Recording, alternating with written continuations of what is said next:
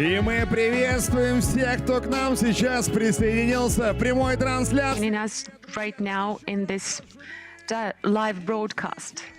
Make some noise, Luzhniki. Сцена нашего Here we have the main scientific and popular stage of the biggest cyber festival in Russia, Positive Hack Days. Do make some noise. You're here, you have warmed up. At this stage, you had a участникам и sports warm-up. It was great. Thanks to everyone who participated in that. понятно рассказываем We welcome you here in this live broadcast. We are going to talk about technologies throughout these 3 days in a very human and accessible language. And I've been lucky to be the moderator, the host of this stage for the second year in a row. It's going to be interesting, very useful. все лужники. PH Days has covered the whole area of Luzhniki this year. Не во всем. Not everything is for free, not everything, but you can do many things since you're here. Definitely, it's going to be useful for you. In the large sports arena, we have a closed program for professionals, business and regulators, and that stage is only accessible through tickets. And now Секретных we are going to секретная access the secret area. таинственный шатер Positive. That's the secret tent of Positive Labs. That's what it's called. It's Positive Labs. Загадочные наши And there люди. we have the most mysterious experts, the reverse engineering.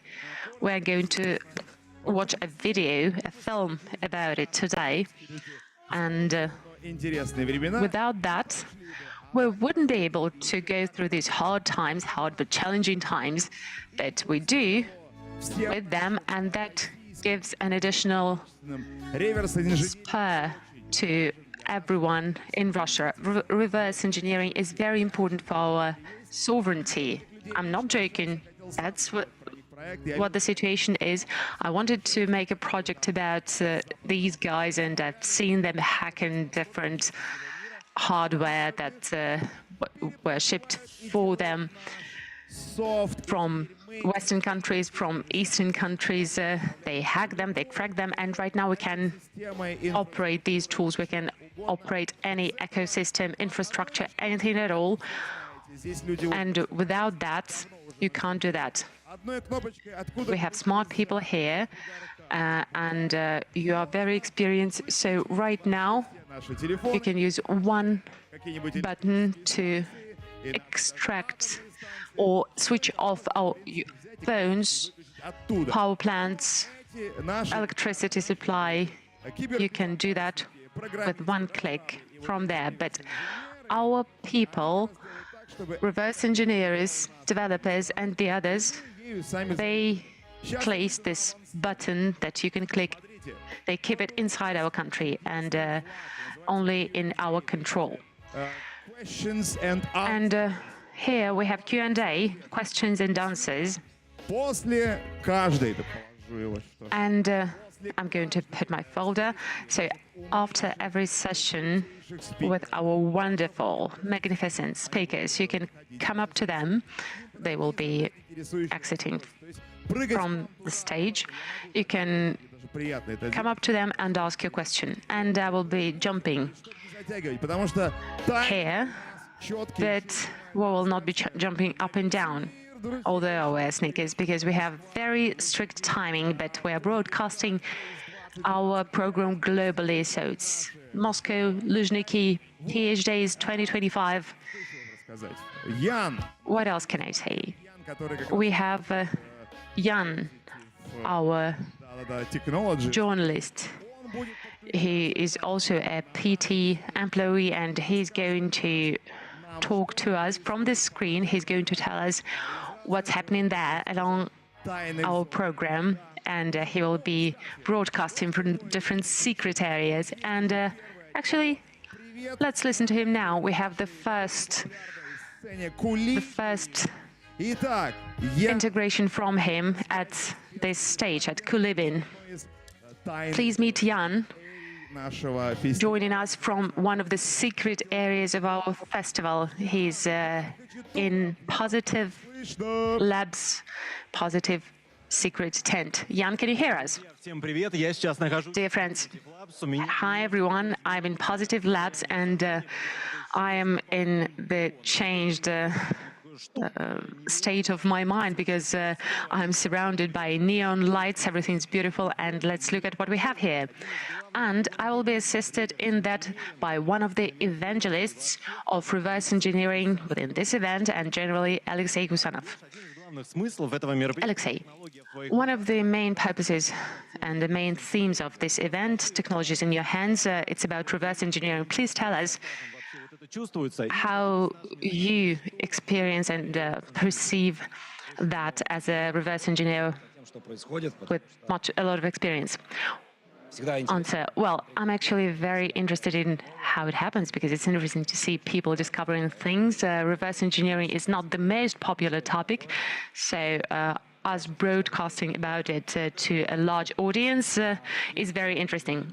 So what is it? There is engineering, a process of creating something, and then there is reverse engineering, which is reverse development, reverse creation. So when we create, for instance, a software, we take the source code, and then it is being compiled and Когда мы создаем устройство, transformed into the binary code, executable.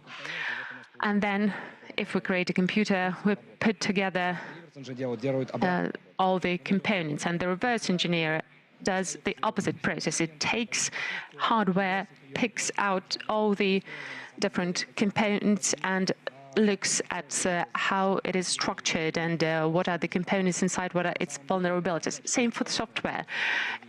It means taking something integral, putting it a piece and telling how it is made.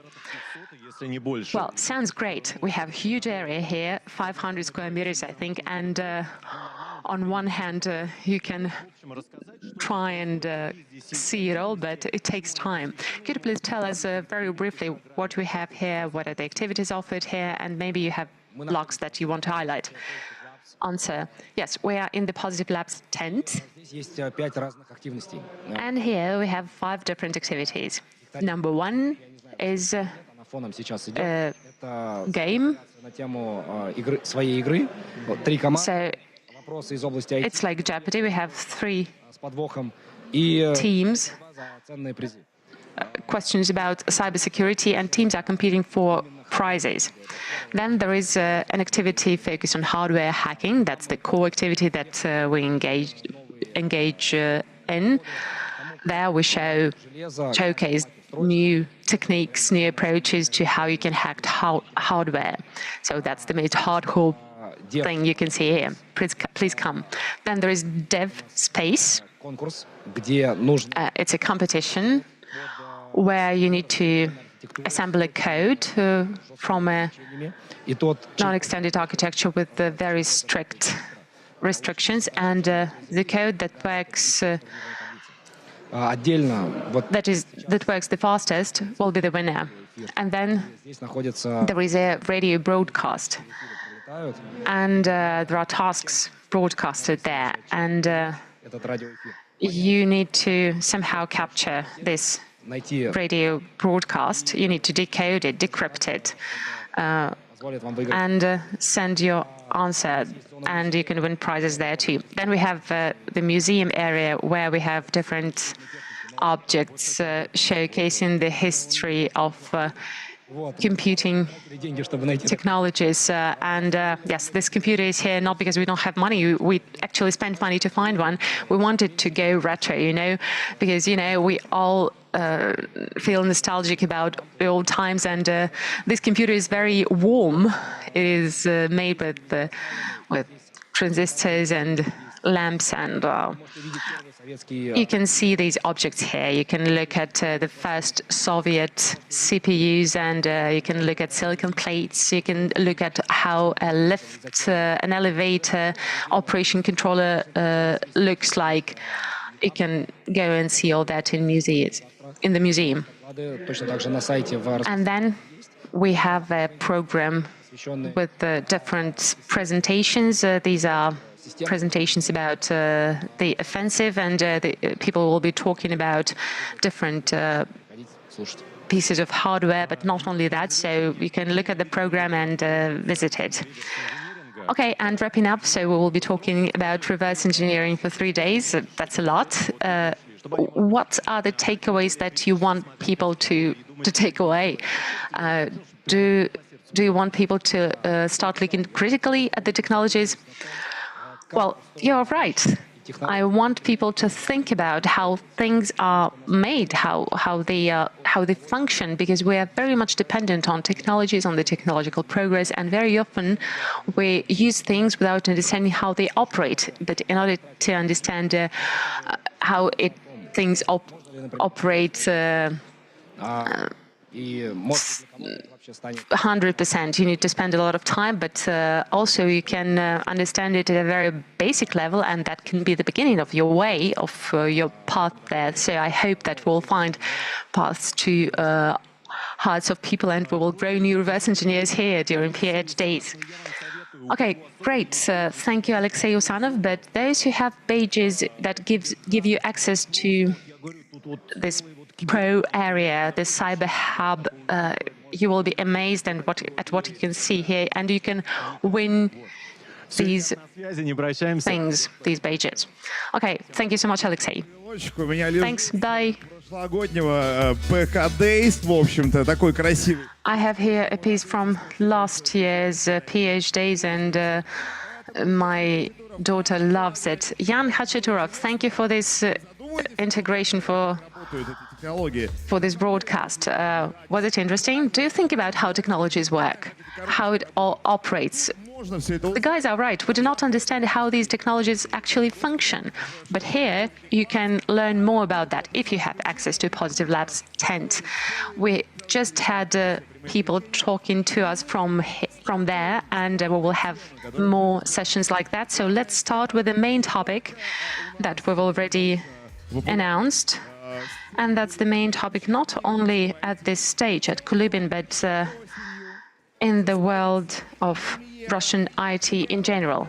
документального фильма о This autumn, we're going to have the premiere of the first film about reverse engineering, about those people who crack and hack hardware and talk about how it works. По большому счету, весь наш Let's look at the teaser. человеком Well, actually, our world has been conceived by humans, people who were focusing on certain problems.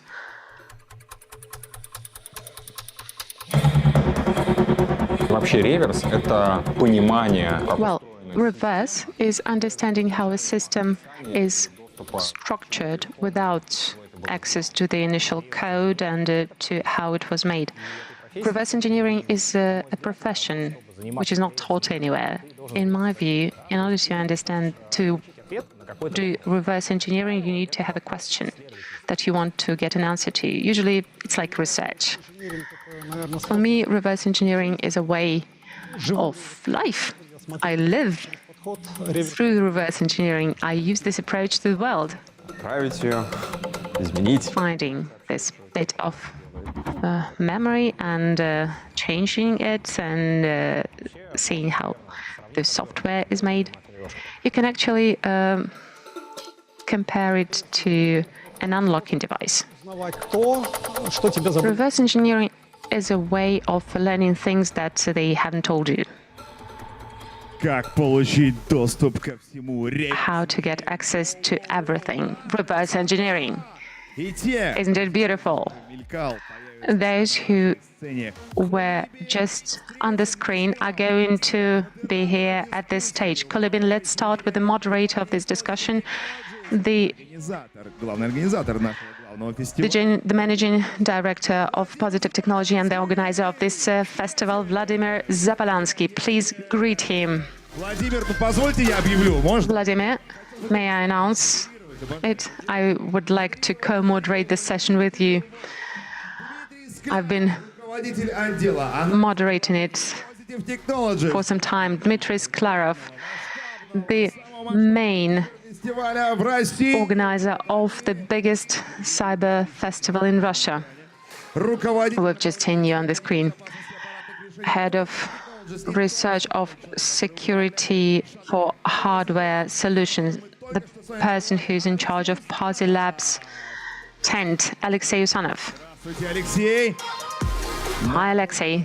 Люди. Сергей Голованов, главный эксперт лаборатории. Another person I know well, Sergei Golovanov, the chief expert of Kaspersky Labs, Дмитрий Гадарь, and Dmitry Gadar, vice president Т-банк, а также of T-Bank Cybersecurity Department, and Vladimir Alshinin, the director of this film. Please greet these people. Ой, друзья, всем привет! У нас сегодня Hi, everyone. смысловая дискуссия с этой Today we have the first discussion from this stage. We've just watched the teaser, and it was really interesting to hear the comments of the guys.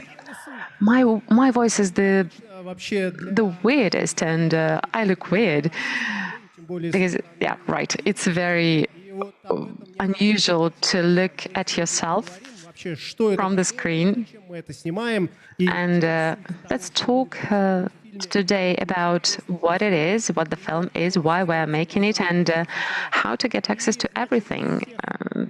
мы уже представили, поэтому That's the title of the name of the movie that will be on in September. I'll start with things that Alexey has already talked about in this video before our session, but not. Let's listen to Alexey live.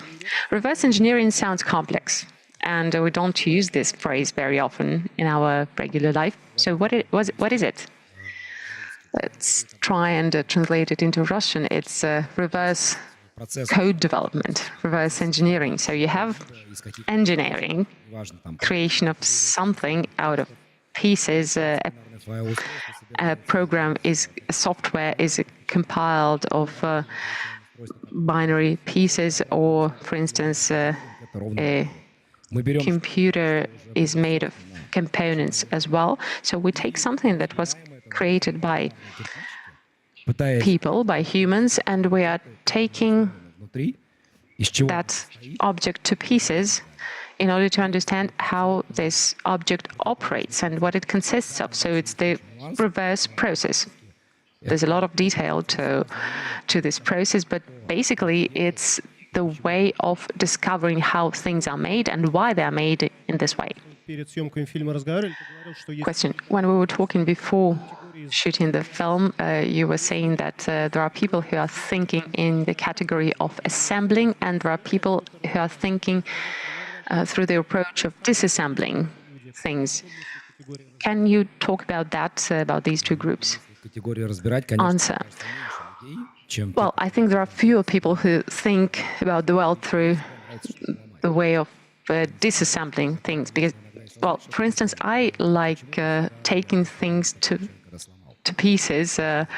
Creating is a very attractive process as well, but I've always liked taking things to part. And for instance, my son is the same. And right now I но ломая, ты чувствуешь себя create things, but he takes them to pieces. But do you feel that you create through hacking, through taking things to pieces? Yes, because I create new knowledge. A question to the director. What is this film about? как ты Why have you picked this name, and how do you начали разработку этого кино. define the objective of this film? Answer. Well, when we were starting out, I knew nothing about reverse engineering. It was a black box for me. Well, we can talk about engineering in a film. Потом, когда я начал погружаться в тему, я начал видеть But once we started getting deeper into this topic, I started seeing very interesting people, and I think this film is about people who work there, about this profession. And Alexei has just said about that there are people who like disassembling things. And I like this spirit of research. That's what the film is about. It's about the way these people think and how this thinking информационной how this thinking functions within the world of cybersecurity. Да, я Why have you picked this name? искал какую-то ассоциацию. Answer. Well, I was trying to find an association to reverse engineering. Может A проникнуть reverse engineer. в системы. That's a person who can penetrate into any system by studying them, Это фактически into any hardware. So that's a person, везде абсолютно. a key, that acts like a key that can penetrate anything to do something Вещах. according to their objectives. And of course, here we talk about ethics and security too. Ты выпустил фильм. Он пошел Question about objectives. онлайн What do you think? You've через published a movie. You've created a movie, and it has been broadcast. And in a year, what will be the objective that you aim for? Answer. ребята молодые A заинтересовались. good question. I think I want young people to get interested in that, and I want them to see a pathway to this new profession, because when I started studying it, I was asking people what reverse engineering is, and no one could answer. Об этом There were very few people who knew something about it. And of course, in a year, I want this film to на этот вопрос. Что produce просто отвечали о this effect for people to be able to answer what reverse engineering is, or at least профессии. for them to understand that we are all researchers, so we all do that in a way. Okay, Dmitry Sklarov, as reverse engineer, what do you think are the objectives that you set for this movie? Володя все правильно сказал, что Well, I think Vladimir said it right. I want people to understand what it is, and that this is a process that can bring a lot of joy. Because Леша, правда, I do that because I like it. Alexei said that he likes cracking things, and I like understanding things. I take an object and I want to know how it operates. I don't want to disassemble it per se, but I want to understand how it operates and to learn how to use it better. And you can actually use this approach юристы это for anything. For software, lawyers do that with laws, psychologists do that to the content of people's minds. So this analytical approach to the world around you actually gives a lot of added value. And I hope that this movie will help people to see that that's an approach they can use as well. Because we have courses that where you can learn reverse engineering, but actually they can give you just the foundation, the basics that will not make you a reverse engineer. Reverse engineering is a lifestyle that you practice at home, at work, everywhere. говорим о как раз примерах Dmitry, жизни. let's talk about regular life examples. Where can we see the products or effects of reverse engineering around us without being a reverse engineer per se? Answer, well, that's a complex question. While you were saying that, I was actually thinking about reverse engineering as a lifestyle. Well, I think indeed it's a way of thinking. And I was thinking that people here, they are thinking in that way. Reverse engineering is about understanding things, not about cracking things. And for instance, I cannot memorize a thing if I don't understand them. For instance, back in high school, I couldn't learn a poem if I didn't understand what it means. So if I don't go to the atomic level, I would just forget it in a matter of seconds because my brain couldn't use it. So that's how it started for me. If we talk about regular life, I like Robert Sokolsky. He's a neurobiologist, a psychologist, and he reverses и вообще поведение. human brains a lot. He analyzes behavior, Реверсит до so he reverses human behavior to microcomponents, to specific components in people's minds. И He breaks it up to реверс поведения genes, he goes to the level of genes, and that's the behavioral но reverse engineering that, well, probably it's not about daily life, but there is a ну, то есть и there is a big by Sokolsky that is called Everything Solved. And it talks about the world that is fully determined and there is no free will. So this talk about free will, it looks like it's very relevant to us here. В твоей области, где это применяется? Question. And what about banking? Where do you see reverse engineering there? Answer.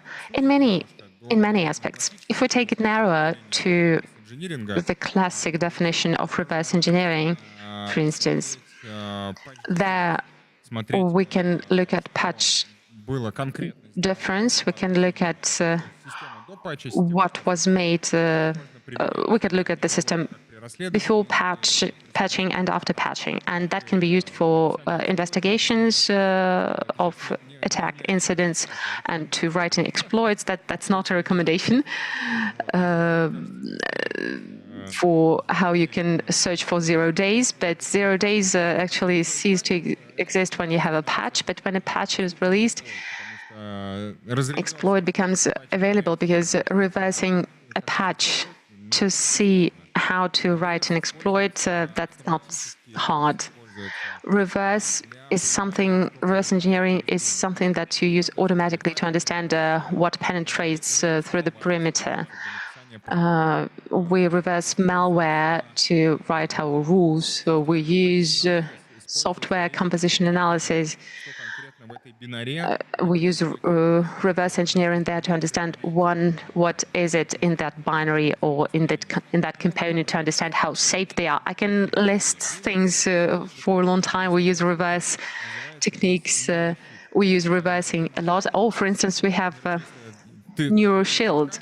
и клиент For instance, as a client of T-Mobile, по телефону, и if you talk on the phone искусственный интеллект анализирует, and the не погружаясь в контекст разговора, AI analyzes the sound wave, just the sound wave, not without the понимая, context, and it злоумышленника мы разрываем, reverses it. прям вклинивается к тебе And if it understands that that's a criminal, Поймет.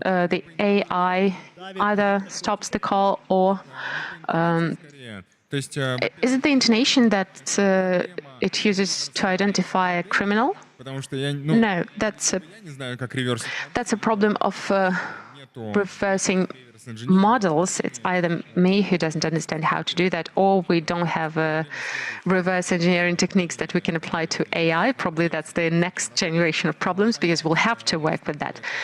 That to understand how a specific model operates and what it will respond next time, I don't Полагаю, что скорее know the methods for that. But простить себе what I described is performed by a model. наименьшим. And this model tries to find the shortest way of hitting the objective. And probably Как бы паттерн criminals say one and the same things. So there are patterns of dialogues that they use, and нужно просто по паттерну разговора. it's not about the emotion. They use Тоже поглубже поговорим. speech patterns to analyze that. Okay, Sergey, question to you. Что общего, в чем различие, где переплетение? Reverse engineering and hacking. Где What are the common things? What are the differences? What are the собственно for говоря, common things? Answer. For common things, there was an incident. A company was hacked. The data was encrypted, and software was completely down. Nothing worked. So the question was, проник с of course, how that happened, how a hacker penetrated into the system. So we started recovering data, and I found a Trojan. I found a hole and a DRL that она упакована. was somewhere where it wasn't supposed to be. There were no zeros in the file, so it wasn't packed what was it packed with? And then I saw that I see a VM protect. And at 3 a.m., of course, I couldn't reverse it because I don't know what it does. Then I tried to look at it through different tools. I tried to Что ты делаешь? Не работает. to see how it worked. I couldn't unpack it, so I thought that, okay, when I go back to the office, I'll use my computer to reverse it. And then Ответ. Где I looked at what else I extracted. And then люди, которые отломанул? I saw that the hacker Она прописалась в сервис, who не стартует. hacked the system, he had actually the same pain. Создает сервис, The DLL couldn't be started. He actually added another one, and it didn't work either. And the third file that wasn't unpacked, worked. And that third file was without any protection, without anything. And what I was looking for is the indicator of compromising. So I created the name of the service, name of the file. I got connected to the IP, to the domain, and that took an hour or two, same time that it took for a hacker to understand why his code didn't work. So I took this нашел IP to understand what other computers this Trojan accessed. I found another 120 computers, and I continued working with even more diligence. So работу. answering your questions, where are the common places? Well, in this incident, we had common pains. Thanks. And I actually have a similar example. 20 years ago, we had an incident, and during this incident, there was ransomware that encrypted data, because encryptors, they Что делать? Ну, также зашифровывать. existed always, I think. So there was a machine that was encrypted completely. We didn't know what to do with it. So what we did, I think that was brilliant. We took Место расположения одного a piece, we took примерно в a начале place по копиком DLL, но of a file that was in the beginning, copycom DLL, one of the libs that просто сложили sits in some получили understandable place of the hard disk. We extracted тут же написали как бы the gamma that was used for encryption. It had a certain длину гаммы, sequence. We периодичностью этой гаммы шифра. we modeled Это не антишифровать. the sequence of И распаковали обратно все the encryption code, and we шифрованные. Вот пример реверса. decrypted all the computers that were encrypted, and that helped us to save this reversing. Helped us to save all the computers.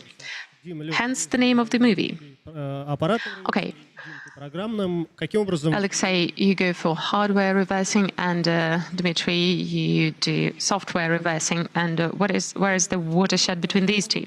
почему я не занимаюсь аппаратным реверсом, потому что в юные годы I can explain why I don't go for hardware reversing, because резервную копию и спокойно I very quickly understood that it's easy to break hardware. Probably Alexei was bolder than me, and he's not afraid of breaking hardware, so he does that. Talking about how our two worlds interact, well, there is a real story when we were looking at one piece of industrial hardware. One attacking team broke it, but no one could understand how that happened. проблема, но мы не можем ее And then we saw that there is a flaw in that piece of hardware, but we couldn't identify it because we didn't know what happened. And then a person came who said, did you try taking away flash memory? So we took it out, and in a week we've managed to understand what happened.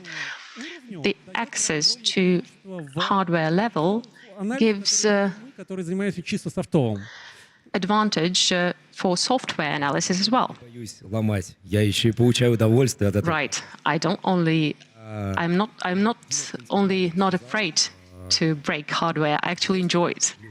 Dmitry said it right. Из каких-то там вычислительных модулей. Hardware И consists of занимаемся тем, что computing modules, computing units, and потому что зачастую microschemes, and we try to hack it at the basic level because hardware is at the root of любой софт trust to your system. If you don't trust your hardware, any software can be compromised there. железа — это So the entry point at the level of hardware is very инжиниринга. И interesting for a researcher, for a reverse engineer, and it's very scary for a manufacturer because it means that this piece of hardware can be hacked or copied or do something scary, занимаемся тем, что compromise the user of this hardware. аппаратные блоки, которые есть, So we look даже опускаемся на уровень at чипов, то есть смотрим, как сломать, the hardware достать из that sits inside the machine, and would look at chips and at how we can extract information, data from it, how we can decapsulate it, how we can highlight certain things with lasers, how we can вытащить ключи АЭС, потому что на самом деле, например, read the bands of чипа energy consumption and extract AAS. схема фактически, он потребляет какое-то Because as this is a scheme of power supply, it consumes a certain amount of electricity. And if we сядет в тетрадочку analyze how much energy is used by a certain много всяких формул, crypto block, and then он скажет, if this expert uses a formula to recover the model, then бессмысленно, you can recover the bytes of the encrypting code. довольно приятно. If you manage to Расшифровать recover and restore this code, you can get the keys to decrypt the system. You can give this code to Dmitry to understand how this Наверное, hardware works. чаще с другими штуками, когда там есть And probably you had different experience when you need to get the key, but the final element of the hardware says yes, and you consider it as the correct check криптографического преобразования. for the cryptographic Это change. наверное, но It's not exactly reverse engineering, токенов, короче, на токены, которые but it's more about working with the token и нюансы, когда можно эту крипту and different nuances. занимался And here писал, I was working with cryptanalysis, как это сказать, быстрые реализации там некоторых fast implementation протоколов. Ну, то есть of математически specific protocols, let's say. быстрая реализация.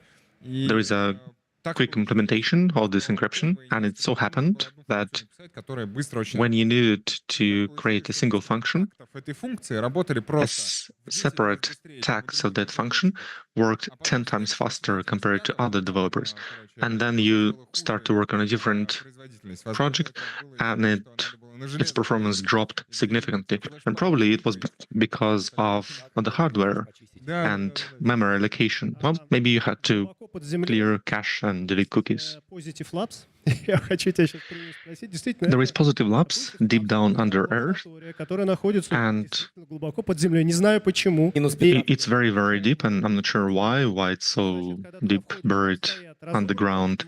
And when you go there, you can see disassembled computers, very weird hardware, different jackhammers, осциллографов, a lot of аппараты различного типа.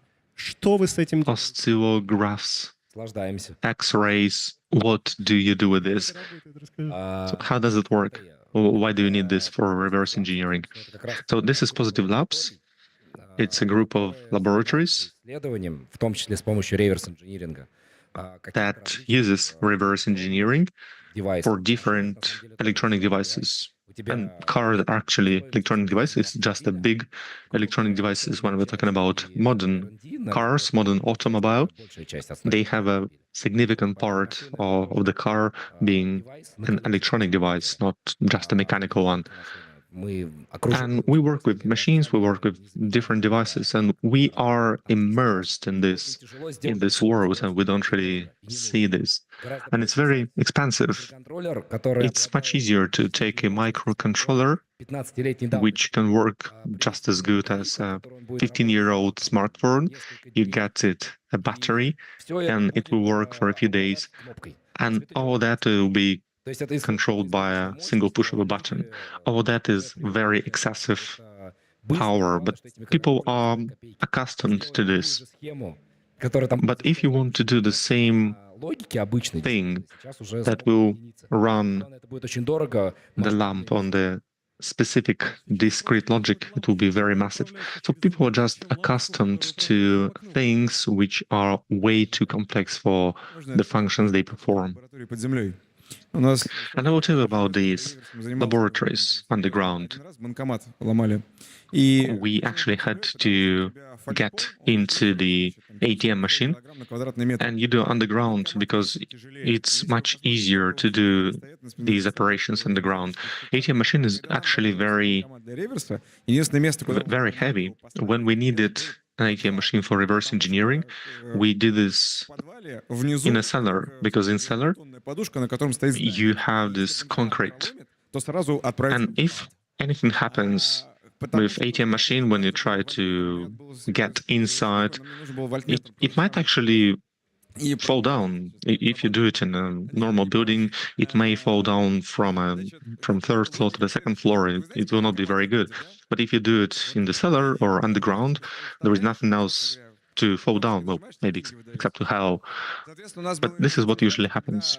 And we had an incident where some guy approached an ATM machine, drills a hole in this ATM machine, and the ATM machine just gave it the money. So the experts asked what happens there, and we were completely taken aback.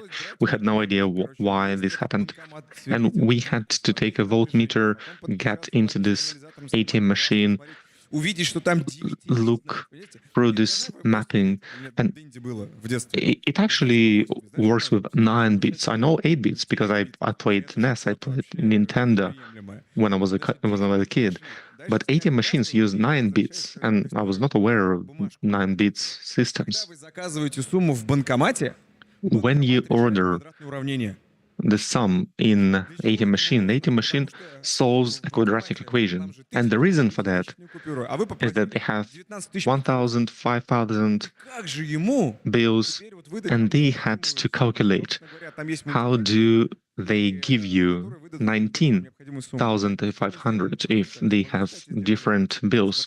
So as a result, we had different tools. We had a battery. You just have to connect to the lamp. You send a single digit, and the ATM machine will give you as much money as you want. And this is what happened. And they actually, all they did was use a single AAA battery to get all that money from ATM machine. Now, reverse engineering and ethics. What's your point of view? Is it ethical to do reverse engineering? When I studied at the university, during the philosophy, I was told that scholars and scientists do not work in terms of ethics. If they have a problem to provide enough food for the population, there are 2 ways. You can either increase the food or decrease the population. And real scientists don't really deal with ethics. But since reverse engineers are actual people and they have morals, they may not do what they consider wrong. So where do we have this cross-section between hardware and software engineering, reverse engineering? In many IT industries, people have similar skills, but you have different results. People who hack and people who protect from being hacked, they practically have the same skill sets, but they have different morals, they have different ethics. And for me, it's very important not to get on the dark side. It's very hard to come back from it. They pay more, but you also lose your soul in the process. And what I try to do is not to get into this dark side at all. They pay you a lot, but you remain dependent on these people for forever. Basically, for me, it's the same as you go and work for special forces in any country. You get access to very special technologies, but you will be bound for life. And that's why I wanted to remain free, and that's why I do not want to deal with unethical reverse engineering. And in terms of the legislature, we have different laws. We have a number of laws in the penal code. And basically it says that there is some leeway. If you get access to someone else's system, this is not a crime, but if you copy a database, that's a crime. And if you did this accidentally, that's still a crime, because you violated the law and because this is what the law says. I'm an engineer, I work with lawyers, but I have a different mindset. Lawyers think in legal framework, and legal framework is very different from engineer framework. And you have to consult with lawyers, to understand what is a violation of law and what is not. Reverse engineering, when you have an agreement with the company, so for example, the company provides equipment for me, this is a lawful activity because we have a contract. Where do you study to become a reverse engineer? And you have your point of view, you have your experience on the topic. Maybe you can recommend some kind of courses, practicum, maybe just speak about your experience. Where do you start? My opinion is that you cannot learn from someone, you have to learn on your own. And I would say that there are about 5% of people who are prone to analysis. So we have, let's say, 10 to 5% of people who can become software developers, and of those, about 5% can become software engineers who work with reverse engineers. And if you do this day after day, if you are just interested in this, you may become a very good reverse engineer in maybe 10 years. I'm not sure if we have this diploma, if this is taught in universities.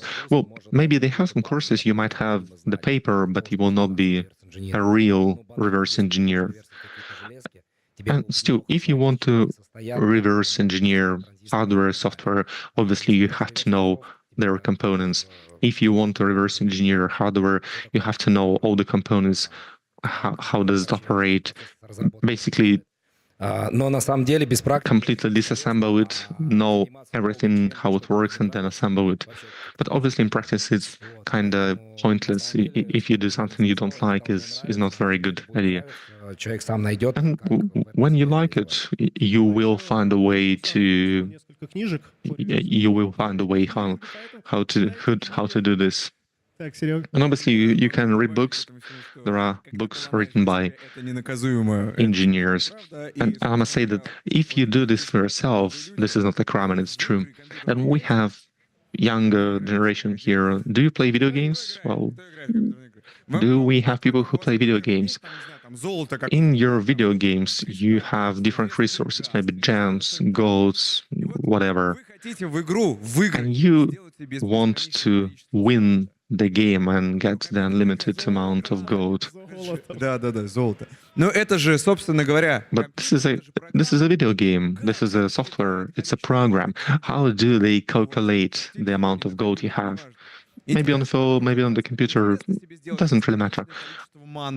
Are you curious about this or not? Do you want to have unlimited access of mana, health, gold? Well, obviously, read the books, and you'll be able to do that. Собственно говоря, начинал, и This is where I started, это был мой путь, и компьютерная игра and this was my способ, чтобы не path. потерять I интерес. started with video games so that it would Где-то с полгода назад nurture my interest. And какую-то либу, потому что ему нужны были бабки в игре.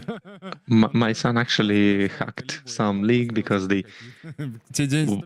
he wanted to get more resources in the game, and he just hacked in and he put the number he wanted.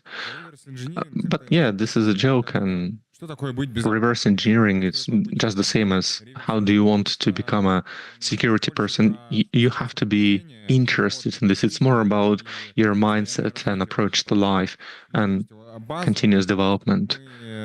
С компанией Т-банк и Позитив делают совместный курс в Центральном университете, куда можно... There is a joint course in the Central University with Positive Technologies and T-Bank, where you can get some initial steps like reverse engineering 101. So we can give you this initial foundation.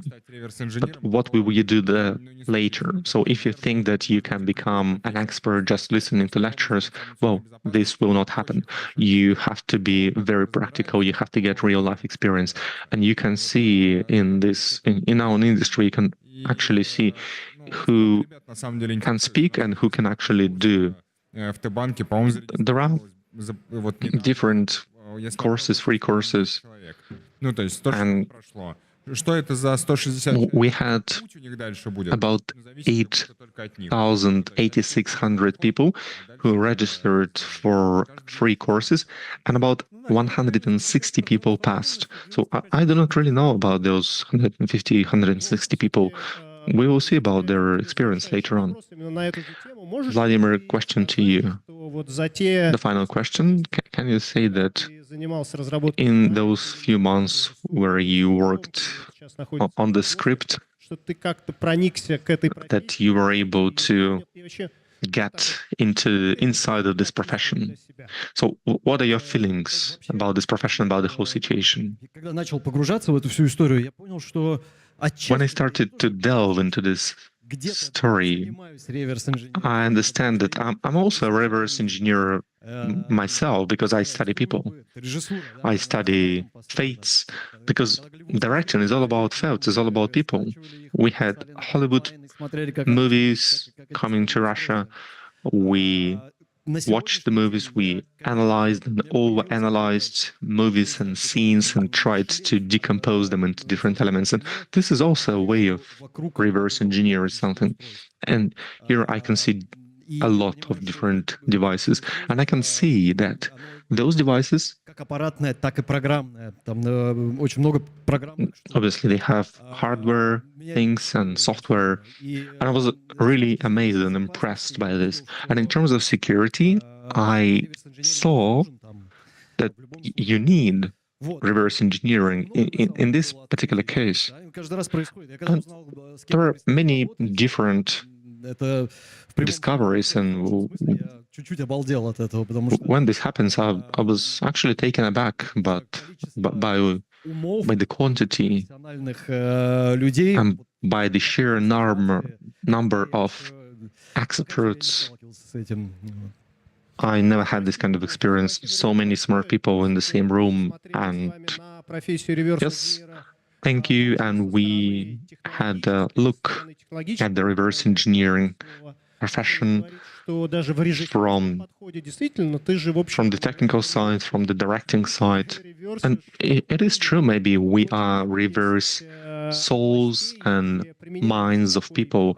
And you use this approach. You see something, you analyze, you decompose it, you understand how it works, and then based on this, you create something new.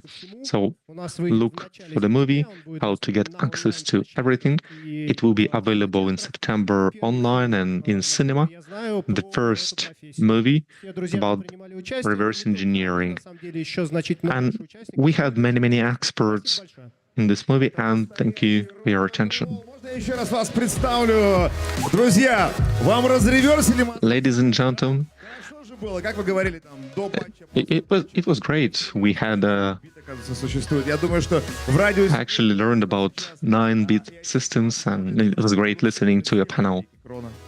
Абсолютно And people who probably will buy all this AA, AAA batteries and will go and try and hack аплодируйте хорошо. local ATM machines. So once again, give a round of applause to Vladimir Zapolyansky, Руководитель отдела to Dmitry Sklarov from Positive Technologies, аппаратных решений Positive Technologies и тот самый, To- который управляет шатром Positive Labs. to the person who controls this scene, Alexei Usanov, to Alexei Golovanov from Kaspersky Laboratory, Спасибо большое.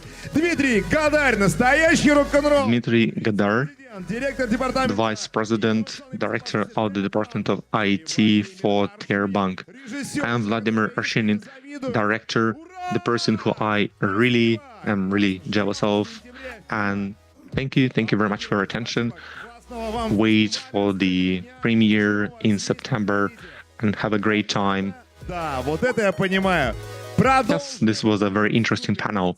And now let us continue. Посетить Т. I highly suggest you go to the Там tech stand of Tech Bank, and there рулет. you can use fraud roulette Поймать to get a chance мошенника. То есть можно зайти to listen or maybe call to a real в банка, fraud поймать настоящего fraudster. пообщаться с ним. You can actually talk to the real phone Специалистов банка, fraudster, and который можно получить there is классный IT challenges, IT quest, and you can get great merch. Everybody loves that. Не верите, что реверсеры If you still do not think that reverse engineers exist, and actually you should believe that we have movies about them. банников, руководитель Next presentation is about this. Pavel Ivannikov Positive Technology. from Positive Labs at Positive Technologies, the profession of reverse engineer. Разработка и зачем она нужна? What exactly is reverse engineering and why do we need this? Let's give a round of applause to Pavel and continue with the presentation. Представлюсь я еще раз. Зовут меня Павел. So once again, Я реверс. my name is Pavel Ivannikov. I've been doing reverse engineering for about 10 years. I work at Positive Labs, and we invite you to our stand. Интересная If you can get there, it's a very interesting exhibition, так можно сказать. the latest news from the hacker world, so to say. And today we'll work about reverse engineers. Когда мы говорим про софт, What kind of profession is this? What do they do? хардваре, и посмотрим, чем же она отличается, чем интересна, And finally, how is it different? ее выбрать. Maybe someone should pick this profession and what exactly happens in the office. Как я So- в это пришел? Интересовался железом. A few words about myself. I was curious about hardware and software, what's inside, how do engineers solve problems, why wheels are round and why wheels go and do like this, why do satellites fly in space, and so on. So I had different interesting коллегами. И пришел в мир IT. questions, and I was able to get into this world of IT. And it is actually quite complex.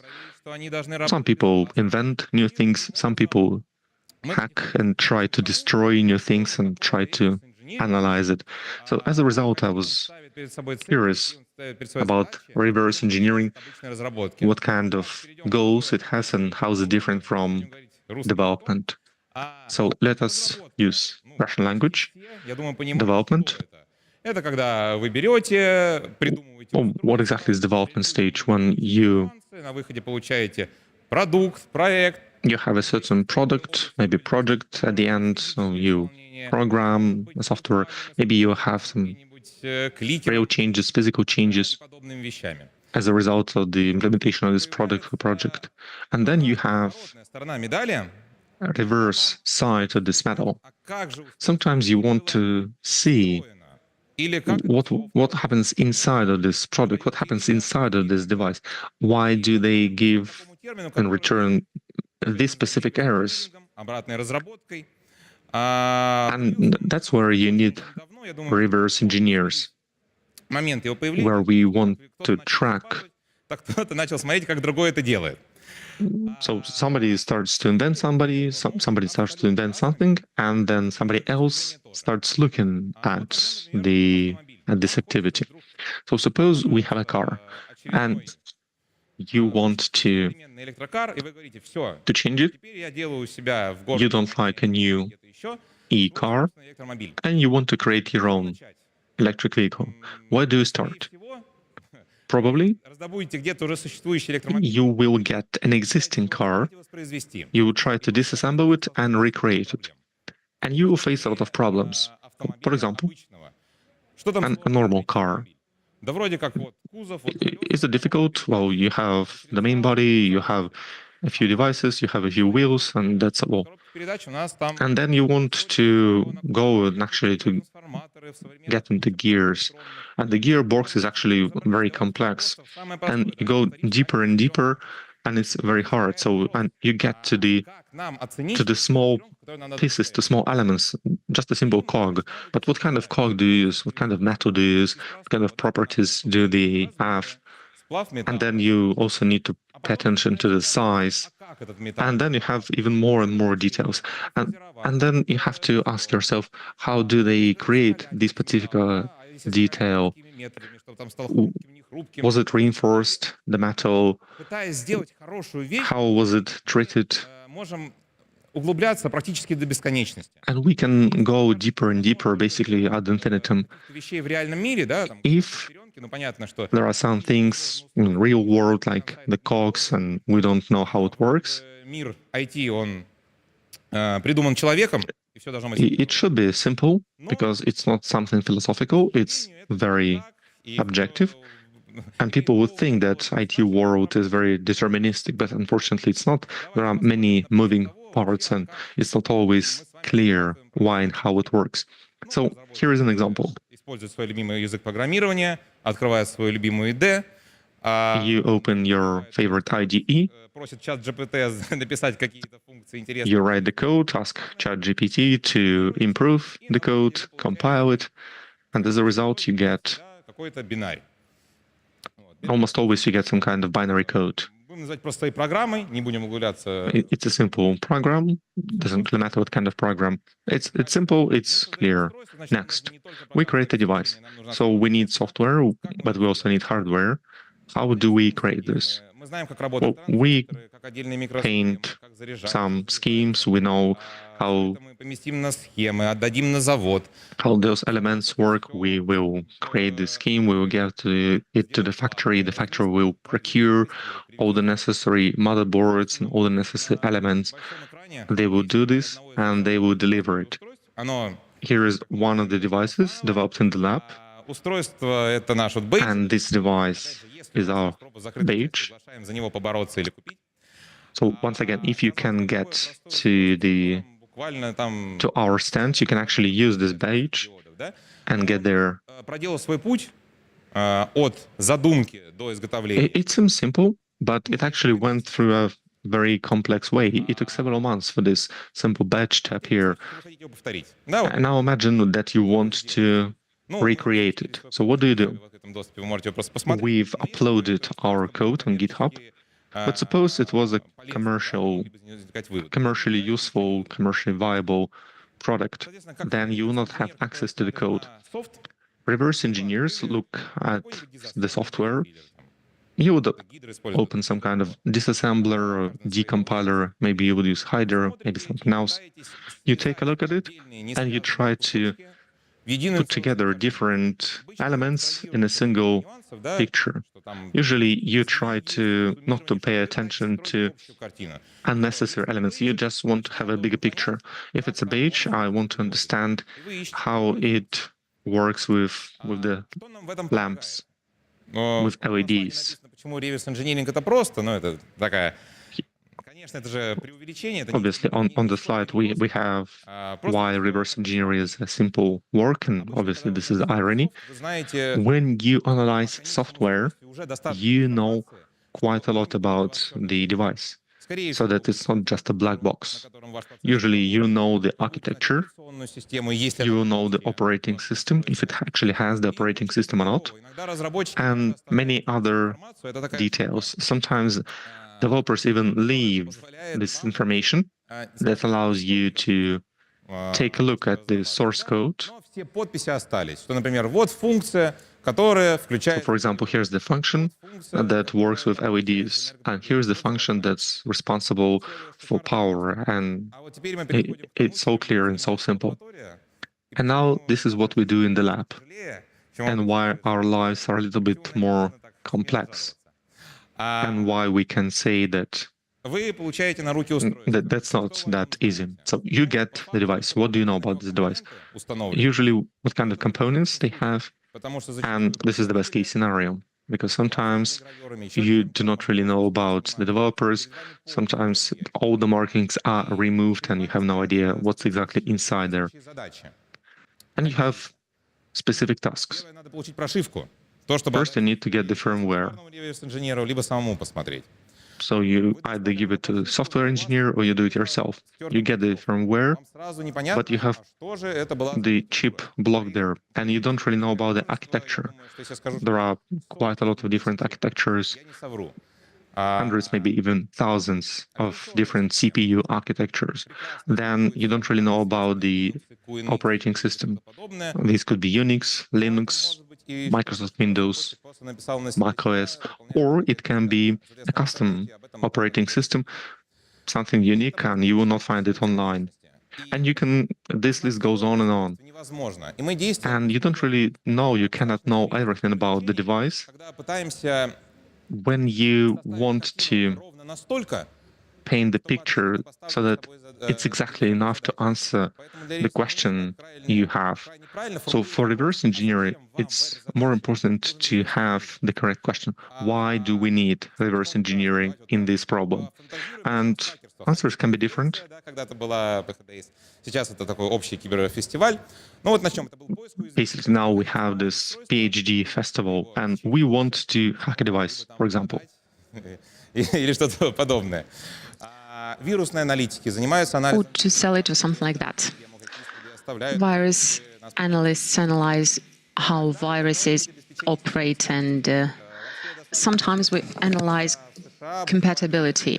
There was an interesting case when several years ago in the US, и the программисты post service was down because their soft was written using languages that was used back in the 60s, and of course they couldn't find the developers. That brought up a long downtime for the system, очень that, четко определять перед собой задачу. but they couldn't solve the task very fast. So you need to understand what Чтобы you want to research. So what do you need to do to become a reverse engineering? You need to practice it. аналитический склад And what do you need to in order to become a hardware reverse engineer? в решениях разработки. You need to, again, practice it. You need to Говорит один мой коллега, be diligent. You need to be hungry for new knowledge, work a lot. потому что исследования обычно длятся... You need to be prone to analysis. And, Есть люди, которые... well, yes, you need to be very diligent because research work sometimes need years. You need to У вас всегда появляются какие-то... strive for new knowledge because getting in deep into зани- a certain task or a problem, you will need new knowledge. Хотелось починить одно устройство. I started with fixing devices like printers, and I came to reverse engineering because I wanted to fix one printer, and I was about to buy a certain Задач. Но это device in order to get the precision I needed, but now I'm able to build them myself. потому что тогда вы сможете Then you need to work a lot. переживать за то, что тратите свою жизнь. It's great if your work becomes your hobby as well. In this case, you only spend time on something you really like, and you'll be able to do this thing at work, at home, all the time. You will be really inspired by that. And then, of course, you need luck, Нужные ему функции. because there are reverse engineers who are lucky, and there are people like me who find their entry point by a blind guess. And some people, Внизу мелким шрифтом написано чип 1, но произведен он там на 3 недели позже. they discover Это выяснить. that the thing that Я вам кратко they расскажу buy о том, чем мы занимаемся. is not exactly what they needed that's in the previous version of it. Well, I hope that was interesting for you. We have a Q&A stand behind the stage. I'm ready to take your questions there. Экскурс провести. Maybe I'll be able to provide you some additional information about our profession. And I wish you a very productive festival. And once again, please come to us. Pavel Ivanikov, head of Sigma Positive Technologies, PopSci Labs. PopSci Labs is your lab, right? The lab that is in that area, right? Jan Khachidorov already talked about that area. And yes, maybe you are not the luckiest reverse engineer, but you are able to break through ice Спасибо большое. of any thickness because you are a great speaker. Thank you so much, Pavel. Представить, сколько раз она играла в его жизни. And Вот такие у нас Sigma Boy, probably you heard that song many times. And yes, we do have Sigma Boys here. Q&A дальше. stage, you will find Pavel there, and we move on. The next speaker is Sergey Polunin, team lead of cybersecurity with Gas Inform Service. He will talk about how our perception of cyber crimes Позитив. and cyber activism.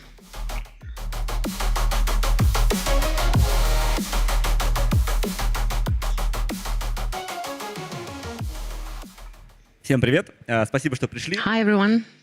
Thanks for coming. Понимаете, там вот в залах This is a но scientific что на таких мероприятиях and popular track, and we have technical presentations here as well. That мышление каждого конкретного автора. here we present Кибермораль. На самом деле я даже не совсем topics as they are viewed by speakers. We are going to talk about morals here, and not morals per se, but we'll talk about our perception of threats that emerge and how they change our life, because we can't go back to the times before. My name is Sergey Polunin. лет 15, может быть, даже больше. I've been working within cybersecurity for some 15 years already, and I represent what I'm going to talk about. Типовой ужас. So, what is the typical horror that can be evoked with any user? Сейчас A cyber disaster. Right. We've put ourselves in the hands of AI. It's going to enslave us, and we're going to be fully controlled by it. Fear number two, we've given all our data to все мои данные теперь the cloud. я ничего не They are controlled by the operators. I control nothing.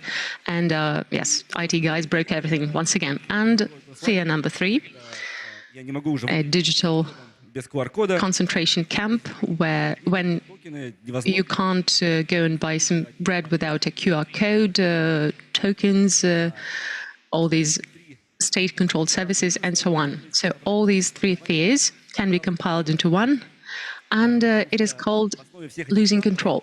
Because the foundation of all these fears is the potential feeling that we lose our power, our ability to control our life and ourselves. And that's probably the deepest, the baseline, the bedrock fear of our neural system.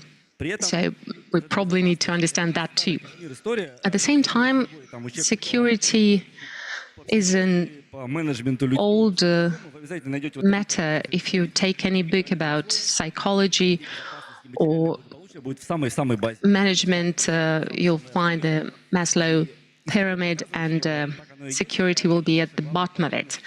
And that's basically is proven by life. We do need security. Мы считаем угрозами, они So the new threats that we recognize as threats, it's as if they've been existing for a long time, and we'll look at that too. But somehow we've been ignoring them for quite a while. где-то там, какие-то новые. It's as if that was happening not to us, but to someone else. These hackers, they were far away. Медиа, благодаря And today, thanks to media, thanks to the digital archive of what has happened to us over the last 50 years, we can trace back and look at how all that evolved and why we did not всякие киберугрозы notice these threats before. они были When the first information about hackers emerged, that was from books, and they were like Robin Hoods, the heroes who were doing good things through obscure means, but still they were doing good things. Neomante is the classics of половина. cyberpunk, and then there is this wonderful book, The Avalanche. I really recommend it to you. Hero, the hacker, the main character was doing morally good things, and that was very good. Or Это впервые, наверное, в there литературе is, for example, this book, Cryptonomicon, and that's the description of the first instance of people coming up with the cryptocurrency. новостей о том, что хакеры не только молодцы, And then something happened. Probably it's just that in media, это уже невозможно. people started saying that hackers are not only good guys, they can do bad things too, and probably Hollywood helped that. And that changed Позитивный персонаж. the image of hackers. For instance, from Skyfall, hackers from Skyfall are bad guys. Gabriel from Die Hard is not a good guy either. And that marked our perception, the society's perception to cyber threats. Для себя это всю эту историю It's as if we started rediscovering зона this whole domain. And then, of course, there was a gray zone, без упоминания. because you can't talk about cyberpunk without mentioning Mr. Robot. And there are people Негативно. with the compromised reputation do bad things, but we can justify them. And then, of course, those Хакер Кукольник. who know, we have two hackers from Ghost and Shell, И каким-то образом его and we can understand why these characters are described as they are, and we can justify their actions as well. But that's something that you can see on the surface. стали бояться всяких этих Now we understand that these actions and these people, these characters have always been around us, and looking back at the history, we can see that actually these plots about hackers and cybercrimes have been with us since 1950s. молодые специалисты, вот эти 1950s and 60s, these two guys in wearing glasses, MIT, and на них все, probably не знаю, чем там they were living in Berkeley or MIT. They were nerds. They were doing some weird things, and no one understood what they were doing. Mass audience was not interested in that at all, and because back in 50s and 60s, нас astronauts were the heroes, not these guys. In 1970s, people started noticing us, and they emerged first books about hackers that you could да, borrow from a library, and these are the first romantic characters из Голливуда во многих who were hackers. разные новая история. And yes, we think that hackers actually Годы это emerged later, but no, that's not that new.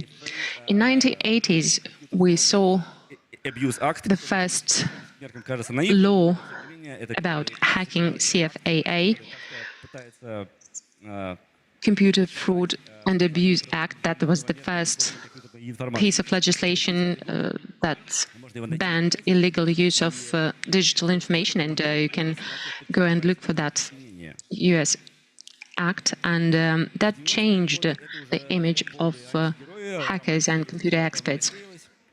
In 1990s and the noughties, Не может обойтись ни один научный доклад, как the image of a hacker was not romantic выступление назовем already, and в этот временной период.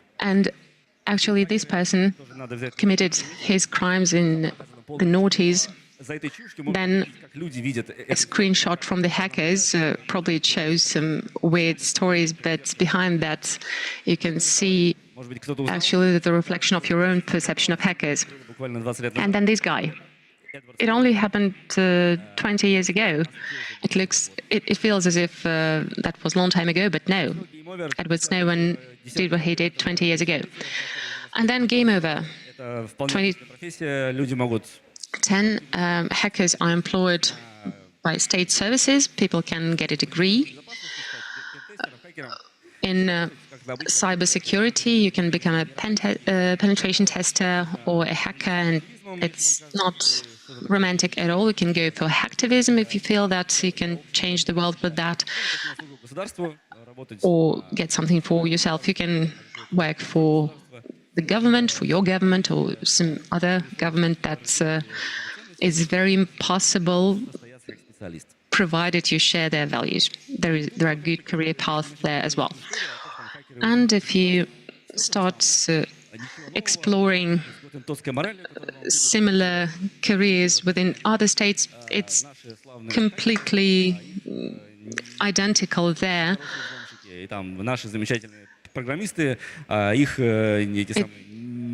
Inside the state, the hackers are good, and outside a certain state, digital experts are criminals. And it looks very familiar, doesn't it? It's as if the plot repeats itself, but actually the state perceives it differently, because the state started panicking and attempts to control new domains, new dimensions of our life. But actually, it's not that new. We're going to look at it, but it's only now that we feel that our life is flooded by new things, but it is not so. And when I understood that, I realized that I've seen that before. These are lines from Ecclesiastes, and here this person says that basically the things are going to repeat themselves. That's a very famous quote. Well, these are old writings, and you can say that, well, what do they know? We have AI, computers. But I would like to remind you that these words are written by people who lived through discovery of a plow, guns, and empires rising and falling. And even then and there, they thought that nothing new happens, and today I can reinstate the same. Nothing new happens. So I'm not going to talk about AI just now. You probably know that the I there is can be taken out. It's artificial, but it's not intelligence yet. We can make it work, but it's not a fully finished and a complete tool. We're not sure about how it can change our lives. We all are worried about anonymity in the internet. We think that people can write anything to anyone and not get punished, and it feels as a new thing. But no, it's not new. There were different notes that emerged in newspapers without any signatures, or things that were issued by groups of writers or poets. There were secret societies, and there was even secret trade in the Far East, where people weren't exactly sure who they're trading with. So that's not new. Piracy. And people saying that companies cannot earn their money for music pieces written because we are not paying for that. But piracy is not new either. We can think of courses, but that's not the only example. In the Netherlands, in Holland, in Great Britain, there were illegal secret typographies who could copy books for you without letting their authors know, and that existed for ages. Caroline, that radio station was broadcasting without paying authorship rights, and you could tune to that radio and listen to anything. Cyberbullying. I think everyone watched Adolescence. If you haven't watched it yet, I highly recommend that. And yes, it feels as if today we have new ways of how children can be bullied, but no, that's not new either. Bullying existed for ages as well, and there's nothing new here as well. вы известный человек, и вот вас отменили, вас не приглашают, Cancel culture. мероприятия, не зовут выступить. You said something wrong and you get cancelled. No one invites you to round tables, discussions. That's not you either.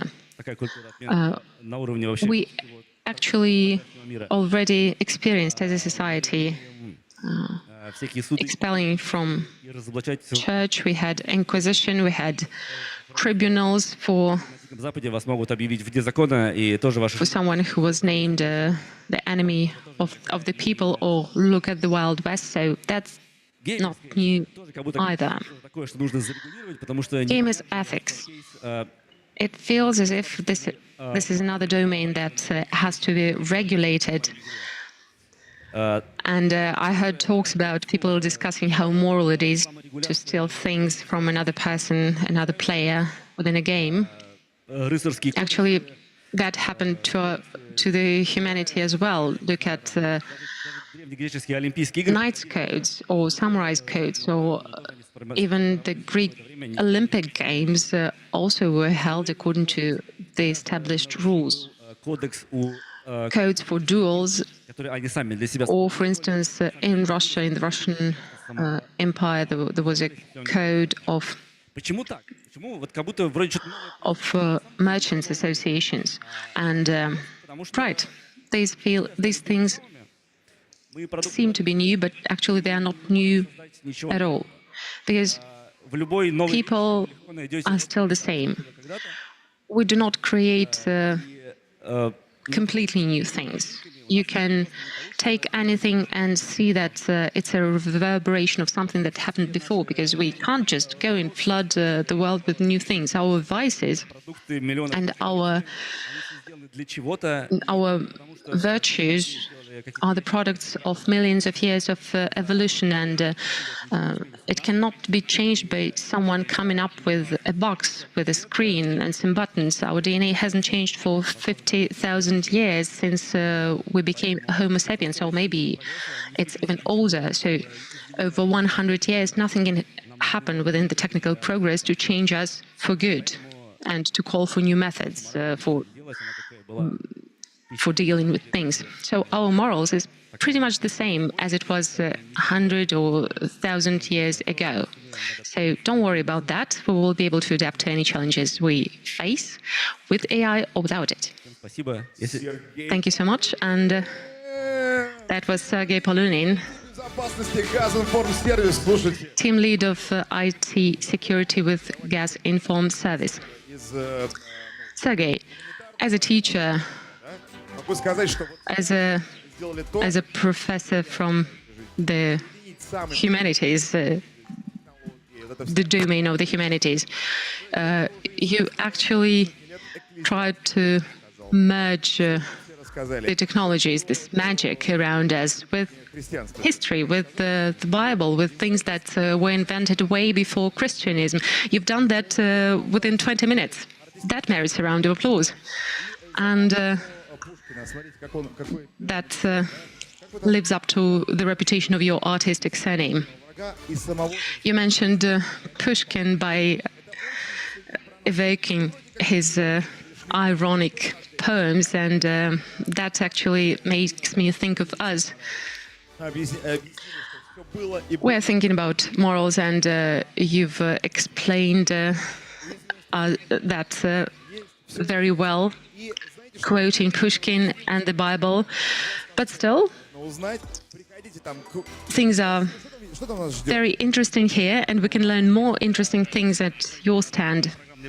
What can we find there, actually? You can look at our software, can play the games that we offer there, and you can get immersed into the practicalities of cybersec, because I was going very lyrical here, and there you can look at hardcore technical things. Которую мы обожаем. Right, and we can do that through gamification, Лабиринт Memories. because there you will find online quizzes, puzzles, memo, and other games. It's very interesting. Thank you so much, Sergey. Разнообразная, да? О, And just look at сюда. how diverse Спасибо, Сергей. our program is, Надеюсь, from technologies с радостью to приглашаю первую humanities. в этом Thank you so much. And right now, I would like to invite to the stage an independent expert, Olga Spiridova. We all think that our smartphone listen to us. They're eavesdropping. Please meet our speaker, who is a lady, and yes, for gender equality, but it's always pleasant to make a compliment to a lady. So why do we think we are being listened to, but actually no one is actually eavesdropping on what you're talking about, but at the same time we see that the commercials are tailored to our tastes. Olga Spiridova, it's over to you. Hi everyone, let's jump right into the story. Let's take our three characters, Anya, Masha and Maxim. We all have friends, and think of your friends. And imagine a situation. Anna sees a commercial about a concert. They all like music, and so she sees the ad about this concert after she was talking about that concert with a friend, and she thinks that her phone was tracking her actions and listening to her. Well, it's easy to think that, but actually our phones capture much more information apart from our conversations to compile our portrait.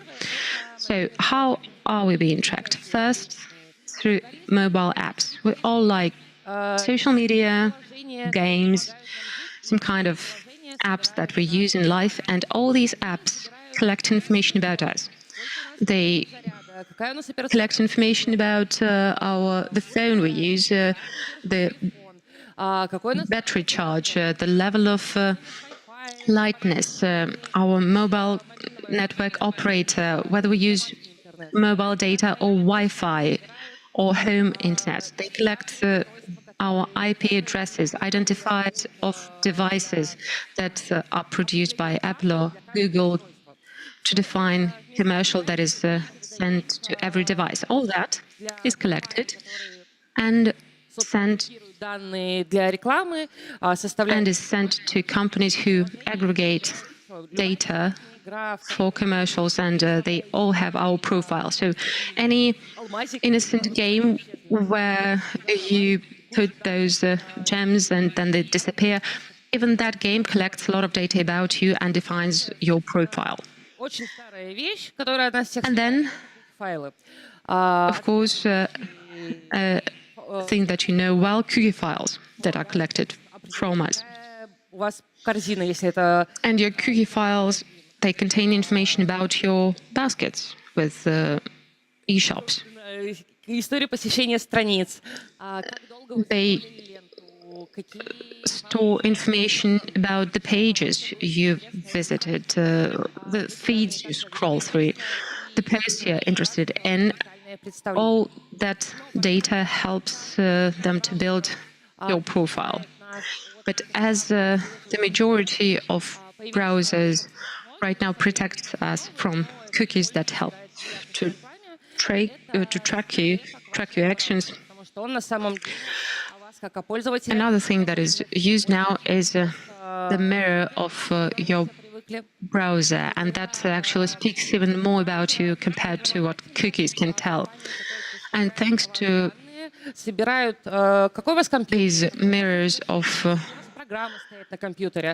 the prints of your browser help to understand the type of computer you use, the battery charge, the software you have installed. These companies get this information about you to build up your profile as a person and the things you like. And that helps to, for instance, group you with other people who have similar interests as you. Then behavioral analysis. When we scroll through social media, if we watched a video, even if we haven't liked it, if we watched it for a while, similar content will be offered to us.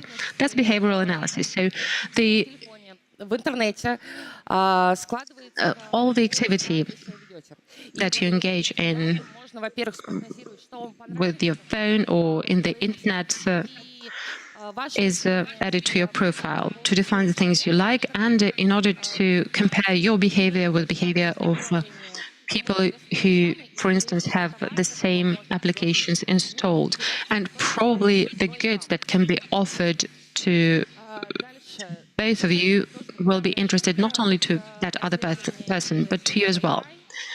Another popular thing, посылает во внешний мир, tracking activity through Wi-Fi.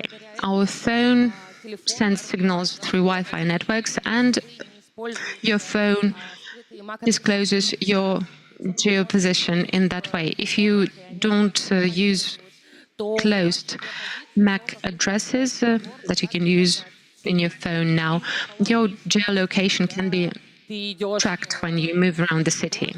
проходишь мимо какого-то места, и тебе And that's why, for instance, when passing by a certain shop in a city, you can get some commercial about it, some information about it, because your Wi-Fi module was on. Or, for instance, using the same technology, you can define that you can see that two people are sitting together in one and the same cafe, because algorithms can be activated and they can even detect that these two people are dating, for instance. Then people around you can be used for that. I already mentioned the situation when your profile is completed not only by your actions, but by your friends as well, because you get tagged in your friends' photos, people post information about the places you visited, and if, for instance, you send clothes you like to your friend, I do that as a girl a lot, and, for instance, if you liked or looked at an item that your friend saw, this item can be advertised to you as well. And that data can be sent to advertising organizations as well. So let's go back to our three friends. We know that they have more or less the same tastes in music. And if, for instance, a wonderful concert is held in their city, and if you are interested, if you like this kind of music and this singer, probably you or one of your friends will get this kind of commercial, and that person got interested. Probably the algorithms will know that it can be shown to you as well. Слишком долго смотрела на эту самую рекламу, и алгоритмы также засчитали это за интерес. Плюс, когда мы начинаем обращать внимание уже после разговора о чем-то, мы чаще обращаем внимание на какую-то рекламу, даже если она попадалась раньше, и мы про это не думали. Собственно, механизм, который помогает определить то, что два человека имеют похожие интересы, называется lookalike, который, собственно, на чем сейчас маркетологи как раз делают все деньги. Также, как я уже упоминала, подруги, скорее всего, не выключили Wi-Fi и Bluetooth, и алгоритмы смогли понять то, что эти два человека находятся вместе, и, скорее всего, они находятся в какой-то социальной связи благодаря общему портрету. И, собственно, все вот эти огромные агрегированные данные помогают рекламным компаниям знать о вас намного больше, чем просто разговор, не знаю, возле умной колонки. Что же делать? Собственно, на всех телефонах есть разные настройки конфиденциальности. В iOS это несколько настроек. Это, во-первых, конфиденциальность и отслеживание, где вы можете запретить отслеживать вас. Дальше, собственно, самое, наверное, базовое — это запрещать приложениям, если вы не понимаете, зачем ему геопозиция, зачем ему, не знаю, доступ к фото, запрещать это по максимуму. Сейчас, например, в iOS стало не так давно, последний, наверное, год, популярна функция отключения слежения от сторонних библиотек, потому что многие приложения для того, чтобы анализировать вас как пользователя, встраивают различные рекламные SDK, и теперь использование таких компонент можно отключать. Насколько я знаю, в Android сейчас можно сделать то же самое. Дальше это настройки конфиденциальности. Вы можете, что на самом деле на iOS, что на Android, отключить персонализированную рекламу. Это не значит на самом деле, что данные о вас не будут агрегироваться для больших данных, но, по крайней мере, вам не будет попадаться персонализированная реклама и лишний раз вас нервировать. Собственно, на Android примерно такие же настройки. В любом случае, это все можно поискать в интернете, как ограничить конфиденциальность. Достаточно все легко ищется. Я, как пользователь iOS, мне немножко проще рассуждать про яблочную инфраструктуру, но на Android это также возможно. Что делать? Дальше, если на самом деле сейчас практически все современные браузеры и свежие версии позволяют защищать вас автоматически, блокируя отслеживающие куки. Если у вас таких настроек, как показано на слайде, в браузере нет, возможно, вы используете старую версию. Но большинство браузеров как минимум помогают нам защищаться на текущий момент от отслеживающих кук. Но на самом деле это не защищает от сборов And probably you should update this. более популярные, чем отслеживающие куки. It's more useful than the tracking devices. So what is more important what is else important to do? We can track our location. Для этого, что в Android, что в iOS, есть возможность... In order to do so, we have this on Apple and Android. На Android это называется случайный MAC-адрес. Тем самым телефон... We can use random address on Mac OS, and the phone generates this new ID that is sent to the device, and as a result, the companies that aggregate those data will not be able to pinpoint specifically your portrait that you moved from point A to point B. Probably I was just a little bit faster. But obviously, ad companies are tracking us, and we think that it's all bad and all our data are leaked. But if we want to use the internet and all the benefits of the civilization, the best case scenario is to follow the confidentiality hygiene. And obviously, you have to enjoy the life and stop worrying about data being leaked. That's the best case scenario. Что она пораньше немножко закончила, но, может быть, не так хотела, но я так хотел. Olga said that she ended a little bit earlier, but obviously we are moving according to the schedule because we have time and we want to use this time. And now let's give Olga a round of applause. And here we have an independent woman expert, because it's a very important topic. Maybe we can have a small Q&A session. Do we have people who hate those lookalikes? And this poor Anne, who was a victim of lookalike algorithm. So who does not like that you are being tracked? So please, we have the security. Please escort these people outside.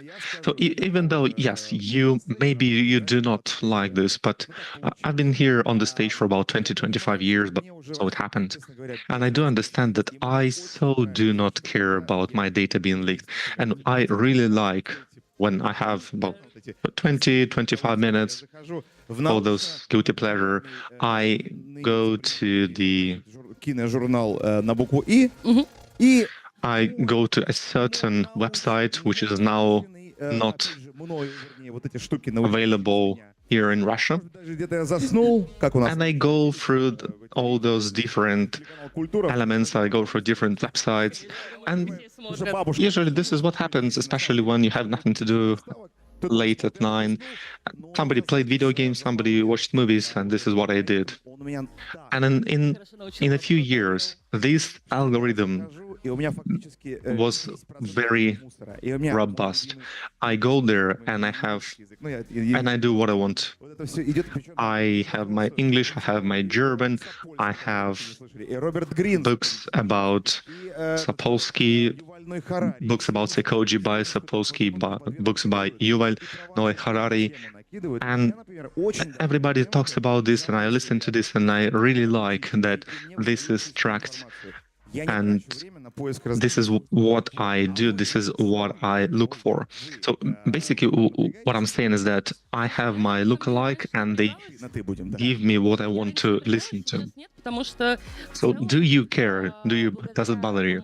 Actually, it bothered me before, but algorithms get better. And actually, I now see relevant ads. The key point is that it's relevant. It's not something, it's not a spam. It's actually what I really need or really want to do. So in this case, yes, it is. I am being manipulated, but it's kind of positive manipulation, so to say. In this ocean, just like Socrates was going around his Socrates yards and Socrates market, maybe it was Plato, I don't really care, I don't really know, somebody from the great Greek dudes. And he said that there were so many things that I don't really need. And the pleasure of missing something out, it's not FOMO, it's not fear of missing out, it's pleasure of missing out. And this is what I need, because I would actually drown in the things I need. Because when you professionally work with information, you have to go through all this red tape of information, so much unnecessary info. And even if I have to leak, so to say, my information, I will see what I actually need. So suppose I go to PhD days in 2025, the biggest cybersecurity festival. Why should I care about other companies knowing about this?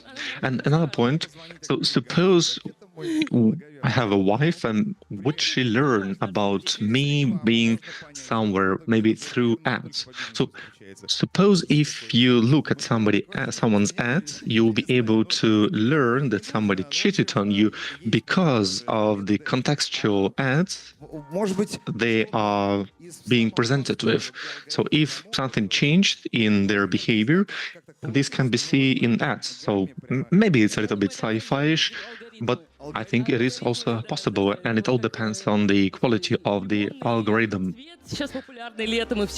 And, for example, lemon color is popular this summer, and since it's popular, people choose it over and over again. One more question. One of the most relevant things which you really understood from this topic, maybe you realize that you like this lookalike algorithm. Maybe it proposes, maybe it gives you an ad when you are looking for a job. So actually, that's a very good, relevant question. And I'm so tired, especially during the last few years. I'm so tired of algorithms that I started reading books, physical paper books. This is what we said during the panel discussion about reverse engineering. Read books. This old school paper book. Obviously, I listen to book because I don't have time to read. But if you listen, algorithms know what kind of books they can recommend you. Okay, so even the person, if somebody who knows everything about ads, about aggregate data, about profiling, so digital profiling basically, even if everything you know, you can get tired and you can go back to the to the origin, so to say, and change your modus operandi, and you'll be reading physical paper books instead of going into the digital world. And once again, give it up for Olga Sveridova. Great presentation, and we continue. Seems like nobody is eavesdropping on us. But if they want, they can listen. They can push the button and listen to us. So we will continue. Here, Infosystem Jet stand or booth. Everybody can play and listen to play different games, and they actually have a very big photo booth with balloons, but not now, not right now. Once you go around, once you see Infosystem Jet, you can go and taste a little bit of ice cream. But now, if you want to go and achieve this cybersecurity expert level, we'll be talking about the concept of autonomous learning for cybersecurity, because autonomous learning is very important. It's all about self-education, and we will invite a real expert, Makar Lyakhnov, product owner from Positive Technologies. Сломал мне руку. Ладно, нормально. Сам крепкий. Так, Макар, перед началом... Makar, you look like a tough guy. And just before we start, we have a question. Можно назвать? Вот ты product owner, да? Тебя можно назвать? You are a product owner. Can somebody call you a hacker? Well, no. Really, hacker is a creative profession, so to say. We develop a product that will help both hackers and incident response specialists. Hacker is once again, it's a creative profession. You need to have a certain mindset, and you will always be this person looking for adventure. Yeah, I think everybody from Positive Technologies, especially information security, can be called hackers in the sense that they can act in non-normal, non-standard way. And finally, we are moving to the edutainment technologies by Makar Lyakhnov. So once again, hi everyone. We'll talk about self-education for cybersecurity. A few words. I'm the developer of this exercise. I was living in this life.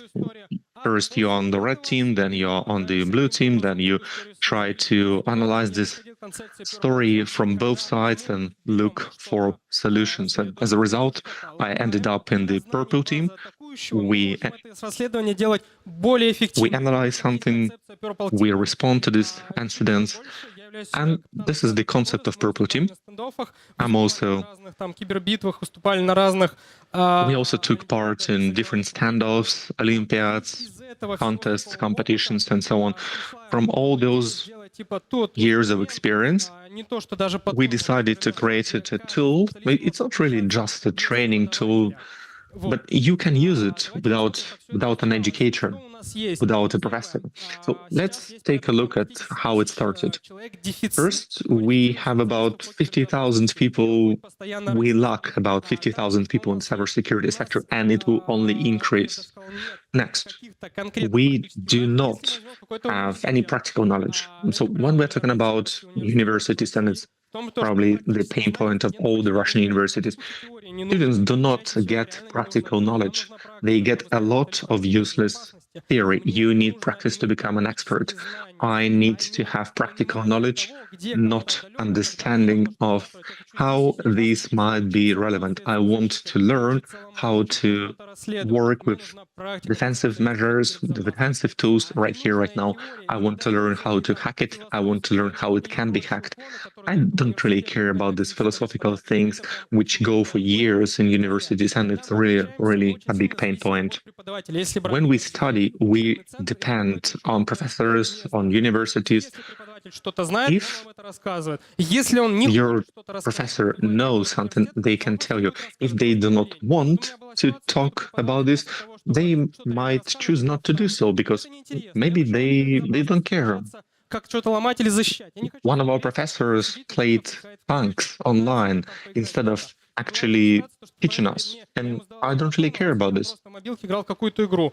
Круто! Or someone just was playing a mobile video game, and you can do this, but I don't really want my professor to be doing it. Это знание. Я хочу узнавать, I want to use как работает contemporary knowledge. I want to learn about zero day. I want to learn about когда там табурет attacks which are used right now. I don't really care about the legacy attacks which happened in the 18th century. здесь и сейчас.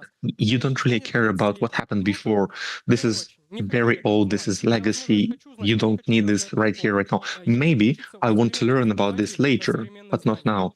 So I want to learn from modern professors, and I want to acquire modern knowledge, Во время language, and не только там knowledge. определенные ранги, там, с 9 And до people can 10 или study in different time, not just первый, второй from парень. 10 a.m. to 6 p.m. Я хочу сесть, Maybe I want to learn during the night. Maybe I want to learn during the evening. когда я сел и могу Maybe I just don't have an open window to study during the day.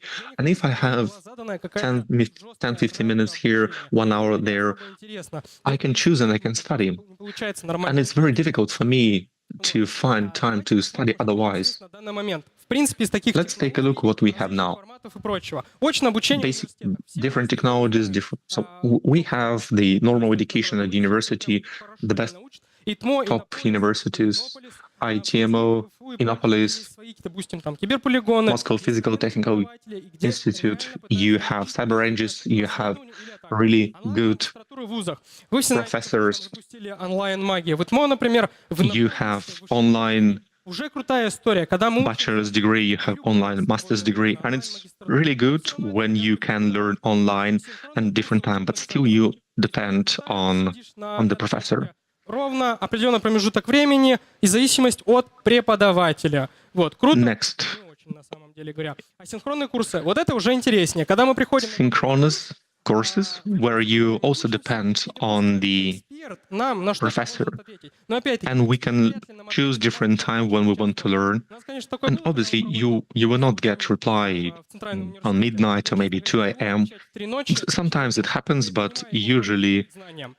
А дальше people do not respond during the night, even though you can understand that the person is very zealous about learning this new technology. а тьюторы где-то около медиации, You use different tools, не более. Следующее. онлайн. Canvas, but that's just basically the platform for your Например, system, for your courses. They can be uploaded to Moodle, A-Tutor, Sensei, doesn't really matter. But you can have different online platforms. You will not learn if you do not learn from your mistakes.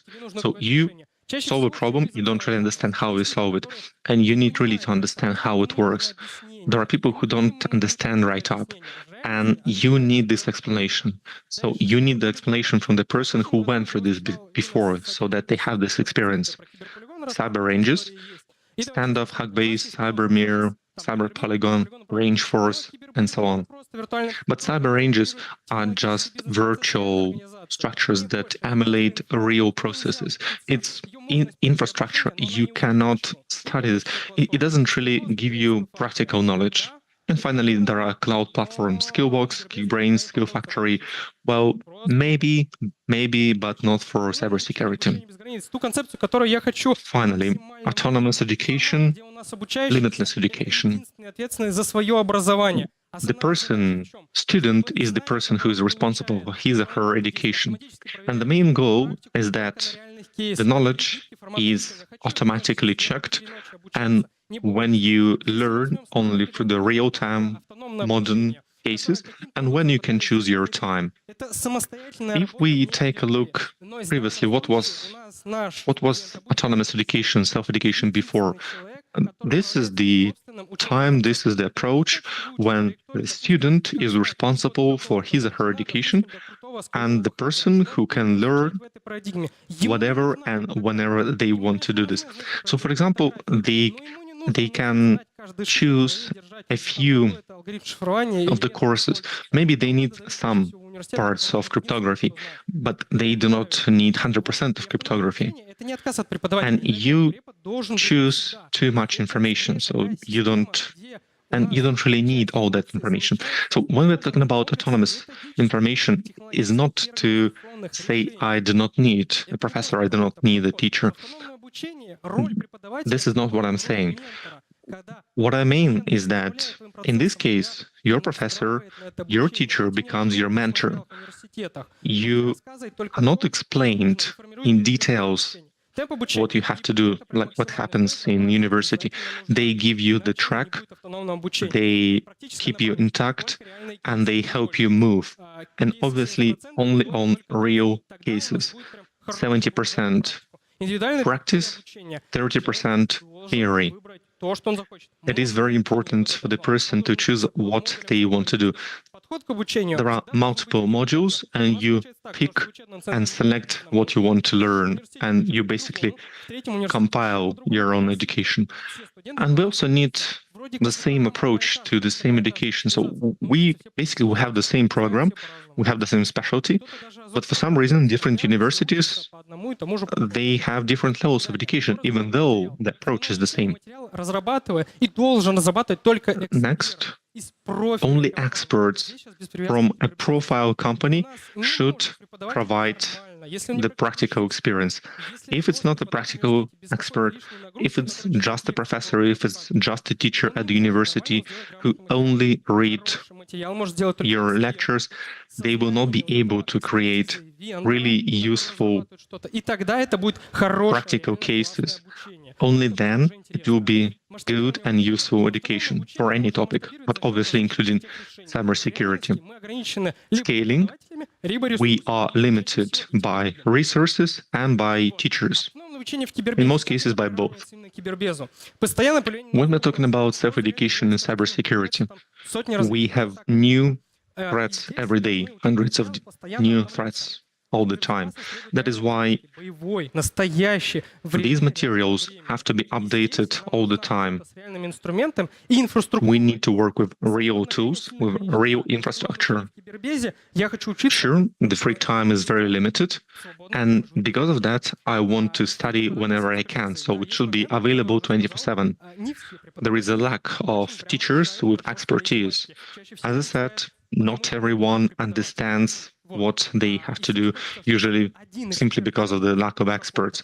And we want one or a few experts to do with this material, and then we scale it up, not redo multiple times in different universities so that they have different versions. You want to take a few really good experts, they create practical materials, and then you scale it up to different universities. People who study have to understand what exactly happens and why they do, why. So, for example, they solve the problem and they don't really understand why they solved the problem. Or maybe they made a mistake. They need to understand thoroughly what happened and why this happened. So only then they'll be able to learn from their own mistakes.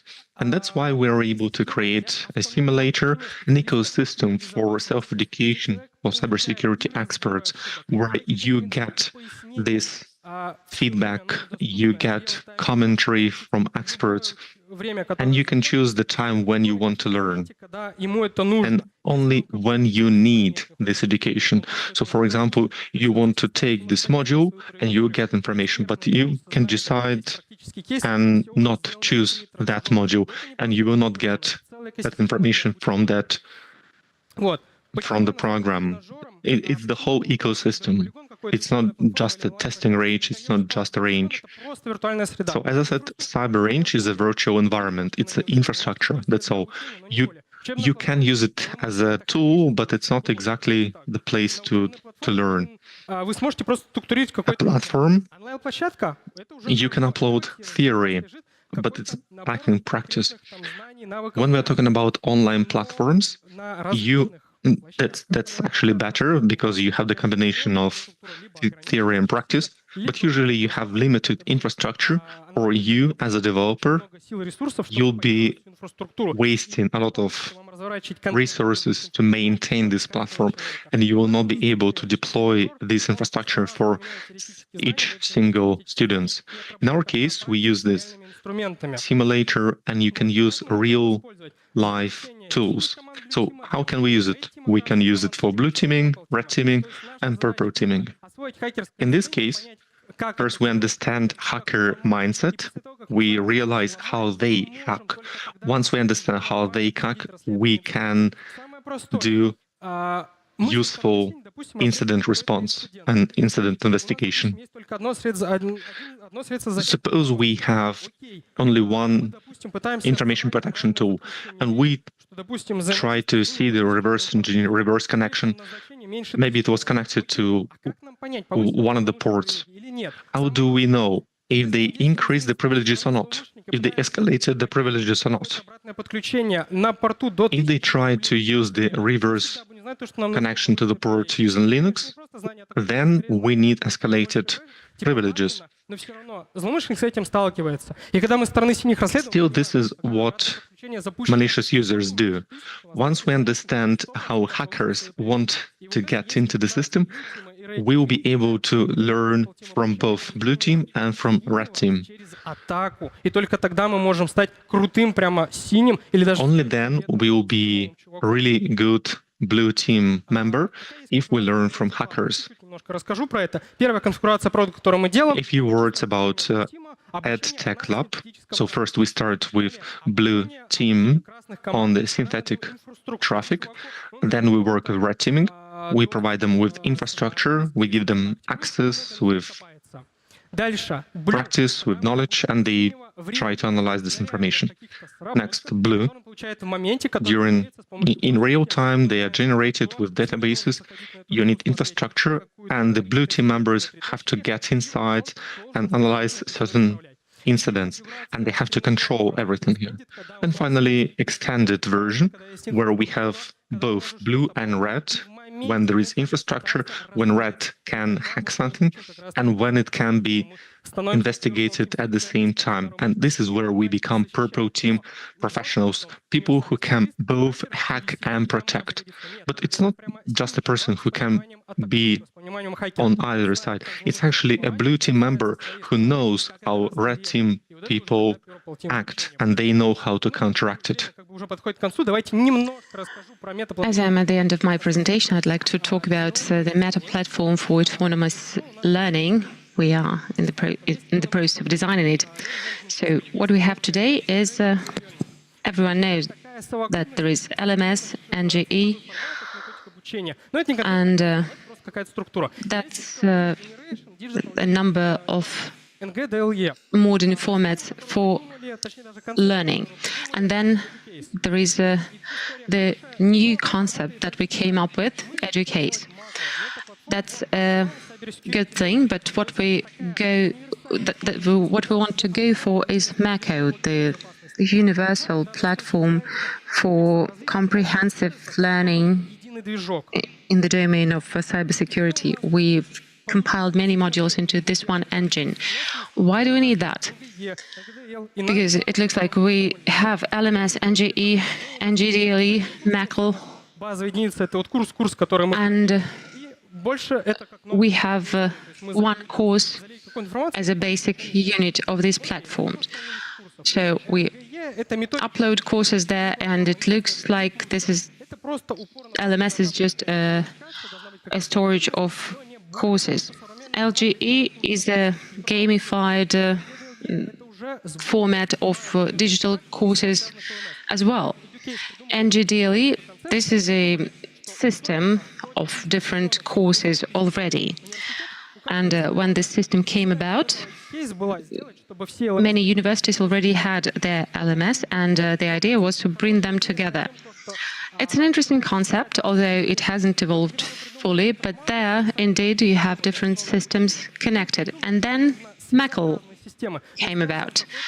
And there, indeed, different systems are integrated within one platform where you can test out different solutions.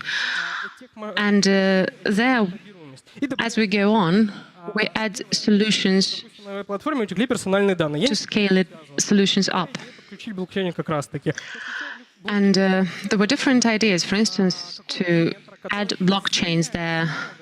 And then we can add, for instance, an e-mentor, a digital mentor who can Только тогда на те вопросы, take some charge of a real expert, and real experts only take questions that AI cannot find an answer to.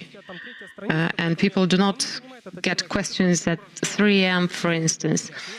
I don't want to do that, and I don't want other people to be spending time on that. I want to have an AI bot who will direct people to the places they try to find. Or, for instance, if people struggle with, I don't know, simple tasks, there, again, AI can be of great help, and the majority of requests will be indeed filtered by that AI mentors and experts will be less charged. And that will make them more involved in the teaching process. They will only be answering the questions that are of value. Да, никаких вопросов. Right. No questions to how it is presented. Thanks so much. Wasn't that talk wonderful? Makar Letkov, you know, he even moved in a way the athletes moved. Probably you went in for boxing some time ago. Yes, I did. Well, that's the person fully impersonating the Russian cybersec. Cybersec is not just a word. These are really hard and tough guys, and they're especially tough in their brain, and I really had hard times coping up with you. And I'm a teacher of the old school, and every time I was actually coming to the university, indeed, many times I found my time there boring, because I really like practical things. I like going practical. And for instance, I had German as my foreign language, and there were only 2 of us speaking German in my group, and I went to the university in Germany later, and you reminded me of those times. And how old are you, actually? I'm 22. 22. I'm 22, and in our team we have people of 19 and 20. They are young, they're inspired. Here they are, actually. Right, here they are. It's not for nothing that... why are they sitting on blue bags? Why they are not sitting on purple bags? Well, if you are sitting on the purple bag, you already receive some bonuses. Thank you for your firm handshake. You can ask more questions of Makar behind the stage. Please go practical. Don't ask them silly questions. And indeed, that's the way to go. That's the way to go to the future of cybersecurity. You know, it is wonderful, really. I'm very much impressed. And the next speaker is a legend already. Makar, he's a wonderful expert already, but the person who will speak next is a legend. The young generation, you will be very much interested in listening to this person, because here we're going to see practical things. We are all striving for practical things. We'll talk about fundamental technologies and how to convert them into commercially successful products. So please welcome on stage the head and the founder of Motorica company. And here, please meet Ilya Chekh. Ilya the legend. He is with us. Thanks, Dmitry. Hi, everyone. Well, indeed, today we're going to talk about the complex topic, and of course I will not be able to fit everything into the timing, into the slot I got, but today I will try to highlights the basic notions of what fundamental research is, what it consists of, why do we do that, and how we can create products and technologies, sellable technologies based on that. And then I'll show several examples of what we do within Motorica and of what I do in my new company. I'll talk about how we turned fundamental research work into successful commercial products, not only in Russia, but in other countries as well. So let's start. We'll start with the basic product cycle. Hope you can see the screen well.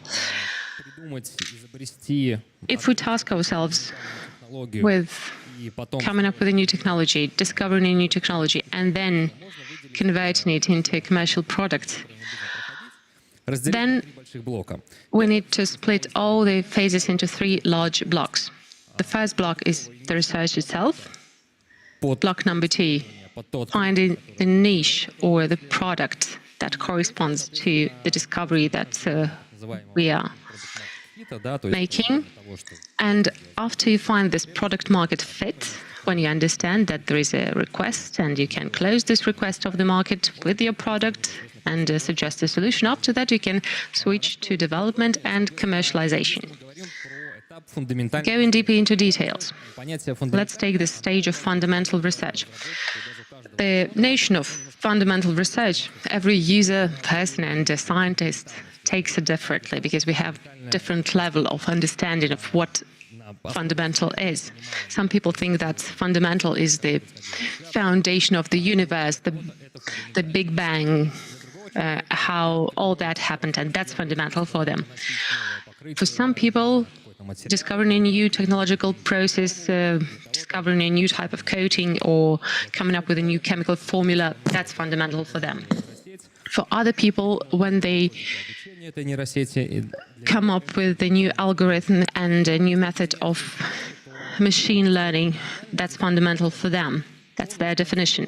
If we bring all that together, we'll see that fundamental is something that provides foundation for a technology that will be used by the product. So first, we establish the foundation for that knowledge. We put the technology on that foundation, and based on that, we create a commercial product. So the process of finding this foundation and the process of research consists of the following steps. So first, we theorize. We put it on paper, we build mathematical models, and we suggest the way things should work. Then we need to run an experiment in order to understand whether that flies or that's just an interesting idea. And here I can cite an example from my practice, because we actually work within astrophysics at the moment. So we're engaged in fundamental space research work. And there is a large pool of scientists who work with the strings theory. Do you know what that is? Right, great. So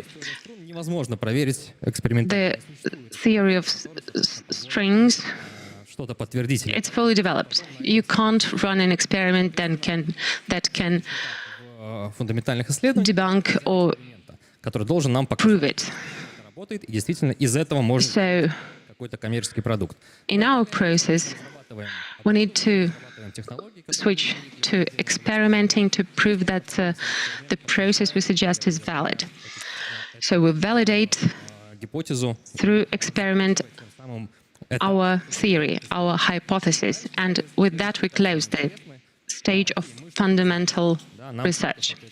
And then comes the most interesting part, because we learned something new, something got discovered, we came up with this new formula, the new equation, and then we need to convert it into something really useful. So finding a product within a piece of fundamental knowledge within a certain technology, that's one of the most complex tasks for technological entrepreneurship, for fundamental entrepreneurship, because you need to have a general culture that is really extensive, because you need to understand, you need to be able to see where you can apply your discovery, from car manufacturing to cybersecurity, and at least at a very high level, you should be able to understand where, in which domain you can apply this or that discovery. And in order to have this pool of knowledge, this broad of knowledge, you need to be very curious, intrinsically curious. And the more domains, the more things you are interested in, the easier you will find the process of searching for application of your technology. And then you need to prove that technologically it is possible to apply your knowledge there. The second option for commercialization is to see whether the equipment that you created for your experiment is of commercial value as well. Because going back to fundamental research, on one hand, you generate new knowledge that you can use to create your new product. But secondly, you create new detectors, new equipment, new sensors, new algorithms. And independently on the success of your experiment, this equipment on itself can be commercially valuable and usable, and you can commercialize the equipment as well. And then you need to analyze your industrial possibilities and where you can apply the knowledge you generated. And then once you understood that you indeed discovered or created a new algorithm, then you run your standard R&D and commercialization cycle. And probably here I can't say many new things to you. We first create the technical task, we formulate the task, we proceed with standard consumer development, commercialize it and scale it up. And that part can be, again, unpacked and expanded and explained for eternity, because this technological entrepreneurship can use many models. Now let's switch to examples, because, I mean, theory is wonderful. I've talked about that a bit. And now let's see how these things operated already. And here I tried to cite probably the most explicit examples of how fundamental research or technologies were converted to a product. Quantum mechanics. No one understands that. Even the scientists who came up with that theory, but it still works. We have equations, and thanks to that we understood how semiconductors work, and we got this product, transistors, which laid the basis for our industry. And basically, the modern world resides on understanding of quantum mechanics. The second example is DNA. The DNA was discovered, we understood how biology works, how nature works, and based on that knowledge, we developed a technology and a tool to edit this new entity that was discovered, but that's not product still. CRISPR-Cas9, the technology that is used right now for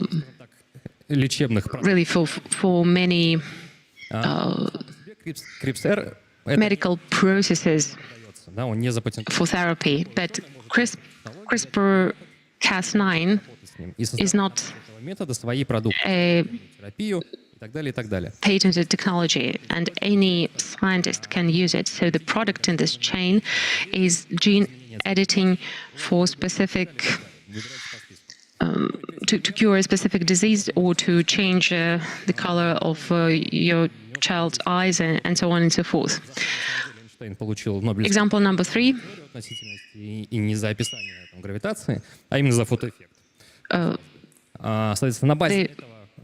The photo effect and its description. That's what Einstein got his Nobel Prize for, not for the relativity theory. And that effect actually allows us to use the materials that emit Мы, соответственно, electrons when sunbeams reach them. And that's what photovoltaic elements are based on. простые примеры. And that's an evident commercial product. So these are the three examples of how fundamental technologies Теперь немножко про were turned into commercial products. Now, let's switch to what we do now. мы называем We научно-технологические, created a company. которые заниматься фундаментальными исследованиями в области We are called the То есть мы cutting edge of science. We такой темной материи. go for research in terms of space and astrology. We work with the notions of gravitation and dark matter. And based on that knowledge, we try to come up with commercial technologies. So we come up with the ways of how this knowledge about gravity can help us to travel to faraway stars and so on. Задачи, которыми So here I compare the level of the task мы поняли, как работает квантовая механика. that Не поняли, научились считать. we put in front of ourselves to the examples I already cited. For instance, quantum mechanics. Того, как работает That was the basis of our electronics. The new breakthrough in physics with gravitation, на базе этого мы будем full understanding of it will help us to build взаимодействовать. completely new technologies for Вот, поэтому moving in space and interaction with physical objects. So the task of our association to engage in fundamental research and support fundamental research, then out of the results of the research, we select technologies that can be commercialized, we develop new products, их and масштабируем не только after that we scale them up not only in Russia but in other countries as well, globally. проекты. Это все, что связано And с проектами, с научными our стипендиальной программой. the avenue и of work number 3 for us is наукоцентричного общества. commercialization and everything that is required for making our society science-centric and to promote new discoveries within our society. So what is the basis of our business model? How do we turn fundamental science into commercial products?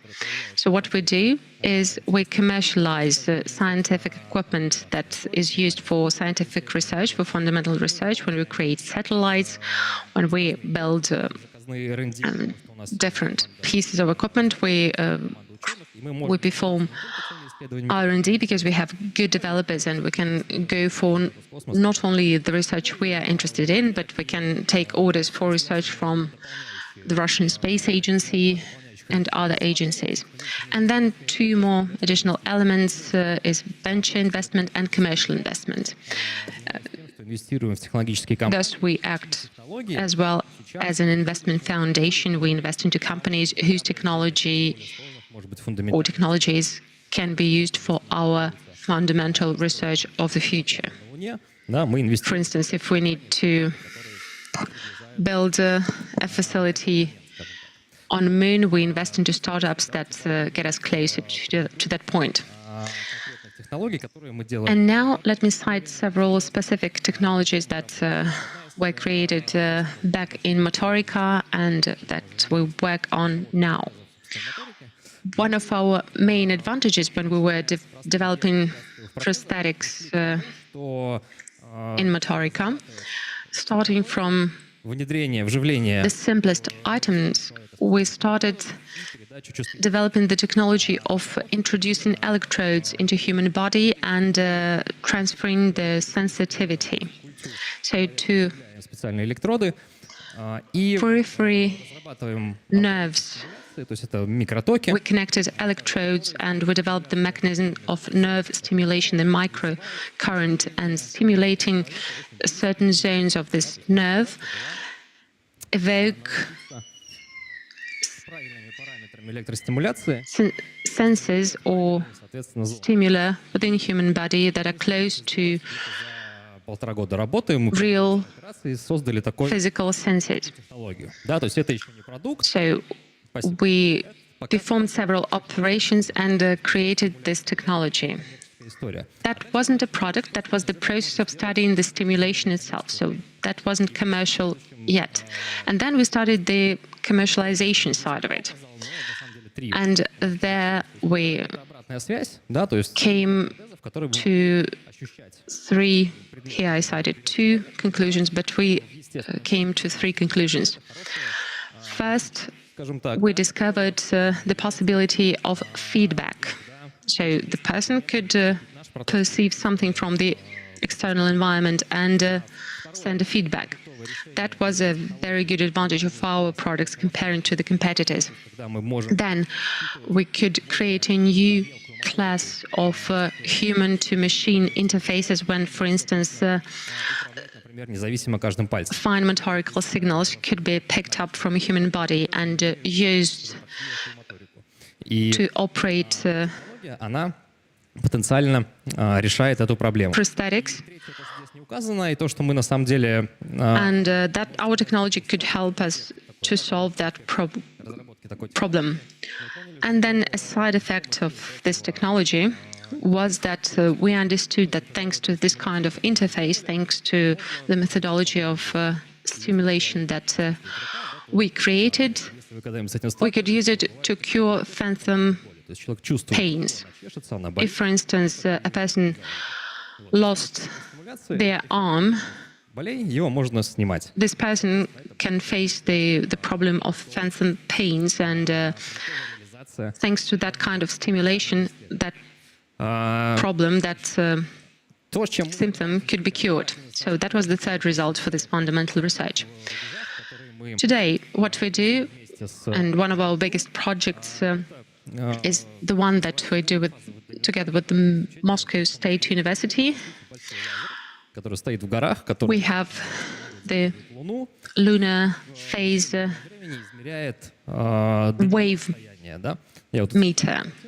So basically, this device can measure the wavelength at a great distance. And probably this picture is not very clear, but basically on the moon, we have small mirroring plates that are scattered across the moon surface, and we use laser to send a beam to these plates to get a beam of photons back. And in this way, in the real-time mode, we can measure the distance to the moon. And when we have a gravity length, which is space distortion, for instance, we have two objects that are spaced out in the space, and if there is a gravitation wave between us and these objects, this wave can be picked up by our device, and that helps us to study how gravitation spreads in space and how it functions. So it helps us to discover how all that actually functions in nature. So, okay, we have this super laser, and with the precision of 10 microns, it can measure the distance out there in the space. How can we possibly commercialize it? So we thought that with the help of this technology, for instance, we could track different objects orbiting the Earth up to the distance of 380 kilometers. So finally, assessing the potential of this technology, we concluded that we can use this technology not only to measure the distance, but also, for instance, for taking a picture of this object within a certain spectrum that will be quite a limited picture in terms of the spectrum we get, but still it's commercializable. So that's our track for this project specifically. We're in the first stage of implementing this project. We are formulating the task, and we're developing. Then we will be developing the technology, and after that we will be launching it as a product.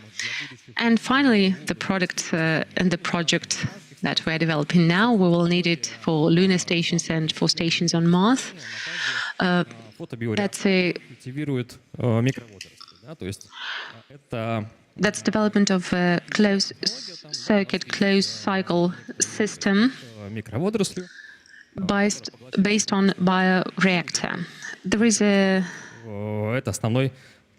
small weed that can absorb CO2 and emit oxygen. We have a certain amount of biomass of that weed that can become feed for primitive organisms, that can become fodder for fish, and fish can be eaten by people, can become food for people, and that can be used within lunar stations and Mars stations, because there are two fundamental problems to be solved before we will be able to travel to Mars. First is energy. We will need to solve the problem of how we will find energy for those engines. And the second problem is a biological closed-cycle ecosystem that can be self-sustainable without additional top-ups or without being fed from Earth. So we task ourselves with creating of this full-cycle, complete-cycle system to support astronauts and cosmonauts. So this is a technology that will be developed for a long time, and that looks far into the future. It will need a lot of investments, and actually we thought that in order to be able to do that, we thought that we need to see how this technology can be used on Earth as well. And then after some thinking, we realized that there can be three fields of application for this technology.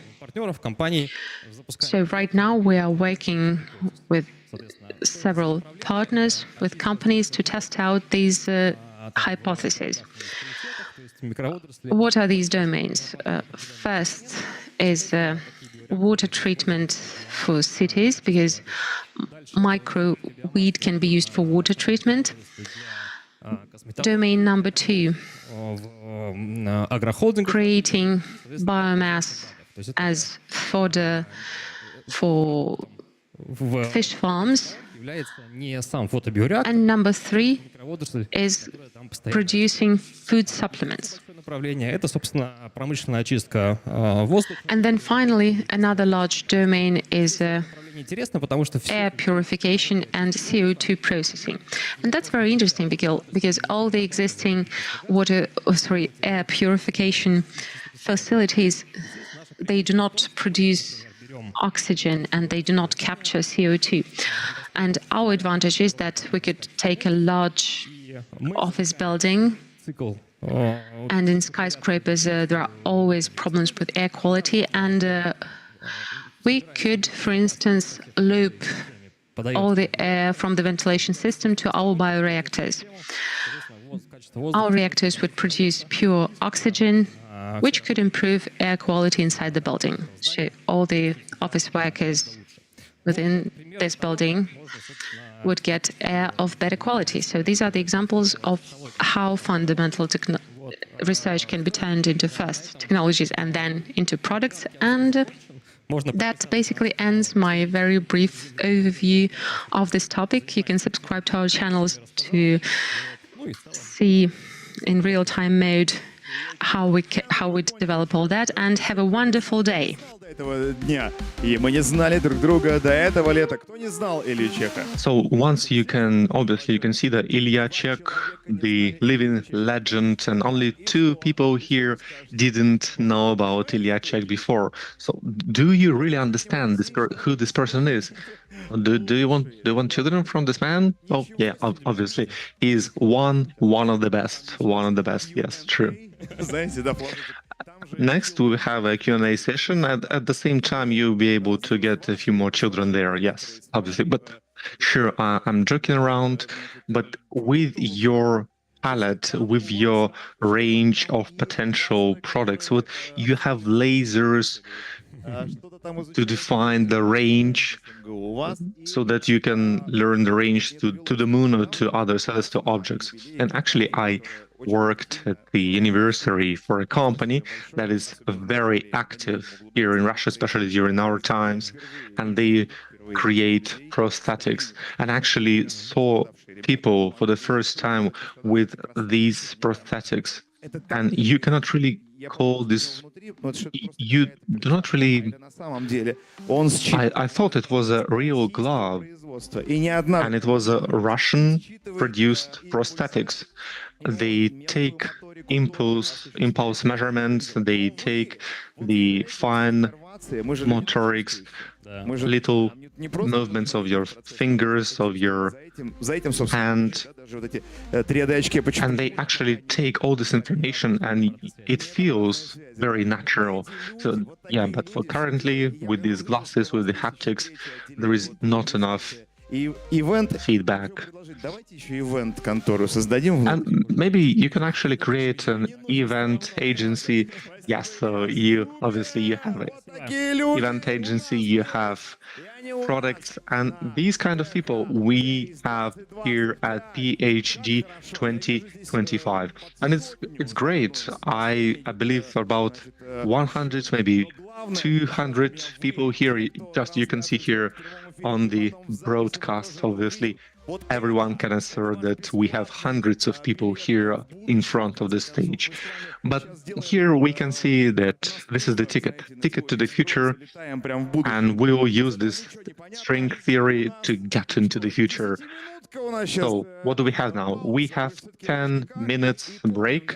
You are in Luzhniki Stadium, and everyone remembers that your brain can feel better only if you do physical exercise. And we have Vasily Dudnikov from Fit Most, or Fitness Bridge.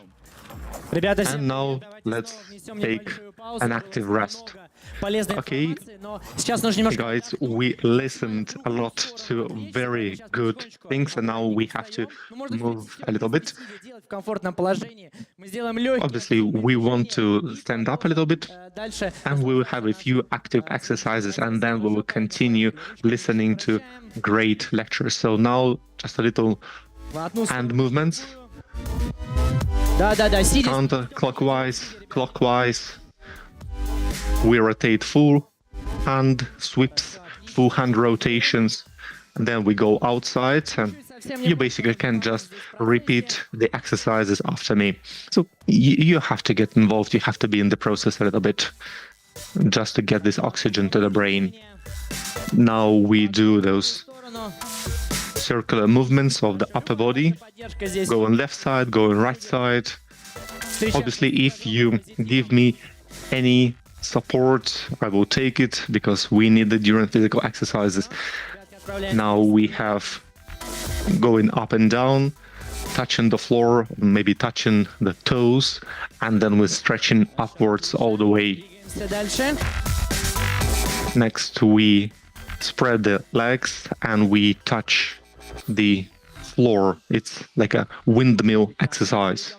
Уже более углубленные физические движения, заканчивая суставной разминкой. Now we do some squats, and we push our hands forward. Now we repeat the squats.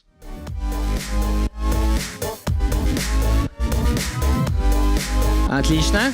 Отсюда отправляемся в наклончик вниз. Great job.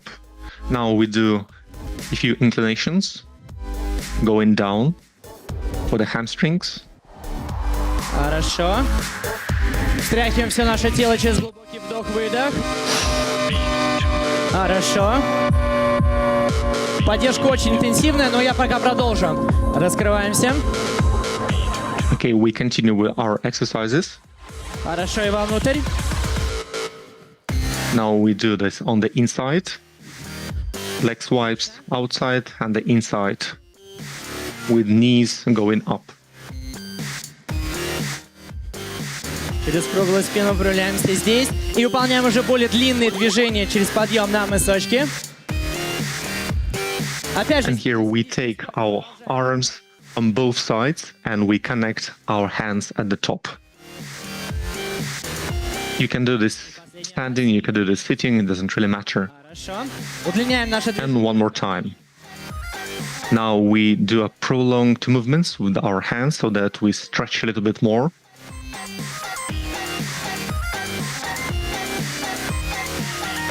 Отлично. Great job. Классические движения вниз. And a few more classical squats. We add a few more actions. We move side to side and do a squat after squat. Хорошо. Еще раз туда-обратно. And a few more times. И последний. Хорошо. Делаем глубокий вдох. Now we have deep inhale and then exhale. Ребятки, добавляем чуть интенсивности здесь. We round our back a little bit and add more intensity. So we do the same exercises but faster. И последний раз.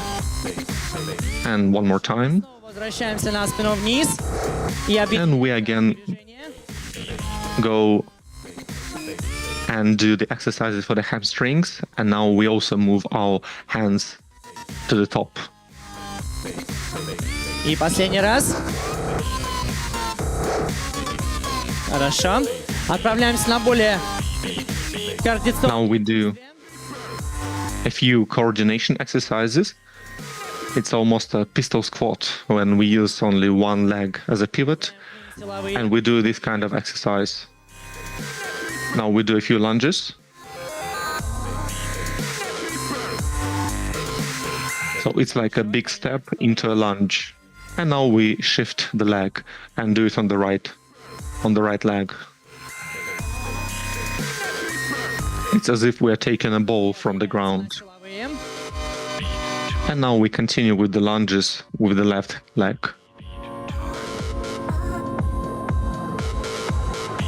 И последний раз.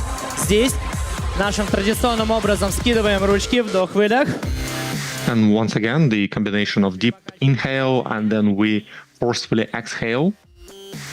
Once again, we check our lower back, going up and moving to the sides. Хорошо, округляем спинку, также влево-вправо. Once again, we have round back, moving to the left, moving to the right. Хорошо. Отвлечемся на нижнюю часть тела. Now we do exercises for the lower part of our body, especially for lower back and legs. Do some stretching. И последняя смена.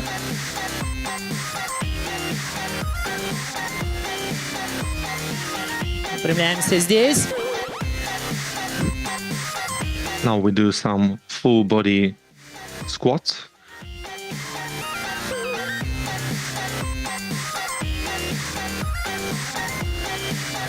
Хорошо. И делаем глубокий вдох. And once again, we have a deep inhale and then forcefully exhale and completely relax at the bottom. We engage our hamstrings a little bit, Вверх. Наклоны влево-вправо. touch our toes. И заключительный вдох. And finally, we have one more inhale and exhale. Всем большое спасибо, всем комфортабельного настроения. Great job. Провождения на данном. And have a great time here on these PH days. And it was Vasily Dudnikov from Fit Most or Fitness Bridge. I had no idea Vasily could have been this natural on the stage here for our cybersecurity festival. And I think we need to integrate someone like Vasily Ognev, cybersecurity expert, and we need to integrate them to sports event. Like imagine you are watching a football game and then you start to listen to two-factor authentication during the halftime. But still, if we are here at the PhD Days 2025 in summer in Moscow, and we should celebrate this weather, celebrate summer. And obviously, we have to maintain our PhD balance, the balance of water. We drink water, which is filtered by a barrier, which is the company that provides water here at our PhD 2025. Once again, we are here at the most popular science stage in the country. As you can see, it's named after Kulibin, and it means that we will go with our Nizhny Novgorod Archimedes, and we will say together this with Kulibin. Превращается в технологический хардкор с вами. Я русский изобретатель Иван Кулибин, и я не боюсь взламывать реальность во имя прогресса. Ом-ном-ном, так гораздо вкуснее, так гораздо вкуснее, так гораздо вкуснее.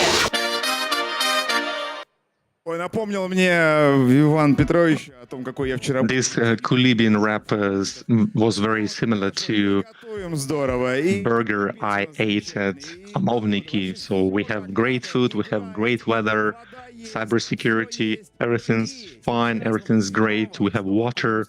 So once again, we will dive into cybersecurity. And we will talk about multi-factor authentication, and obviously we would have to use this.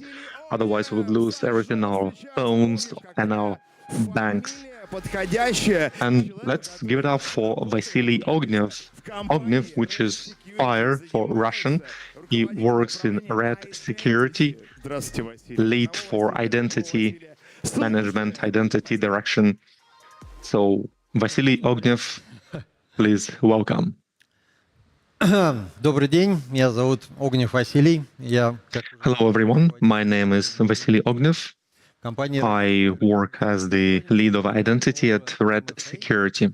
And today we'll talk about MFA, multi-factor authentication, and what exactly is this? Многофакторная аутентификация. Multi-factor authentication is basically a technique which is use at least two authenticators. And the main point here is to make sure that the access to the system is granted with the critical information only to the person who has the right for it. The main factor here is obviously factors, multi-factor. So these are the factors in MFA. These are the ways to check the authentic person. There are only three main factors. The first one is knowledge factor. This is what we usually use. This is our passwords. We can also use something we have in our head, maybe our hidden question, secret question, maybe some personal story which cannot be replicated. Second factor is the ownership. Maybe the person owns. It can be a token, it can be some kind of physical representation, it can be a tool, it can be a device, it can be a smartphone which receives a PIN code or SMS message. So your phone, your smartphone, will be a part of two-factor authentication. And finally, the third one is biometry. This is what's connected with the person. It's fine prints, retina, face structure, everything connected with it. Here is a little caveat that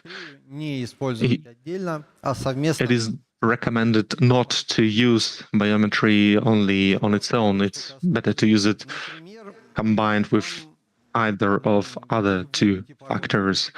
And another point, suppose you enter a password or you receive an SMS message on your phone. In both cases, it's a single factor authentication. In the first one, you use knowledge. In the second one, you use ownership. If those two factors are used from a single pool, maybe use the password, and you use a PIN code, it is still a single factor authentication because they use the same factor, not a different one.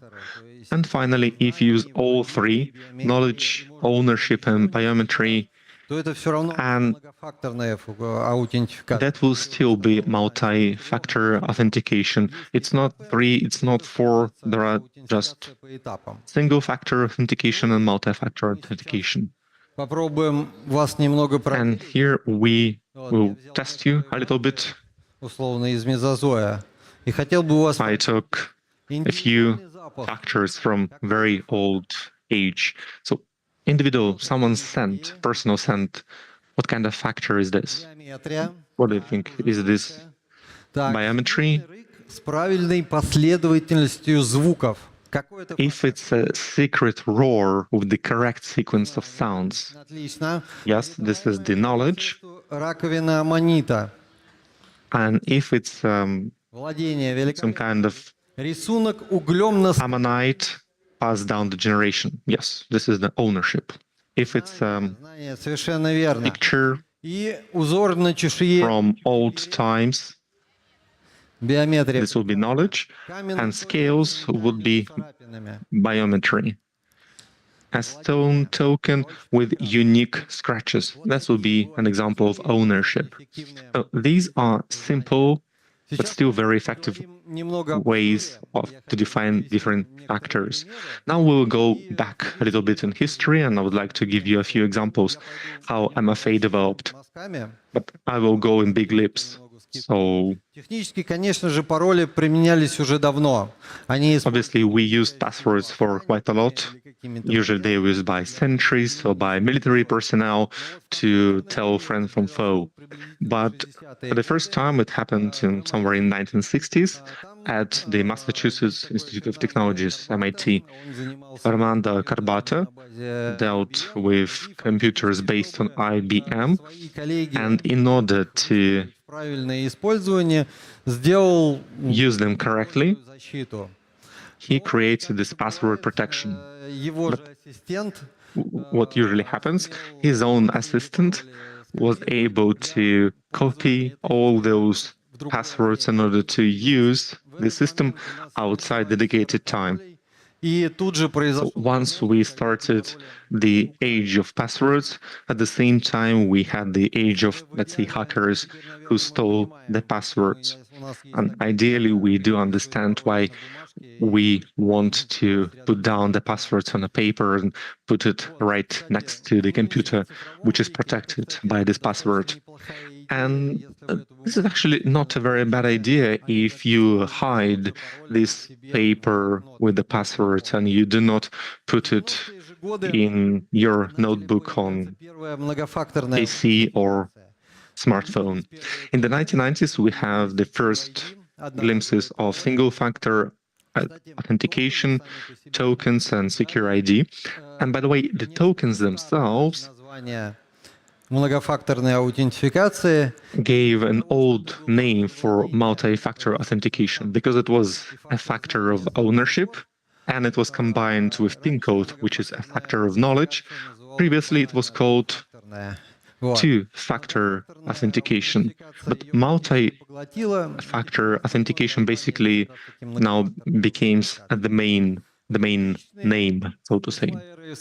In 2000s, the age of SMS messages came, and this is what happened with most banks and everything in financial sector used SMS messages. In 2010s, biometry started to develop very actively. They used mobile devices, and Apple was one of the pioneers. And thanks to the Apple technologies like Face ID, Touch ID, biometry actually started to develop and became a mass product. At the same time, alliances were formed between Google and Microsoft, and they worked on open standards, A2, SSO, U2YF, and so on. The classical example of those tokens would be UBK tokens. Maybe you saw them, maybe you heard about them. Some of our developers started to produce FID2 tokens, and you can use them for web authentication. And finally, in 2020s is passwordless authentication. This is authentication which does not use your password. It uses digital keys and biometry. The FIDA key is the classic example, or UBK with biometry on board. And Google Authenticator is basically an application on your phone which uses the same digital keys and the same sets of biometry. And this is currently the way technology develops. At the same time, we get global attacks on passwords, on the systems. More than 66%, more than two-thirds of Russians in 2004 were attacked. By attacked, I mean obviously cyber attacks. And many emails, many platforms were hacked due to weak passwords. And the main problem is the lack of multi-factor authentication and lack of digital hygiene. Maybe using simple passwords, or it can be a single password for all devices, for all platforms. This could be phishing emails or sending your information in questionable websites. Currently, these cyber attacks are aimed at social media, banking applications, and personal emails. What do we have when we use MFA? According to statistics, only 43% use multi-factor authentication for protection. In corporate, this is a little bit higher, but we cannot say that this is a rule. It's more like an exception. At the same time, a while ago, both Microsoft and Google had yearly annual reports, and MFA actually protects from active cyber attacks on accounts in more than 99.9% of the cases. And this is true. Если посмотреть на MFA с точки зрения типов, If we take a look at the MFA in terms of the types of the authenticators, then the weakest one is SMS authentication. It's easier to intercept, both in technical ways, and you can also clone a SIM card. And recently, almost all your applications actually take a look at your SMS messages, and there is a lag in time and ability to actually send those messages. So there is a certain time frame for potential cyber attack. It's better to use applications. You probably know about this Yandex Key, MTS Code. There is an application from Google. I recommend you use those applications. You have a physical token, usually PTI tokens, which are used in corporate, and you have UBK tokens, which are covered by FIDA2, and it's used for web authentication. Those tokens are considered more safe and more secure, but those tokens are not exactly very good in terms of usability. What the future holds for us? Probably algorithms will improve for Face ID, face recognition, for retina, for fingerprints, for veins, and so on. There will be more dynamic methods. Maybe it will be EEG, electroencephalogram. Maybe there will be some kind of dynamic here Well, currently, the dynamic is not 100% correct, but it can provide with certain behavioral image. And the same behavioral approach will increase, will improve geography, time, different ways of how people behave. All that will be used in order to verify the person. There will be new haptics, smartwatches. Smartwatches, obviously, by Apple. They use smartwatches for an extra step for authentication. But probably there will be other wearable gadgets, maybe smart rings, and those wearables will have dynamic methods and techniques of authentication which will make them more secure. And obviously, there will be an extra area of hardware keys. Probably there will be chips and different implants, and they will make those cyber attacks less successful. And finally, a few pieces of advice for cybersecurity. You should use long, complex, unique passwords for different applications, for different systems. If you have problems with your memory, maybe you should use a phrase in Russian, but you use it type in English, and a few more digits, a few more symbols. You create those long phrases, you put it down on paper, and you store it maybe in a safe, and you use it for the correct accounts. Or maybe you can use your Google account, VK account, in order to use this system, and try to avoid SMS, especially for key accounts. SMS messages is actually the weakest link here, and you try to use application instead of SMS messages, or maybe hardware keys if you have them available. You should try to enable MFA, especially for important accounts, especially for those connected with finances.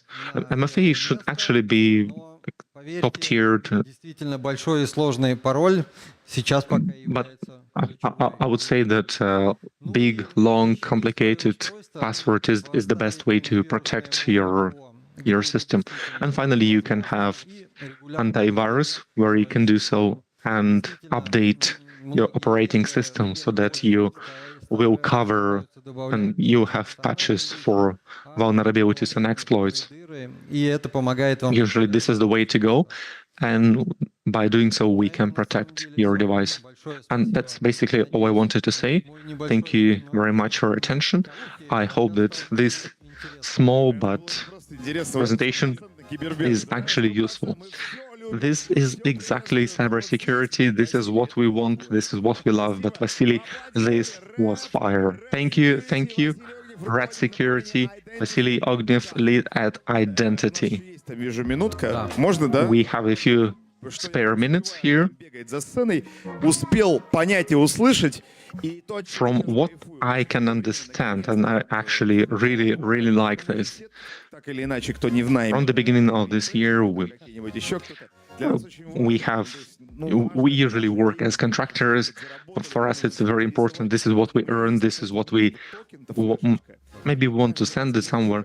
And I have this token. I have this USB card, and I really enjoy this when I put it when I plug it in, and it starts to shine, and I can see all of that. And I do not have to do anything with all these papers. I do not have to wait for anyone to send this, and all that happens automatically.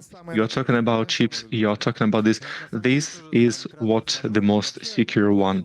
Yes, and I would like to say just a few words. The tokens are the first passwordless authentication. Technically, the main aspects of authentication happen through crypto algorithms, and you only present the PIN code from the token. And then basically anything happens without any passwords using crypto algorithms. And now we have keys that use your biometry, and this is the next step for true passwordless protection. A token that uses biometrics? How does it work? Well, you push on that token and then it asks you to sign this. Can you carry it with you? Yes, you can. Or you can use it when you, for instance, need to perform specific activities. It's like spitting on the stamp before putting it, right? And basically, people used to wear rings with stamps. And you need to preheat wax and then seal it with your ring. And here you spit on a thing and it sends it to space, and then the document gets signed. Well, of course, we don't trust things, and I would use MFA everywhere. And then passwords.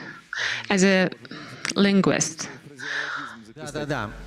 I can say that, yes, we know all these words and phrases, and right, you can use long phrases in a foreign language. You can pick in a quote you like. And then you can use capital letters, and small letters, and then use digits and punctuation, question marks and exclamation marks as well. Right. And then people say that, of course, putting down your password on paper is better compared to saving and storing your passwords on your devices. Right. It is safer, especially for those devices that you don't use often. And if you use something often, then you need to memorize the password. Right, I remember helping my mother with that. Thank you so much. 100% cyber secure. Vasily, thanks so much. Let's move on. Please don't leave us. We're going to continue. We will be talking about Cipollino. We will be talking about power supply in simple words. We will not be talking about the famous fairy tale. We will have PT expert Yuri Vasin. He's here with us. And I'd like to note that at the stand of one of the famous software developers, Astrom Entertainment, there will be entertainment slots at 5 p.m., 6 p.m. and 7 p.m. There will be Warface competitions there. The winners will get awards. Do you play Warface? No? Well, please visit the stand. Nevertheless. And right now we are going to talk about Cipollino. Всем добрый день. Good afternoon, everyone. Well, ну, маленькая связка с предыдущим докладом. Сейчас probably to pick up from the previous presentation, in very simple words, I'll try to tell you about how chips get hacked, that the chips that we use to create keys with biometrics, without biometrics, simple or complex passwords. So I'll try to talk about all that in simple words. So, yes, it's the continuous process of creating things, hacking things, and I will talk about Cipollino later. And first, I'd like to explain what is power supply attacks and what is side channel attacks. Basically, that's an attack that goes through a side channel. It doesn't mean that you need to hack or break a thing. It means that you need to either extract information or impact the system. It doesn't mean that you will miss a check that will help you to get into the system. Side channel helps you to access the system or extract information from the system. Here I presented 4 main types of side channel attacks that we use in different labs, including in our labs. Out of these 4 types of attacks, you can see those in the Positive Labs tent in the closed area. You can visit it and find more information about that and actually see it with your eyes and touch the equipment. So first I'd like to talk about power attacks. The next thing we'll discuss is laser fault ejection. Basically, that's impacting the system with a laser. Then using the electromagnetic induction to affect a chip, and probably the most complex method. It's not about impacting the system, it's about collecting data about the system. That's power analysis. So there, and I mean, after this presentation and several other presentations, you will be able to extract encryption keys from CPUs. But first, let's talk about what I've presented here. I'm going to talk about everything in the context of micro CPUs and microcontrollers, and you need to understand how they operate in order to understand how these attacks function. And I actually imagine everything as Henry Ford's conveyor. Talking about what side channels are is if you come up to one of the windows of Henry Ford's facility, and if you direct a beam of the sun to one of the assembler's eyes, then probably they will miss things. They either will make an error or they will miss something, will not check something, and that's what means not affecting the system, but nevertheless impacting it somehow in an indirect way. And that's what these attacks started with. CPU can be imagined as a conveyor, and any program execution functions like that. For a code writer, that's execution of a code. For a reverse engineer, these are bytes. And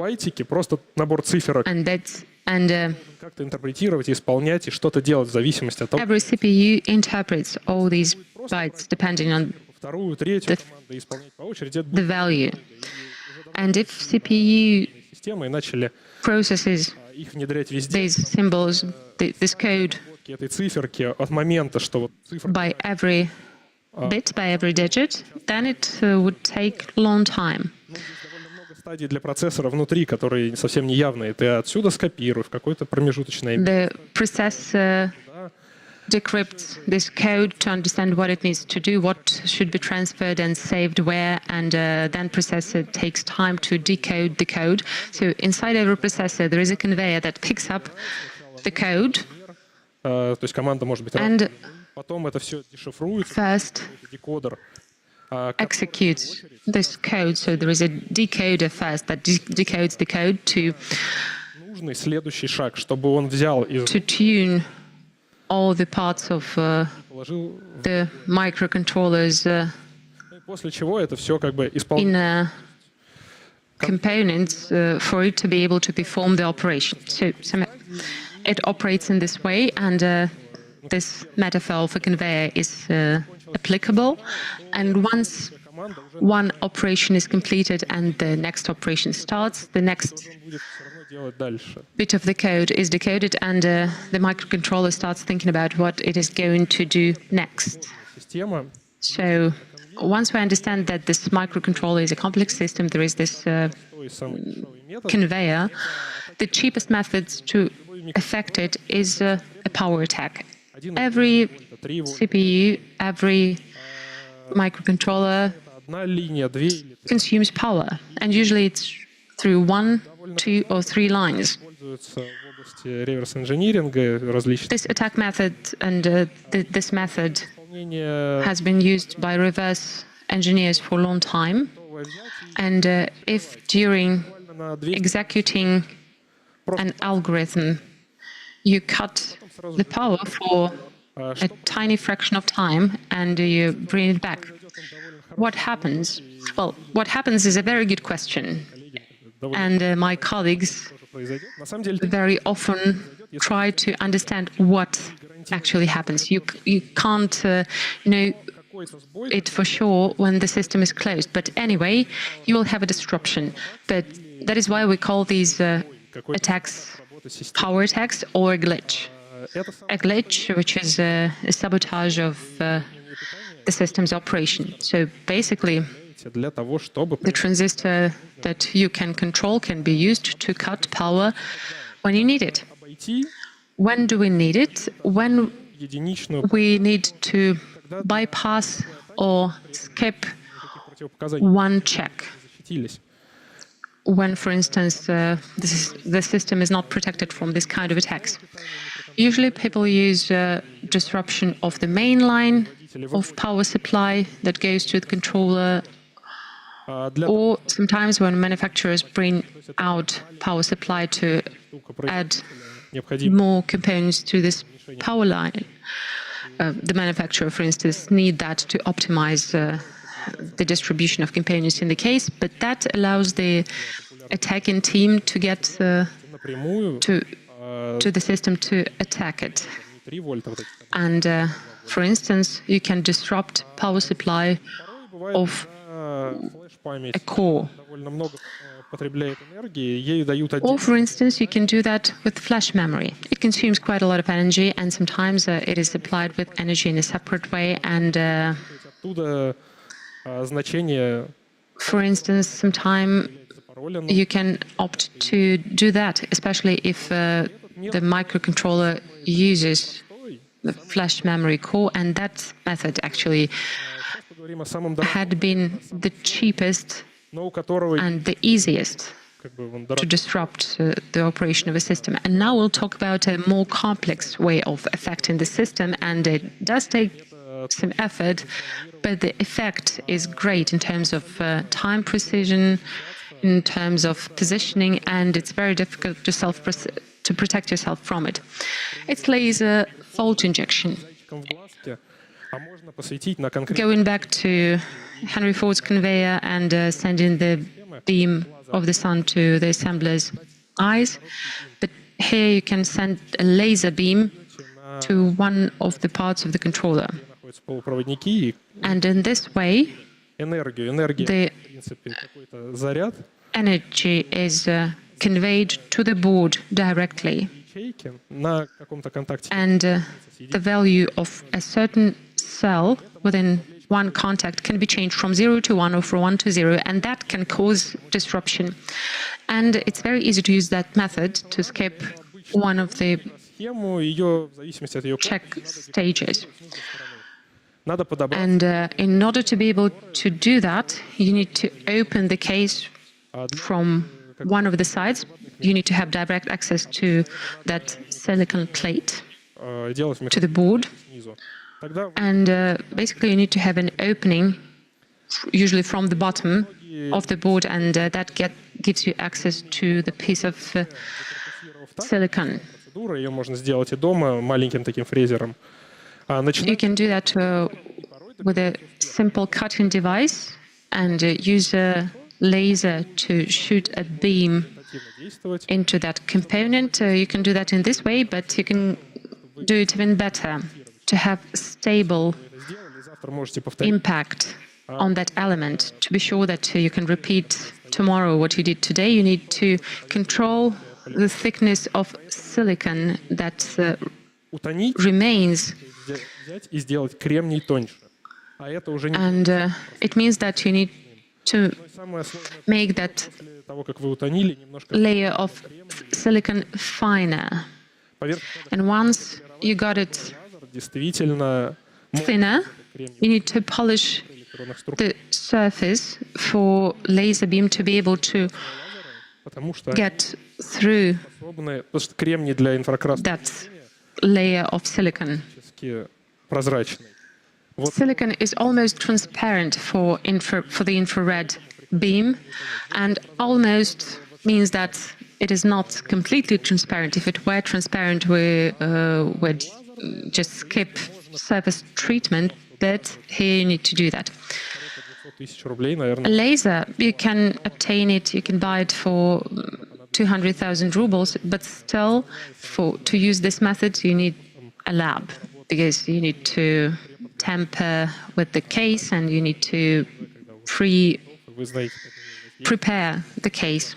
And then when you have the chip, when you have the laser, you can act in a manner very similar to power attacks. As a result, you will assemble a system that looks approximately like that for the laser field injection. So you make this window in the chip, this small square is the opening, and there you can see a tiny bit of silicon. However, you cannot see it because it is only visible for the infrared and for a camera. But if you look at it through a device, you can see the microelectronic structure inside that black square. So you have this construction with a chip, you send the laser beam into the window, and you use the oscillographer to control what happens to the system or to interact with this chip during the attack. And it's worth noting, just for general information, that there are companies that used to produce, or maybe they still produce, complete system for that, with a laser already tuned to this kind of operations, and they were obtainable, including on the Russian market. They used to cost millions but for labs, people do buy the kind of units for their labs in order to be able to study the process or to modify it. Now, going back to simple attacks, I already mentioned EMFI, that's electromagnetic impulse, that is used to affect the system. There you don't use light or laser, you use electromagnetic field to convey energy to the chip.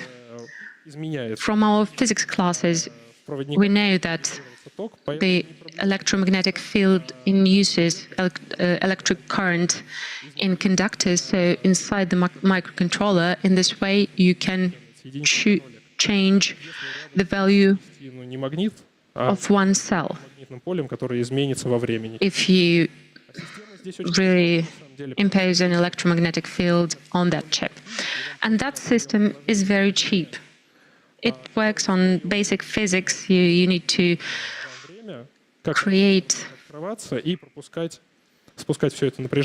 electric current, and then you use a reel to create a large electromagnetic field, and the microcontroller should be placed next to that reel. Здесь есть плюсы, что от этого довольно сложно защититься.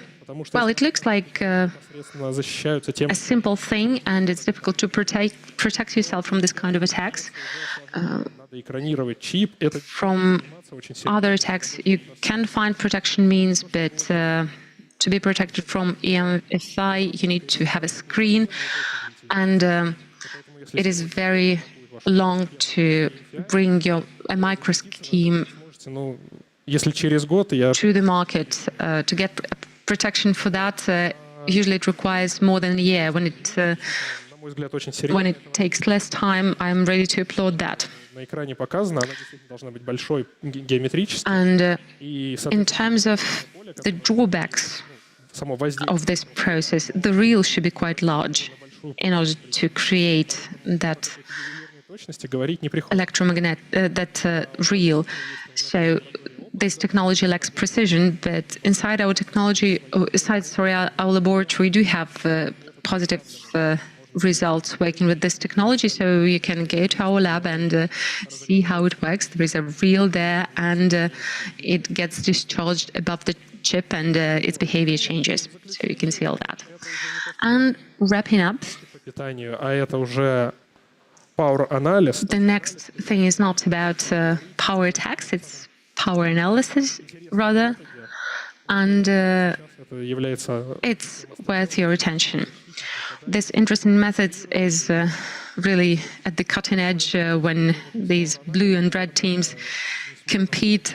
We are at the point when probably in a couple of years we will not be able to do anything without power analysis. Even the popular controller ES32 is susceptible to power attacks, and it is only susceptible to this kind of attacks because it is protected from other types of attacks. So, power analysis. What should be done there, and what examples can we cite? Here we do not affect the system. We collect information about the system.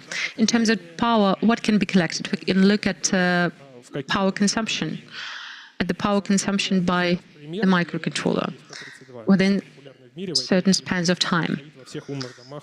P32 is one of the most popular chips that is usually used for smart home systems, and quite recently they got this option, encrypted boot. That's decryption of the system during booting using some keys, and these keys are hidden in the memory and they cannot be accessed from programmator apart from the programming blocks inside the microcontroller. So you can try and do that manually and read the system data, but that information will not be very useful. And considering that the system information can be read by a microcontroller on the go, it looks like in order to obtain this information during that process, you need to somehow read it. So we use power analysis for that. We take an oscillographer and the chip is switched on and off many times. And this track is read and registered. So you see at the picture, sound is good, is the process of decrypting this information from AES. And the bad example, well, right away you can't say whether it's good or bad, but after some time you will see which one is good and which one is bad. But after some time, when you collect enough examples of good readings and bad readings from good readings, you will be able to extract information. What makes this information accessible? During decryption, that's a complex process. There are many triggers, many transistors inside the microcontrollers that get switched on and off. And if you find the dependency, for instance, between the input data that processor uses for decryption and the information on the power track, then you will be able to use all that information to recover some data. Usually we recover keys for AES that is hidden inside the controller. For that we use the function of correlation.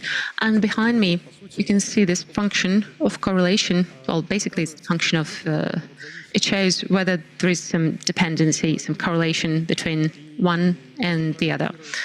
And if you analyze, if we capture many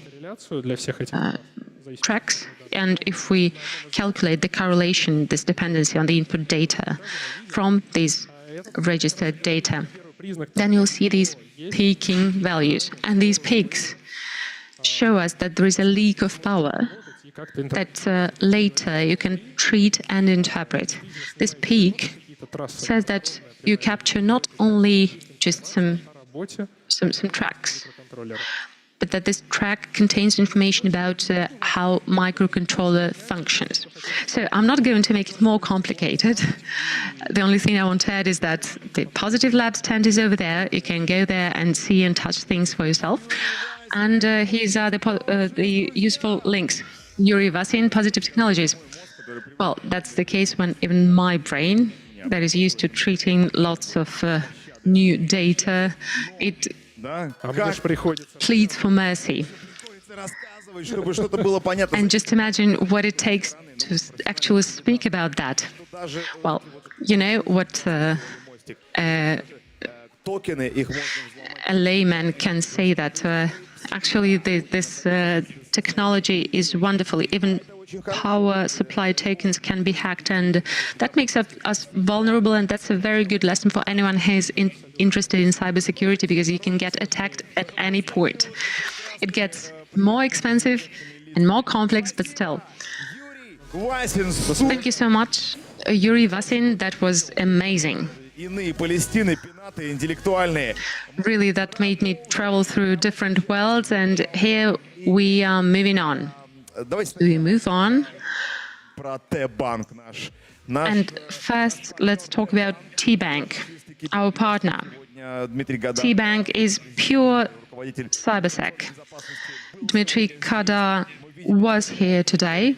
We saw at which level these experts speak, and you can go to their stand, to their booth, and you can use the photo reel to contact a real fraud.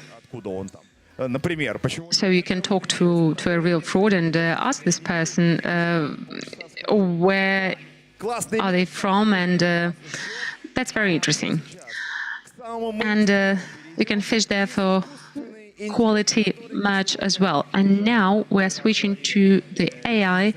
Today we've heard many times that AI is not really intelligent. We task it with things. It is artificial, but it is not very intelligent. We do not know how much it can change our life. But let's talk about how we can live without it. For instance, within big data, Nikita Ipatov, a methodologist from Gas Inform Service, will tackle that topic. I'm from production myself, and I'm actually waiting for the time when my voice will be fully digitized, my face will be digitized, and I will be sent to the dump site. You see, I've with YouTube, TV, radio, even within cinema. So now I'm ready to get retired. I'm waiting for their call today or tomorrow or the day after tomorrow. I think you need to wait longer. That's good news. So let's talk about AI and media. Hi, everyone. Recently, we've been hearing that computer will soon replace us. Designers and artists started talking about that first, when AI started generating pictures within the matter of fractions of seconds, and then that was picked up by journalists and writers when ChatGPT started writing text that cannot be distinguished from human written texts, and now other experts actually join this group because editing, assembly, it looks like AI can perform all these tasks faster and cheaper, but is that true? Do sound engineers and editing experts be afraid for their jobs? Let's learn more about that. I'm a methodologist with Gas Inform Service. My name is Nikita Ipatov. I work within the domain of video for several years already, and I look at how AI impacts the sphere, what technologies it uses, and what are the advantages and disadvantages of that. Today, we'll talk more about that to learn whether AI will replace media experts. So this is where we begin. Autopod. This is what basically broke the internet. It's a plugin for Premiere Pro, Adobe Premiere Pro. And this is what the machine does in real time. You have a podcast which goes for 60 minutes, and it will be able to edit it. It will separate it into different cameras in 3 or 4 minutes.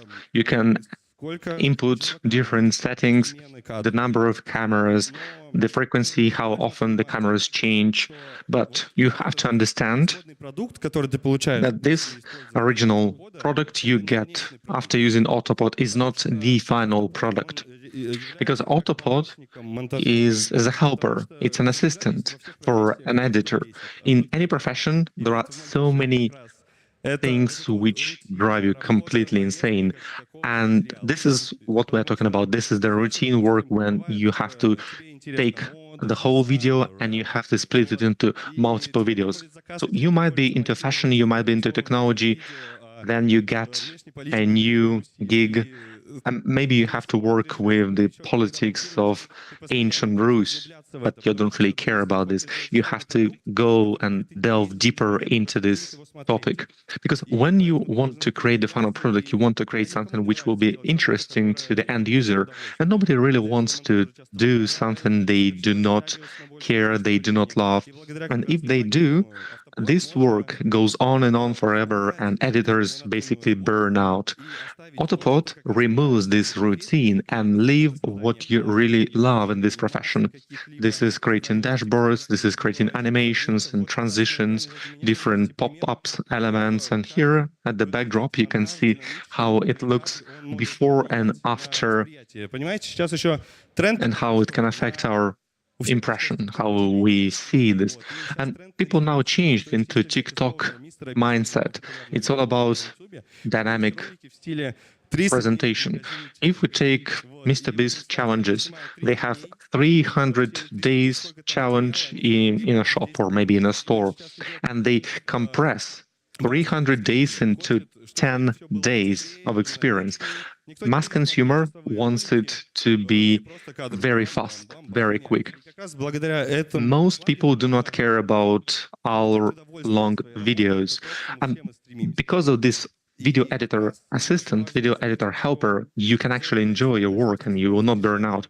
The final cost also reduces, because if instead of a 60-minute podcast without plugins, this editing could take 7 hours, 8 hours. But with this plugin, it would take twice as fast, 3 hours, 4 hours.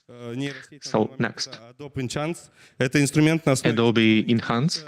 This is a AI-assisted neural network to improve the sound quality. It removes noise background, it normalizes the sound, and it makes audio sound like it's from a studio. So I would like to give you a few examples. And here we have the original sound, which used a very cheap microphone. It's very important to work with repository because it helps download images, and obviously you should use official repositories. Now let's look at this image after it was improved with AI.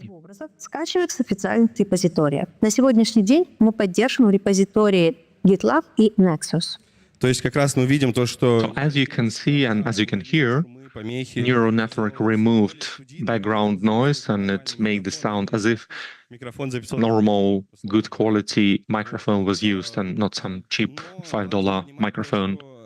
But you have to understand that neural networks is not a silver bullet. If the original sound was very bad and not a single neural network will be able to help you. So this is what I had from my experience, and this is the camera sound. Let's listen to this.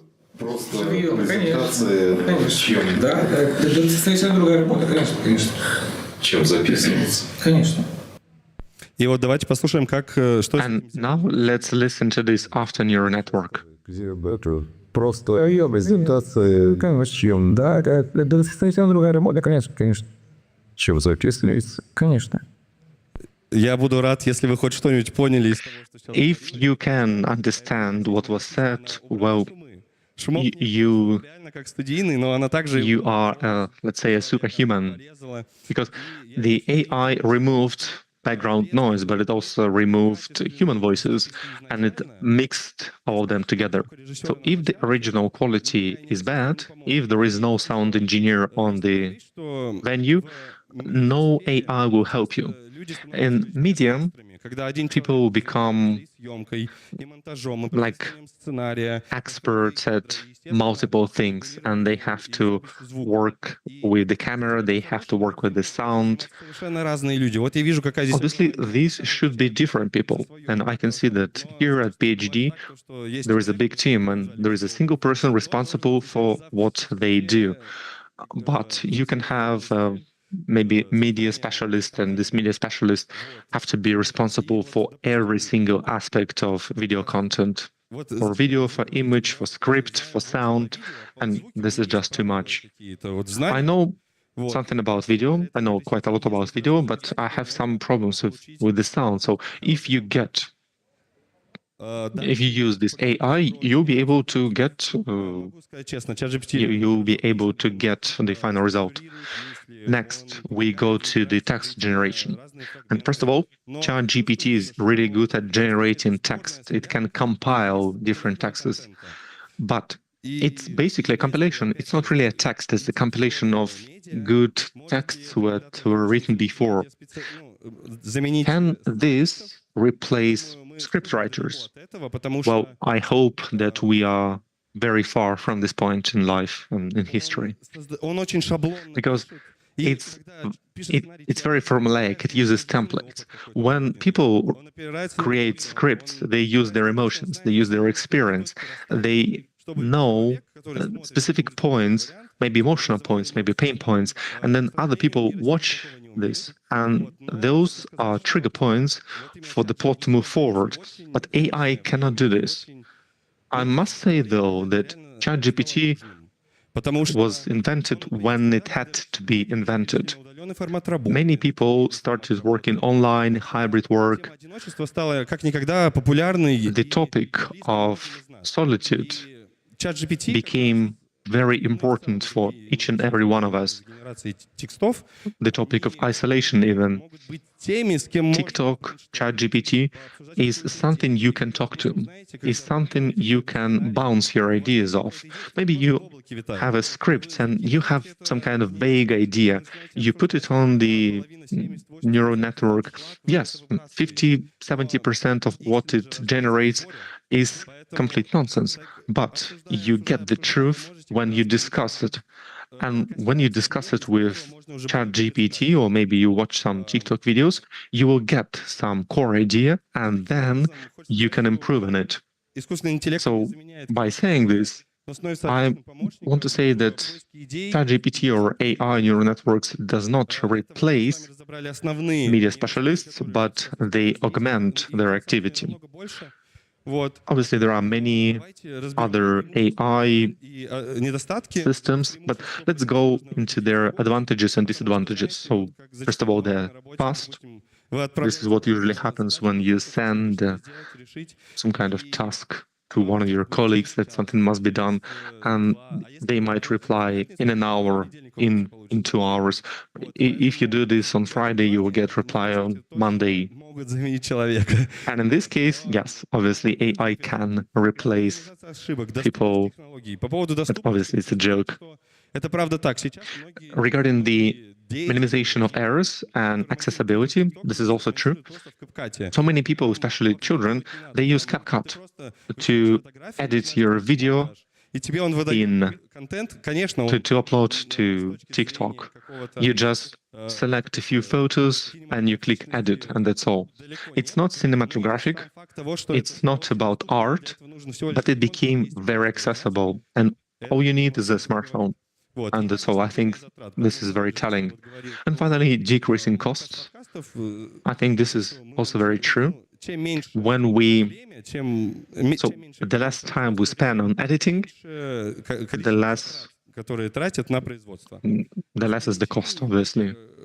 In terms of limitations for AI, there is no creative thinking, problems with non-standard problems. And for example, I had a gig from a company, and it was very hard for me to think about a potential И никаких других animation of a logo. линий, из которых можно подвигать, что-нибудь придумать. And I needed to combine letter D and number 4.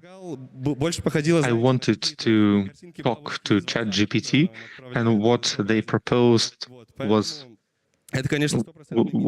subpar quality, to say the least. And finally, you need human control. If we are talking about sound quality check using AI, you put 20 minutes of that audio, and 15 minutes of that was absolutely perfect. But then at the 16th minute mark, it might consider someone's words as no background noise, and it will just remove it. AI does not feel, it doesn't really understand what happens there. We as humans, we know when to go beyond the rules a little bit just to get the goal done. And next, what might happen in the future? First, I think text to video would be must-have for all the script writers, because people have different mindsets and we take information different ways.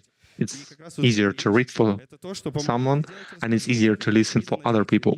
So text to video is a way to have different frames and present information in a more accessible way.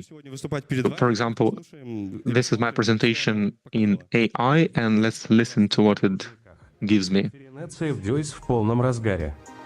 I give a presentation at Luzhniki. The audience supports me with a big round of applause. Now we go to Q&A session. I'm ready to answer your questions. I listen to the questions. Brainstorming is very important. Thank you for your questions and for participating in this event. Next,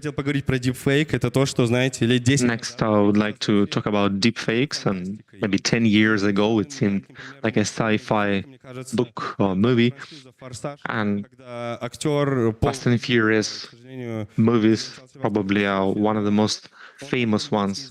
Paul Walker, the actor, unfortunately died in a car crash, and people wanted to pay tribute to him, and they had Paul Walker's brother, but they used deepfake on his face. Maybe we can watch Brother with Jason Statham as the main character. So this is one of the most famous scenes from Brother, where Nikita Bodrov asks an American person about power, the source of power, where does it come from? And he says that strength and power comes from the truth. And finally, this is what was created by students in my group, by my fellow students. They created the entire studio in a meta universe in VR, and they can record views, news, podcasts, and they do not need to create a big location. And usually it takes 5 hours to set up the set, but the podcast itself might take only 30 minutes. In this case, they just need to set in front of the camera with green screen behind them, and it works. And finally, it all sounds great, and we have to understand that AI is a tool. And I think one of the great examples is the calculator. When first calculators appeared, people said that calculators will replace mathematicians.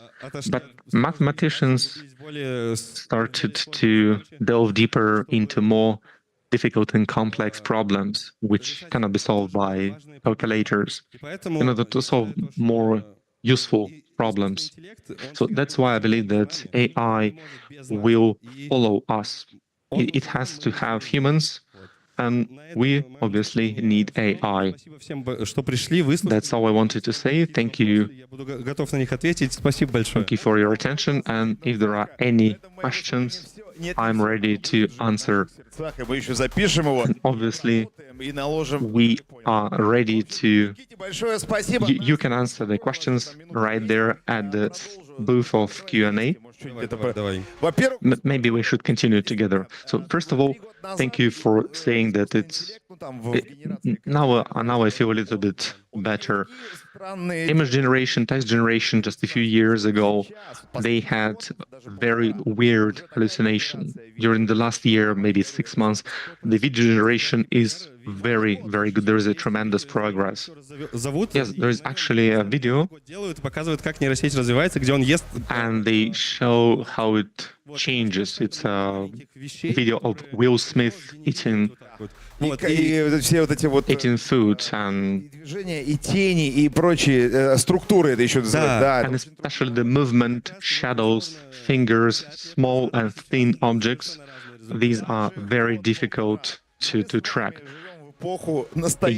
Half a year is enough to see the changes in technologies.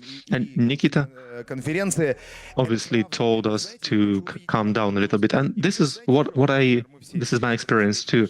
Ну не я, а мои люди на бета-камах. We work in video production. Весь телек был. Она We have a single beta cam, and it costs $50,000. So if you lose this camera, you would have to edit footage from multiple cameras, and it took a lot of time. And at that time, obviously, it was great, and I felt like a god. But now everybody became a god because you can do this, and I think it's good. Our children are engaged with phones. Obviously, we need to set certain limitations, but they are creative. They are using different tools like CapCut and Adobe. They became content creators. This is our future. Everybody will go into content creation. Actually, I have a quick story. I had an expedition beyond the polar circle, and there was a girl. She was maybe 11, 12 years old, and what she did in CapCut was absolutely amazing. They know what to do and how to do this. They are very, very well versed in these new technologies. They are better than us, and I think it's good. Nikita, thank you for your presentation. I had no idea that all those presentation would get exactly into my heart and just deep into my soul. So speaking about media production, we were talking about reverse engineering before, and the movie will be online and offline in September. Everybody who is present here at PhD Days, you'll be able to receive a free promo code to watch the premiere online for 45 days for this movie, reverse engineering. Фильмы, сериалы, родные герои. Премьер самая большая библиотека. And Premiere is the biggest library of original content. Many directors know about this, and we've grown during the last 5 years. Maybe Netflix want to buy our platform. So this is how big the platform is. Now I would like to connect to our colleague, to co-caster, Jan Hachaturov from Positive Technologies, one of the organizers of our favorite festival. Jan, tell us about your standoff where we have the battle between the blue and red, and when they mix together into a purple team. Hi everyone, dear friends, and we are at Standoff 2025. And I would like to tell you about Standoff. Standoff is one of the signature events for Positive Hack Days. It is a format where a red team, hackers, and defenders, blue team, fight for infrastructure. What exactly is this virtual state? We have one of the visual representation. It seems like it's a toy, but it's not exactly a toy. Under the hood, for this toy, we have real digital systems.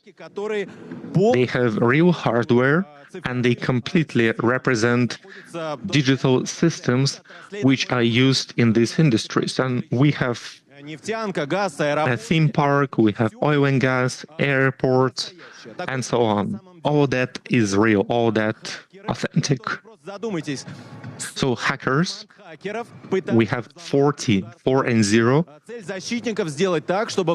hacker teams, red teams, that want to hack into this government, into this virtual government. Blue team has to protect, and if something happens, they have to create reports. There is a potential money they can win, up to $50,000 for the best team to perform. And people who love video games, the visualization has completely changed. This visualization uses Unreal Engine version 5, so you can see it's like a video game, but obviously you should come and you should watch it yourself. It's absolutely amazing environment, video and sound, and please come and visit Standoff. Yes, and we will congratulate our winners, the red team and blue team, in a few days. Now, a very important topic on how to get into IT industry. Path from internship to an expert. Ildar Sadikov and Ekaterina Nikulina. We will be speaking about SOC, Security Operating Center. And everybody will become an IT person. Hi everyone. How's the attitude? It's great to see you. Thank you for coming. Today, we would like to give you a lot of interesting information. I believe here we have people who already have experience, maybe study, maybe you already at the intern position. When you only begin your path, your way in operation security, information security, you started, but you don't really know where to go next. So Ekaterina will help us in terms of answering really important and frequent questions on what to do next, where to go next, and what to do. My name is Ildar Sadikov. I'm head of expertise development for cybersecurity and mentorship at Positive Technology. I'm Ekaterina Nikulina. I'm head of SOC at Standoff. I worked at SOC in Positive Technologies and I worked my way from an intern to an expert. So today, we would like to ask you a few questions. What kind of difficulties did you face when growing up? We will have a dialogue with good questions and even better answers. So, let us start when you are an intern or when you just begin. Katya, what kind of knowledge should a person have when you only make your first steps? Okay, so you have the presentation. It partially covers what I'm about to say. First, we have to say that in the beginning, you need only fundamentals about different areas of industries, and nobody expects an intern or a junior that they will be experts in networks or a god of Windows or so on. Sometimes I come across, I'm not sure who creates those resumes for a beginner information security person, and it's basically a few pages of lots of information security and technical stack. And when I see this, well, nobody knew when they started, but for some reason they demand it from younger generation. What we want in the beginning is the understanding of main network technologies, the difference of CTP from UDP, what levels are used for main protocols, and for settings, what kind of attacks are mainly used in cybersecurity and how to track and detect them. For Linux, it's basic administration and learn about the defense mechanisms. And it would be great if an intern has some understanding how those operating systems can be used for hacking activities. How can they escalate privileges, where they can steal personal data from, and so on. I think it is important to have basic understanding of defense technologies, first of all, because we as SOC people need to know our own arsenal. We need to learn about EDR, SAP, sandboxes, CMs. We need to have some initial understanding what's the difference between them and how they are used. So, Eldar, maybe I can share my own experience, maybe I can tell about my story. Okay. When I had my first test, and then I had my first interview for internship at Associated Positive Technologies, I was, let's be frank, I was not good at networks, I was not good operating systems, and I was studying at the university at the same time. But since I was going through the positive technologies courses, I knew basic understanding of CM systems, and I learned about micro and macro attacks. I knew what and why malicious users do.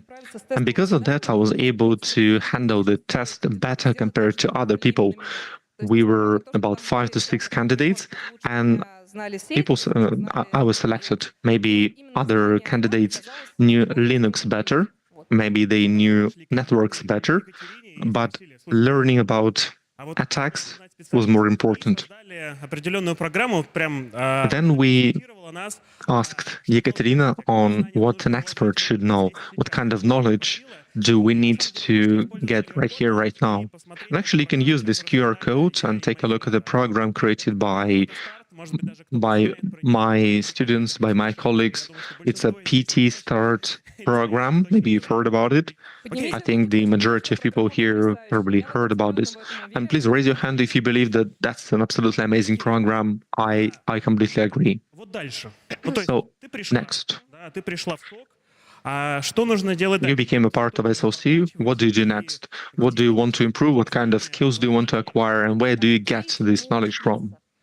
So what and where do we study? I think we do not have higher education here. We do not have universities. It's not because we forgot about it. It's not because we think it's not important. It is important. But the truth is, and experienced teachers would completely agree with me, you cannot be a fully fledged information security expert only if you graduate from a university. You need to get relevant experience through practice. And where do you get this practice? First is get to the interactive platforms. Here on this slide, we have a few platforms. Try Hack Me, Cyber Defenders, Let's Defend, different platforms where you can test. Obviously, we have our own proprietary platform, but the point here is that they have practical tasks for different areas of information security, for CM, incident response, reverse engineering problems, and so on. Even before you start working in information security, you can uncover this internal kitchen, so to say, of information security. Cyber Bonds is obviously very important. It's our proprietary platform. And maybe Eldar can talk about this. So imagine you are a student and you've never seen an interface with EZE, with CM or other defensive measures which are used by experts. But here you can actually touch this, you can use them and to try and solve different problems which are solved by first, second, even third line for incidents investigation. You can do this on your own. You can also consult with lots of different materials. Maybe you solve them, maybe you can raise your hand and say, yes, I did this and I did a lot. During the last 3 to 4 years, those platforms became more and more popular. And now you have even more capabilities to get closer to the level of the experts. And you start not when you graduate from the university, but you can start working when you are in the university. Right, and at standoff Cyberbones, you can see real cases from previous standoffs, and the recent is happening right now. And as what happens at standoff is very realistic, you can actually imagine that you observe real cases, and if in your company or your organization happens something like that, you will be able to know what to do with that. Okay, so knowing what to do and where to study for that, I wanted to just say a couple of things about internships and courses. I highly recommend free courses from cybersec companies. For instance, PT has several programs on how to operate PT products. It is free of charge. It's available and accessible for students. And if after university you already have experience of working with real information security systems, that gives you a good competitive advantage. And of course, in terms of internships, when I started out, there were very few of those, and right now, almost every cybersec company offers a handful of them. And even from your second or third year of the university, you can start attending those to get understanding of different specializations within cybersec. And here's the QR code where you'll find the compilation of the most popular internships with different cybersec companies, and not only internships, there are links to different platforms that you can use for practice. And I actually spent a lot of time compiling that list, but please feel free to use it. Okay, so we learned it. We came to a company, we start with the position of an intern, but how you can actually go from being an intern to a junior analyst or an engineer of the Security Operations Center. Can you please tell us that part of your path? And maybe that work is somewhat different. Maybe there are specific tasks that you solve there. Well, how did I convert from an intern into an analyst? Probably I need to talk about soft skills there. To grow beyond the position of an intern, you need to really communicate with your team and your mentor. When you start out in a company, there is this fear of making a mistake, of doing something wrong, of forgetting something, fear of asking questions because they can be perceived as stupid. And that's the wrong approach, and probably you'll agree to that, because you need to ask your mentor where to go for him to or her to direct you to build your trajectory. And has it happened to you that someone refused to answer your question? No, never. And I'm a perfectionist, and you know, us perfectionists, we always hover between good perfectionism and bad perfectionism that actually deters you because it's baseless. So it's important to overcome your fears. It's important to not to be afraid to ask, to try out things, and to ask for something, to a more complex task, and that will be a growth point. What was the task that was most difficult for you, or maybe a difficult case when you were starting out? I actually had this case. That was my first day as a permanent employee as a junior analyst with PT. I was just out of my internship and I joined the team, and that was my first duty. So what is the task of the junior SOC analyst? Is to monitor alerts and perform primary validation. Is it a real alert or is it a false positive? At the end of the day, I see an alert. I look at the activity and I suspect something bad. So a legitimate utility is used, but it's as if it is doing something bad. And this activity, actually, it was happening at the computer of the IT expert. And we were already operating as a service SOC, and we were at the service of our client. And we know that IT experts in a company, they have wider powers compared to other employees. If, for instance, an accountant launches a PowerShell or uses PS exec on his or her computer, then it's an alert.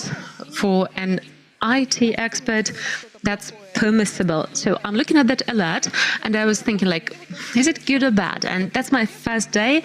That was my first day, and I was actually afraid of many things. And I was thinking, like, what if I bring this to my colleagues and they say, well, that's an obvious false positive. But then finally I pulled myself together and showed it to a senior colleague, and the group actually penetrated to this company. They've been operating that for a month already, and they hadn't been seen before that. So during my first day, I did something that SOC analysts sometimes wait for years.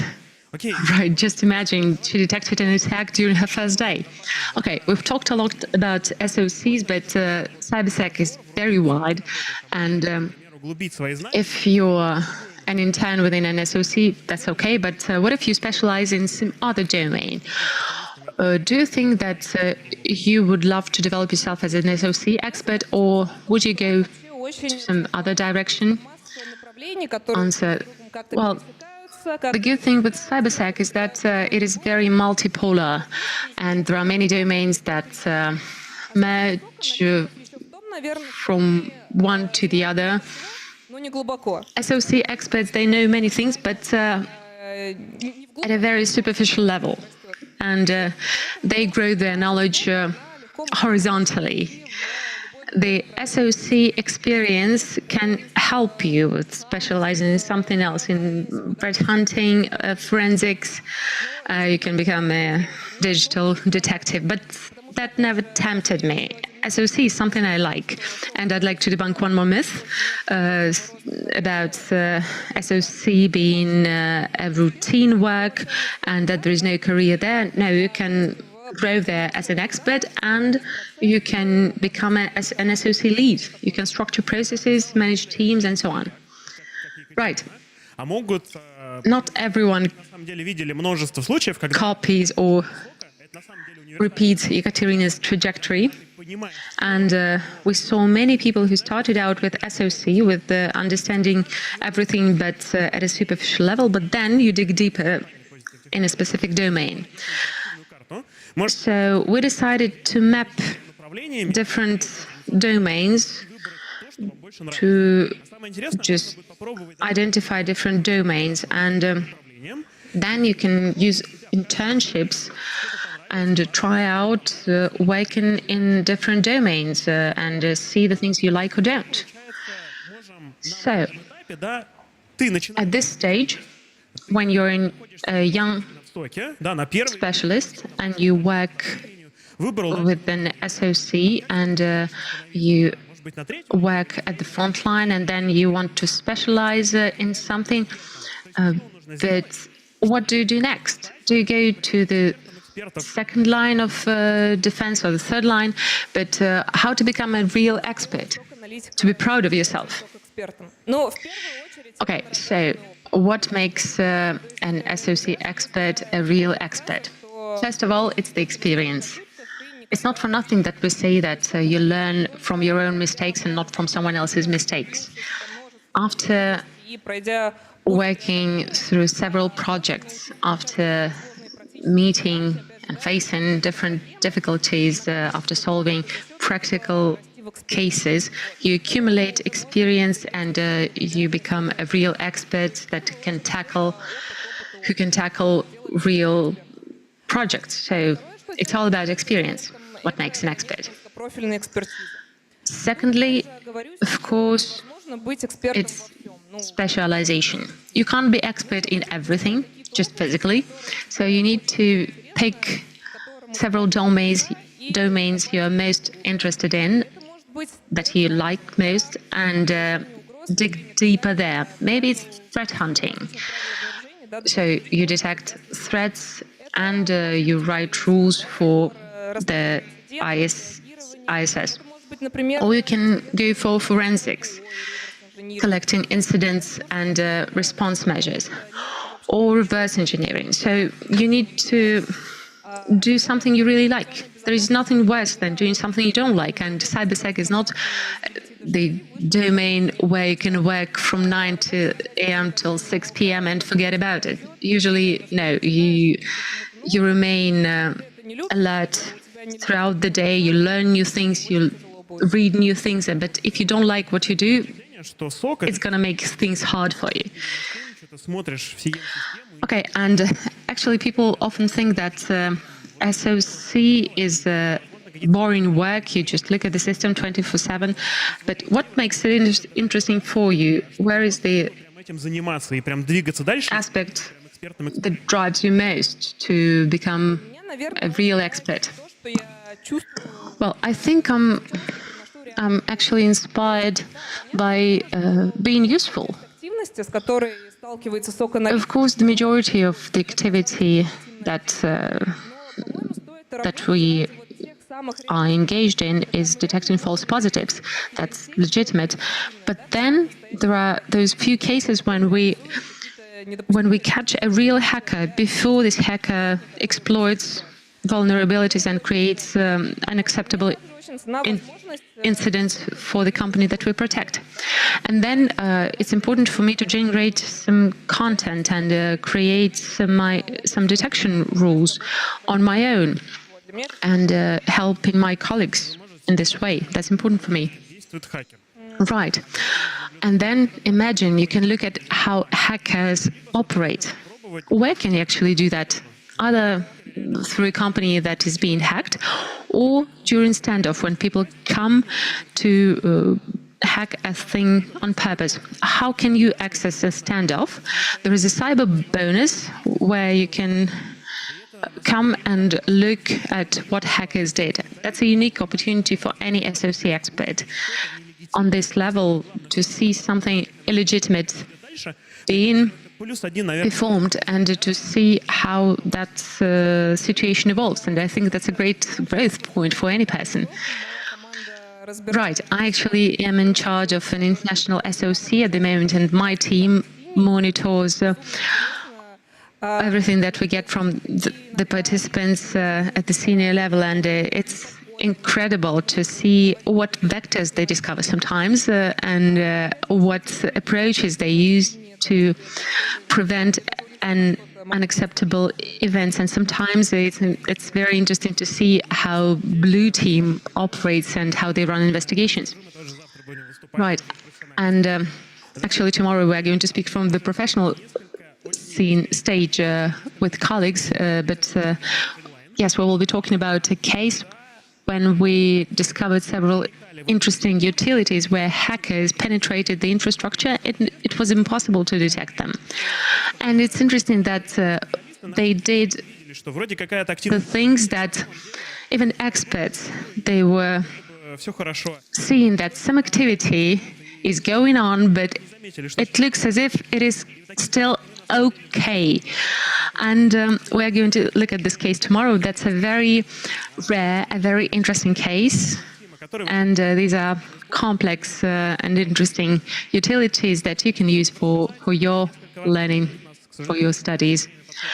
Unfortunately, we are limited in time, and now we would like to switch to practical recommendations and advice about what you can do here and now. And here I would like to ask Yekaterina, because she has completed this path, and it's always interesting to talk to a person who completed a path on their own, because she has valuable experience, and it's important and interesting to ask specific questions. So, here are several points. How can we use the company's resources effectively if you're already working in a company? Let's take positive technologies. Okay, in PT. Oh, maybe not in PT. I only have PT's example. I only can cite examples from my favorite company. Well, mentorship I've already talked about that. Very often in cybersec companies, the team is such, for instance, in my SOC, we have unique experts with unique blue team expertise. And just sitting next to them and listening to how they discuss working matters and issues, you can already develop your knowledge by that. Working in a company, do complete everything you can complete, do interact with your team, do not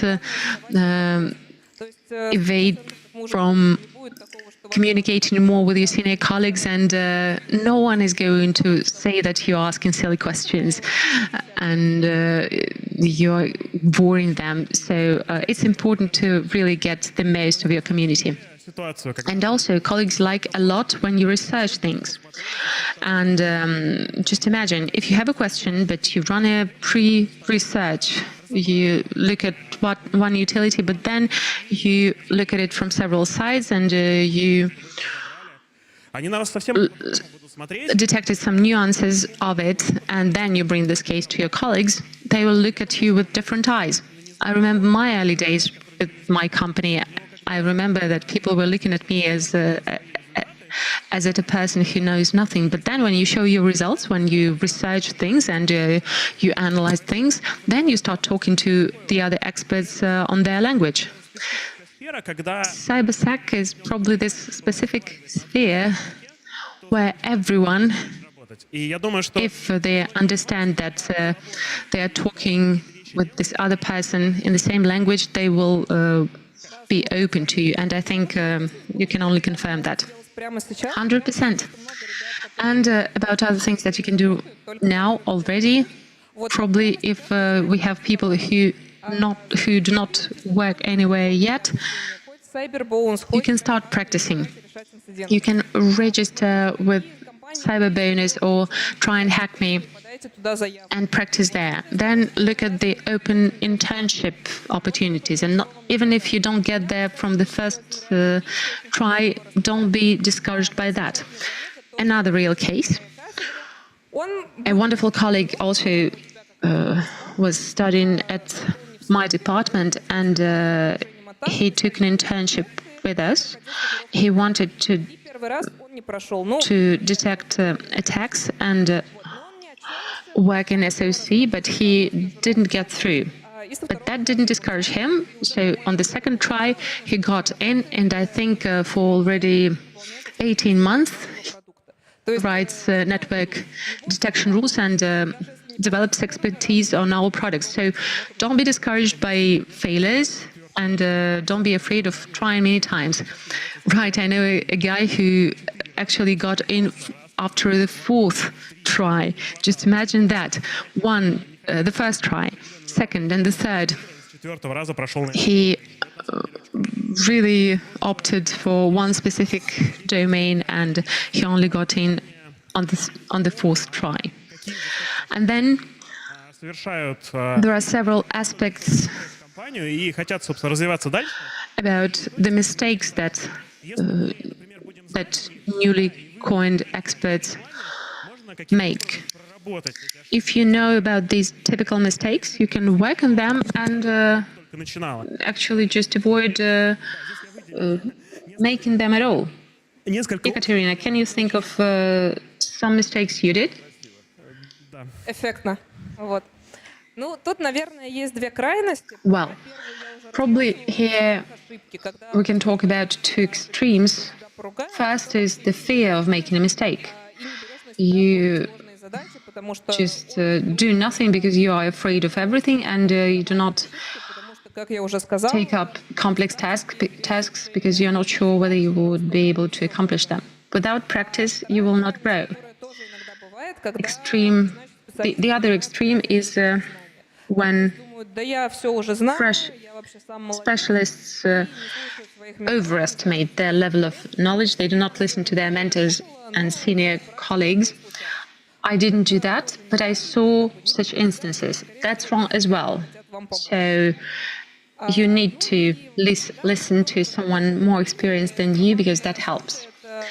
And finally, teamwork, soft skills, when a person isolates themselves from the others, when they do not communicate with the community, that's one as well. You need to develop your soft skills. You need to be able to convey your point of view, your ideas. If you isolate yourself from the community, it will make it more difficult for you to work within a team. And SOC is teamwork. And then if you're still at the university, please raise your hands who are still students. Okay, quite a lot of you here. So if you are just out from your university, actually your universities are visited by great experts, not only to give you some information, but to hunt for best and most talented students.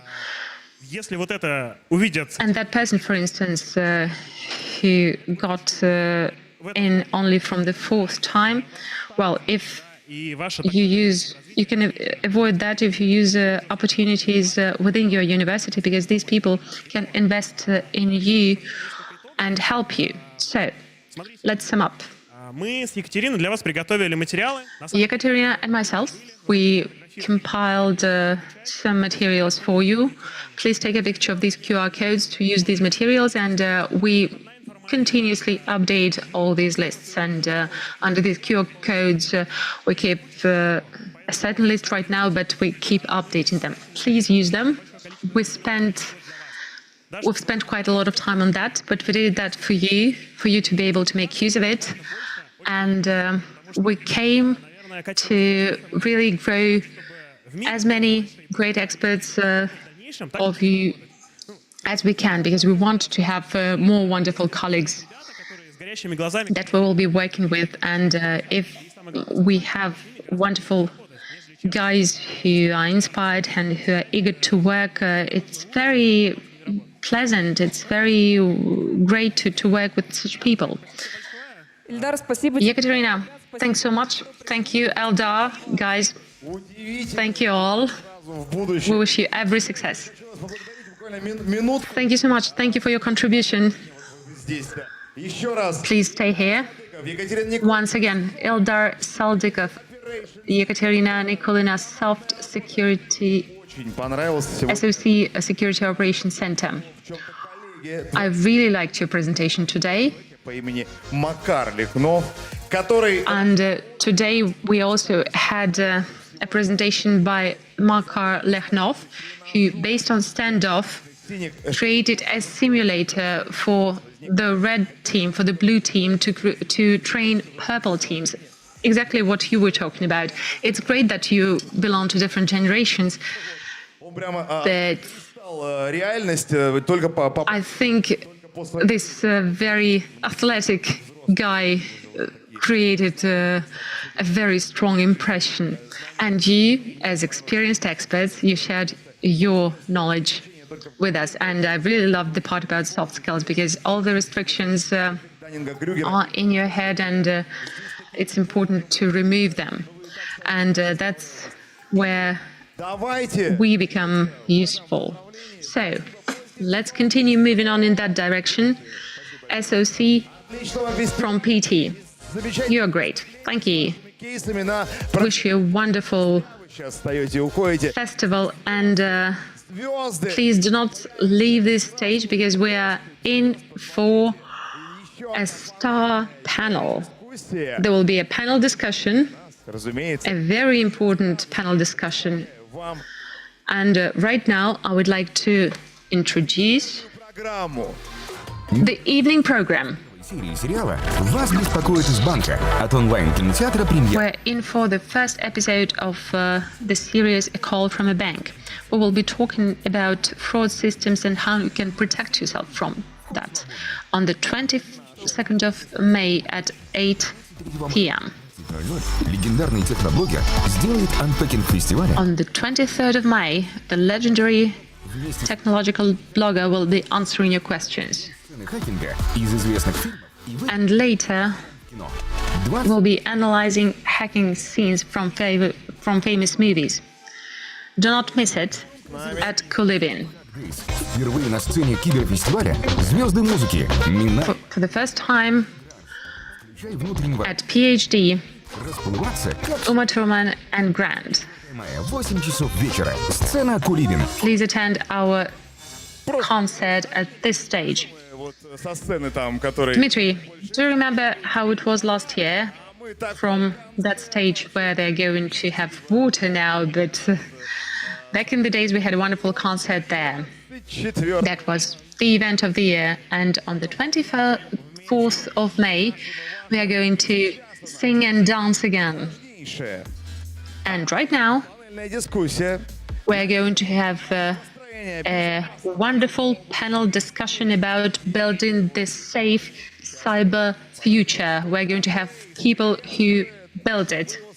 PhDs, please welcome Marina Korpusova, the moderator of the session, the information awareness, the awareness raising expert on cybersecurity from Rostelecom. Alexander Rukosuev, head of CyberSec Assurance Department from the Ministry of Digital Technologies. Sergei Kalmykov, the General Director of Cyberdome. He's at home here. Olga Franchuk from NAO Digital Economy. And the person that we see very often thanks to One Green Brand, Ilya Bichirov, expert from Cybrarium, the digital librarium of Sberbank. Alexei Malachov, chief editor of T-Bank magazine. So that's our panel. Marina, it's over to you. Hi, everyone. I'm very glad to see everyone here. We have a wonderful panel to talk about digital literacy and cyber hygiene. A lot has been said about that today, and the festival does focus on this topic. Today we have a lot of educational initiatives for aiming at different age groups, for children, young people, and senior people as well, and for the adults. And it looks like our population is doomed to have a good level of cyber literacy. But if we look at statistics, we will see that, for instance, over the last year, 300 billion rubles was transferred to scams, and people continue to fall prey to those frauds and scams. Why is it happening so? Where does this information get blocked or distorted, and how to streamline this information channel that raises people's awareness? We have a lot of resources that explain how you need to behave and what to do if you fall prey to those scams, but unfortunately we still see very sad statistics. I have my first question, and it is to you, Alexander. In April, Solar presented the results of their survey, Cybersecurity in the Digital Age. This questionnaire, this survey was run among children and parents. So children and parents were asked who's responsible for the child's cybersecurity. 7% of children and 11% of parents think that cybersecurity of their children lies within the responsibility of the Ministry of Digital Technologies. What do you think about that? And what is the function of the Ministry of Digital Technologies in terms of digital literacy? Well, it's very interesting that 7% of children think that the ministry is responsible for that. Cyber hygiene is actually a very complex and multi-layer thing, and not even all the employees of the Ministry of Digital Technologies know what cyber hygiene is. So it's quite a heavy responsibility. But of course, we try to work in different directions. We have lots of resources that are aimed at raising cyber literacy. We have even comics for teenagers. But in 2024, we taught approximately 1.8 million people in terms of cyber literacy. And it looks like a big number, but it's not enough. And then these programs get obsolete, scams find new pathways to people's minds, and we need to continuously improve that. So we really embrace the fact that there are many resources that are being created and colleagues help us. The more available we make this information for people, the larger our audience is, the fewer scams we will have. Обращаюсь к вам тоже под призмой проведенного исследования, и оно оказалось I'll go a question to you regarding this study, and it was quite representative. The question was, did you become или такая информация тебе никогда не mature интересовала? and in the way of how to counteract malicious users, or maybe you never cared about this? 17% cared about this and they were looking for this information. 37% said they might have been interested in this, but they did not look for this information intentionally. 46% said they never looked for this information and they never cared about this information. Here's the question. What are our actions that could significantly change the result, the percentage result for these studies? Marina, thank you for your question.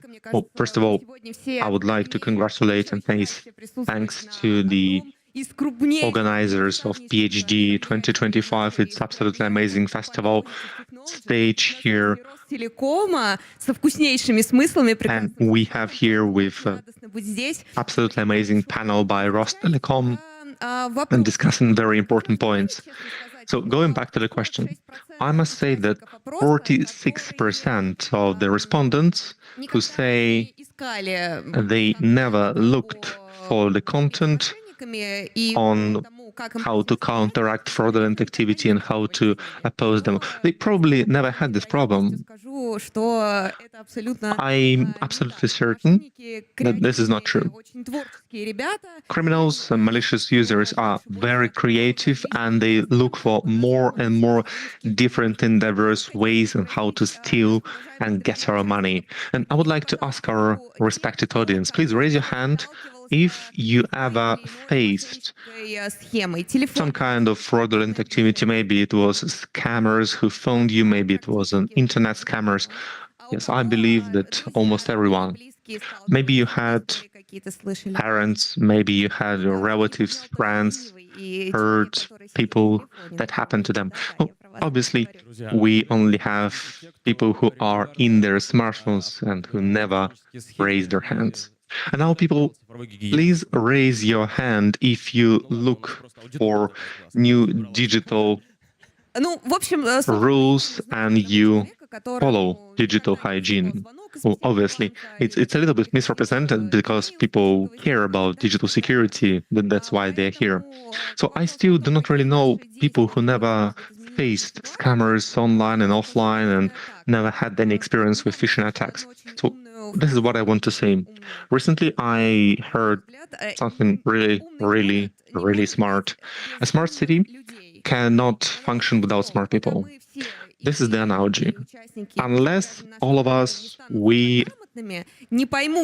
all the participants of this festival, all the inhabitants of our country, unless we become digitally savvy, and we have to improve it day after day, year after year for life, then the statistics will be this quite negative. So what do we do together with the Ministry of Digital Development and together with co-founders of biggest IT company in our country? We work with all the slices of population, starting from children and ending with elderly people. we implement these small pieces of digital hygiene in school because we know that there are certain lessons dedicated to overall security. And usually it's fire security or maybe first aid lessons, and we want to add information security lessons to those classes so that they could have cyber lessons for cyber security. And we believe that children are the most vulnerable part of our population, and we have to start our education from the very first moments they get in touch with digital devices. Second point, there are anti-fraud lessons across the country.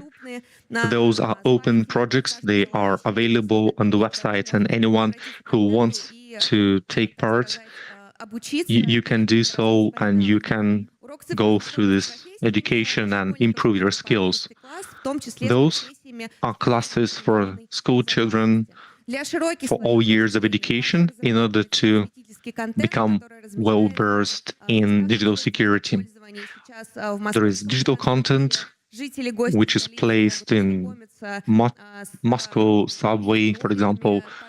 Citizens and guests of our country can learn more about information security from creative ads and short videos. They are very succinct and very easy to understand. Next, we have certain analytical research and work in order to bring together the work from the government and from business. We have certain analytical reports. We have those reports on different regions of our country and how it is improved in different parts of the country. And I think it's very important to talk about digital literacy and the general approach that we have to learn. We have to study. So it's an ever-growing process. It's continuous education. We can never stop learning. And I would like to invite everyone to become a part of our projects, improve your digital literacy, and we will do everything we can do in our efforts to make the process as engaging and as useful as possible. Thank you very much, Olga. Today we have two major representatives, let's say. Мы вполне стройные, получается. What do you mean major? We're not that major. Well, what I mean by major is that you have Cybrarium and TG. Those are very big companies. And who visits Cybrarium? Do you go there? Do you read this? Who reads TJ? Okay, so we have a few people here. Ilya, please tell us about your projects. How many years do they exist? Do you have some tendencies, analytics? Maybe you can talk about transformation of mindset in terms of cybersecurity.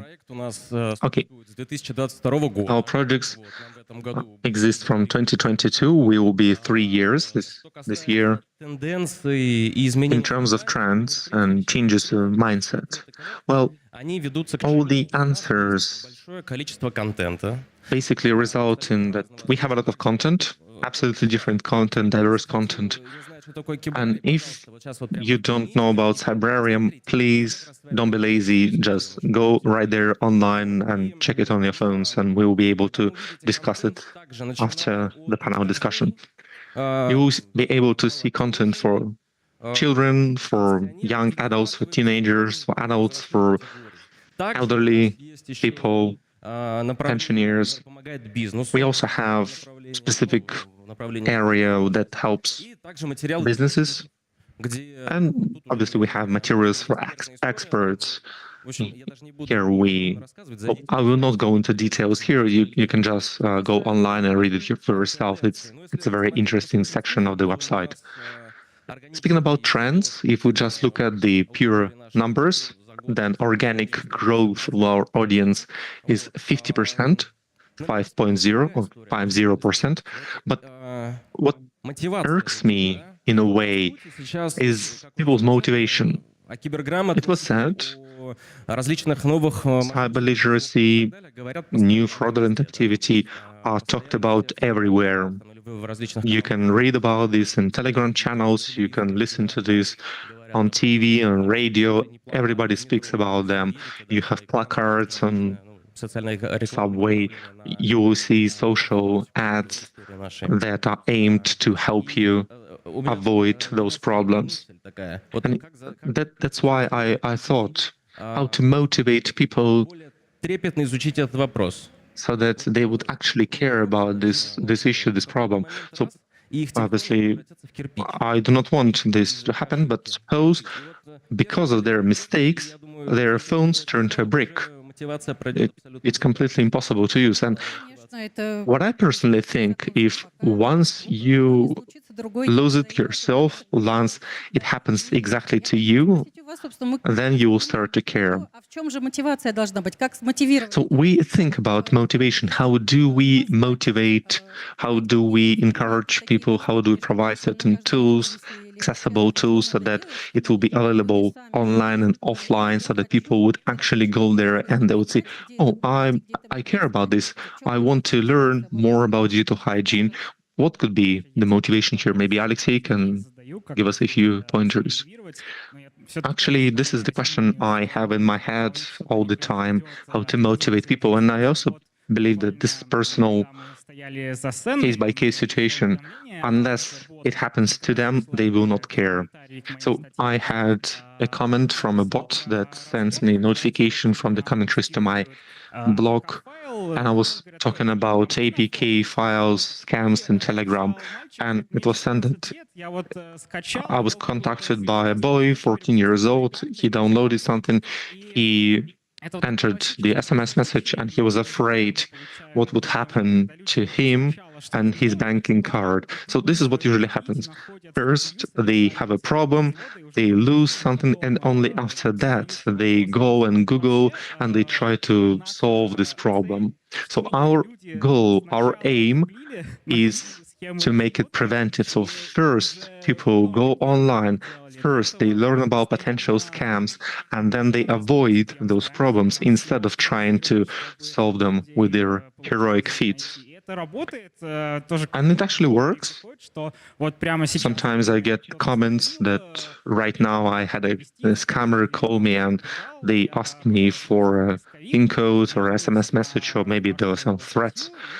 And this is what I did. I looked it up online and I realized it was a scam, and it helped me. It saved me from all these troubles. I think one of the reasons is there is a lot of ego involved here. People might think that, well, I'm very smart and very intelligent. I can tell a scammer from not a scammer. And many might think that a scammer is some kind of very old, very gnarly old guy. But when you talk to a nice, beautiful lady with a beautiful, soft voice, obviously she cannot be a scammer. Obviously she helps me, right? So we have to break down those stereotypes of images of scammers. Unfortunately, people do not want to learn even from their mistakes. We have an example. About 5 years ago, we started a platform. It's called a textbook. And the first year was about investment, and second, how to protect from scammers. And I was one of the authors of that course. And I helped our colleagues to promote them. We had a budget, we created creative text, and for investment, we had 6 to 10 times people more compared to the second course. And obviously people care about how to multiply your assets, how to get more money, and how not, they don't really care about potential scammer brokers and that they might lose those money. And when they get an ad that a personal broker will help them to get their money from their bank to offshore accounts, they don't really care. It doesn't really seem threatening to them. I agree. And I think that it's all about ego. People say that, well, this will not happen to me. It's what we call an error of an optimist error. It's a cognitive bias, and everybody has those biases. Мы с коллегами We, together with our colleagues, from the Harvard School of Economy, it's an Institute of Cognitive Neurosciences. Together with them, we worked through all the mechanisms and we tried to understand why, in terms of psychology, why people fall for those camera tricks. How does it work in terms of psychology? Very interesting things were found out. By the way, friends, do you want to feel how your brain works, like in physically how biases work, how do they operate? Do you want? Okay, maybe you can get up. Please stand up. Obviously, I understand it's very comfortable to sit down on this puff chair. It will be a little bit harder to sit down later, but okay. This is what we need to do. Listen to me. Смотрите, Are you ready? сосредоточиться. First, you have to concentrate. Focus. Вытягиваем правую руку вперед. You put one of your right hand forward. Левую руку кладем за голову. We put our left hand behind our head. Та рука, которая впереди, дотрагиваемся до носа. Then the right hand touches the nose. Чувствуете что-нибудь? Do you feel anything? Так, теперь та рука, которая за головой, берете, достаете... Left hand. You take out your phone. Вот. Заходите в Сбербанк онлайн. You open Sberbank online application. And you send me a few thousand rubles and I will tell you what number you need to use. So you know what happens here? It's one of the biases. Эффект авторитета называется. It's called authority bias. Why did you get up? Why did you do all those weird things which I asked you to do? Because it was the person from the stage who said that. В приложение и сразу переводит. Yes, and that's why I should have started with the application and send in the money. Actually, not everyone got up, and we can calculate the number of people who are prone to be scammed. But I actually think it's not about the authority bias, it's more about comfortability bias, because it's kind of hard to get up from a very soft chair. I think it's more about understanding social engineering, and I would like to talk about even more. But for now, the point is that it's a big work. It's not just providing information for population. We have quite a lot of materials. We have different approaches. We have different formats for these materials. We talk to each person in their language, and this is how I describe Cyberarium. But there is no global interest in this. So that's why it's a big work. Psychology is involved, conscience is involved, education is involved. We are talking about cyber hygiene or cyber literacy. But hygiene, just remember when you were told by your parents that you have to brush your teeth twice a day, or you have to wash your hands. And parents had to teach you for normal physical hygiene. And I believe that once our children get access to digital devices, this is what should happen. The parents should teach their digital hygiene. And there are people who push this responsibility to the Ministry of Digital Development.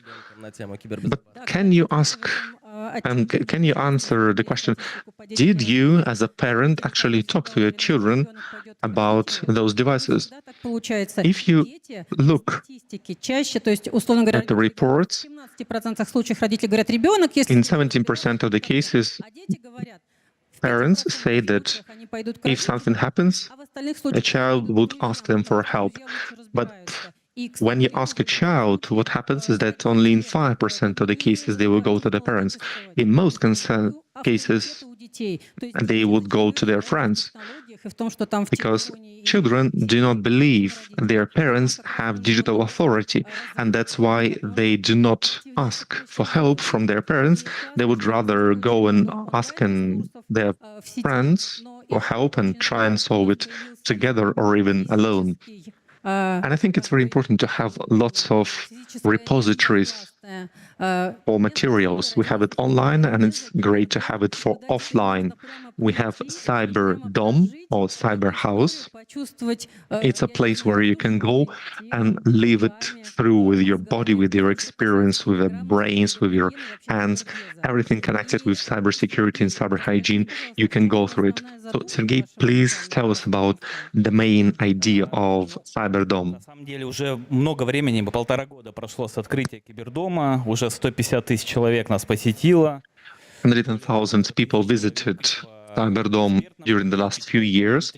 We have dozens of experts involved, hundreds of different events, and a few unique formats. На самом деле ответ для нас уже давно очевиден. And the answer is clear. А вообще говоря, он перед нами сегодня, да, вот мы сейчас It's obvious. интересную тему говорим, и We're talking about a very interesting thing, and we have distinguished colleagues on the left and the right. If we had 35,000 people, not 35 people, it would mean that we are doing our work correctly.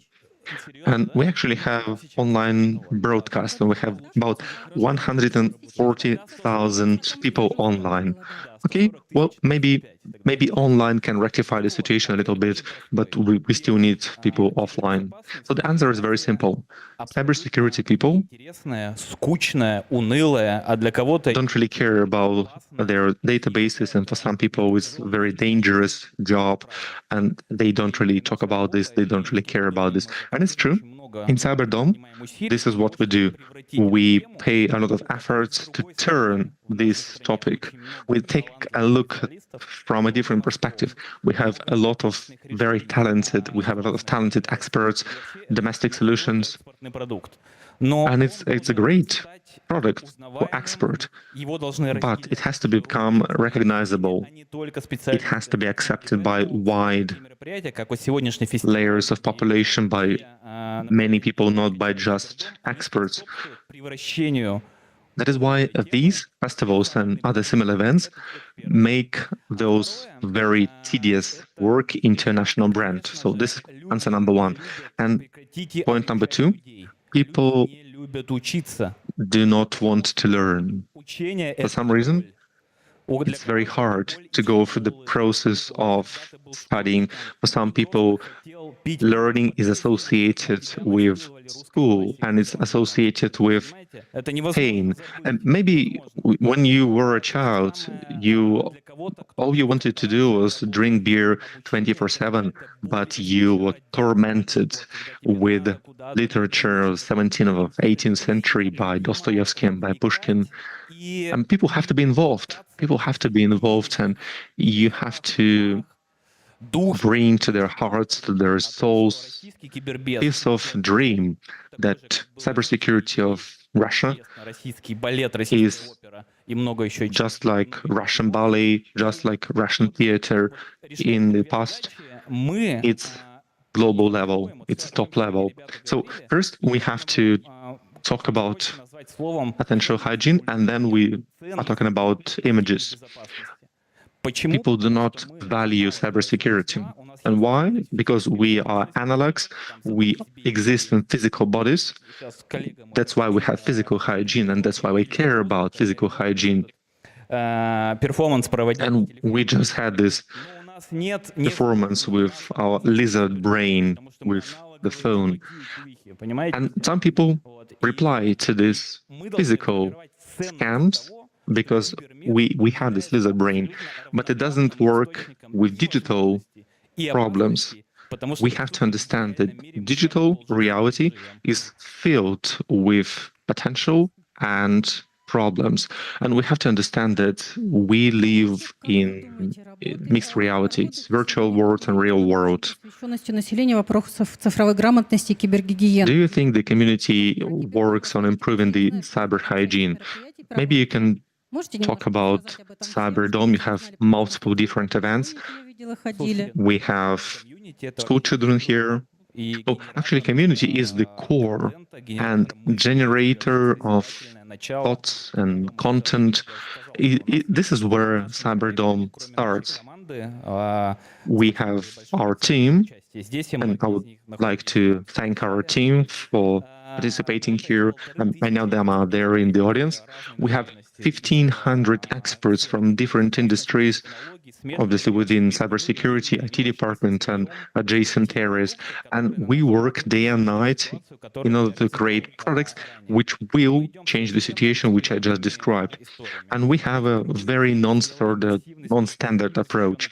We've created an immersive performance dedicated for the cyber hygiene and dialogue between the past and the future. It's about self-protection in the network and how to help your parents. And you actually were correct when children come to their parents and tell them how to avoid scammers online so that they will not suffer from those problems.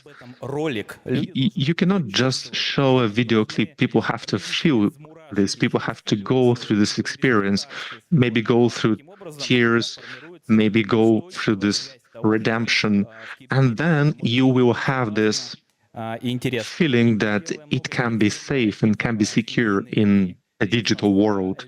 We have different events. We have family days.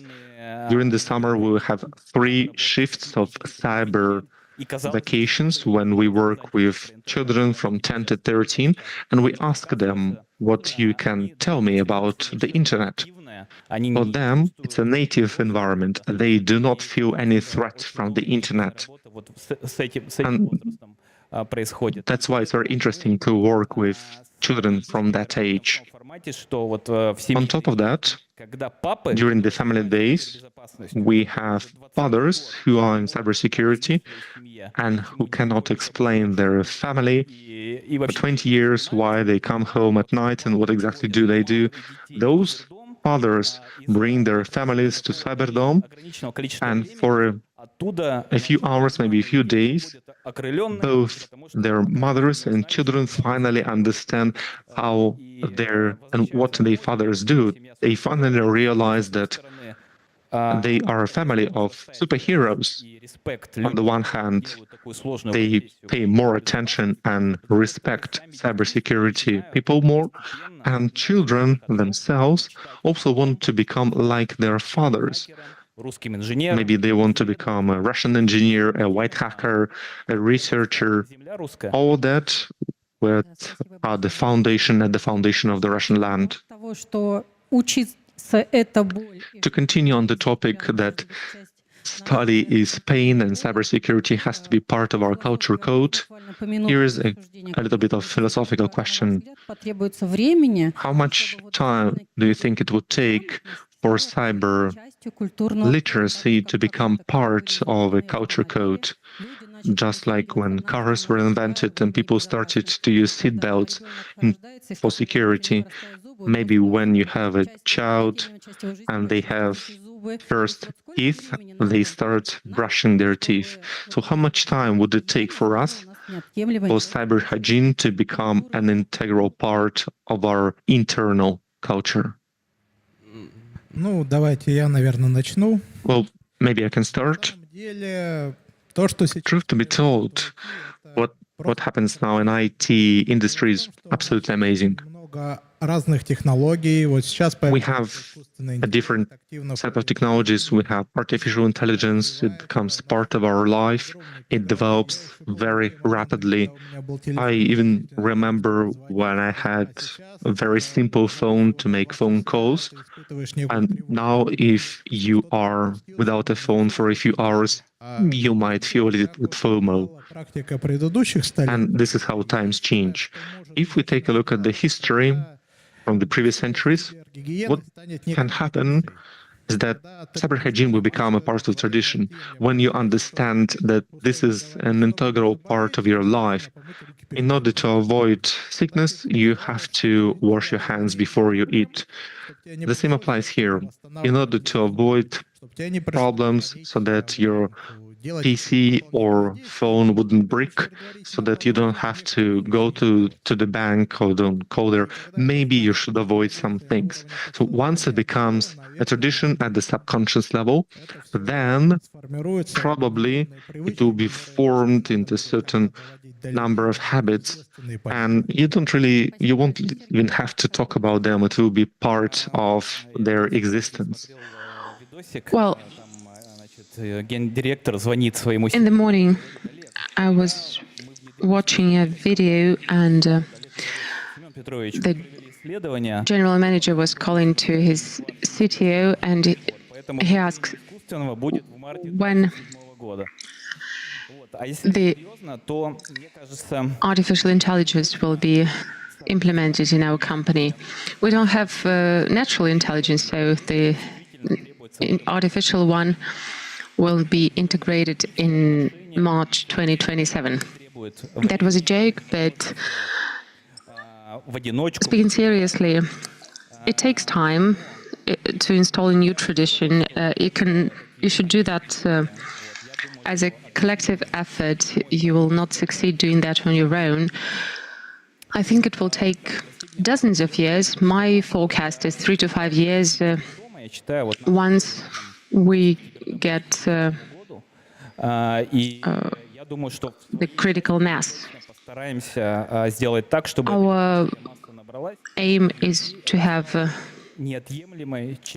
several dozens of them within 3 to 5 years, several dozens of cyber home, and we want to really integrate this layer as a regular layer of cybersecurity within a country.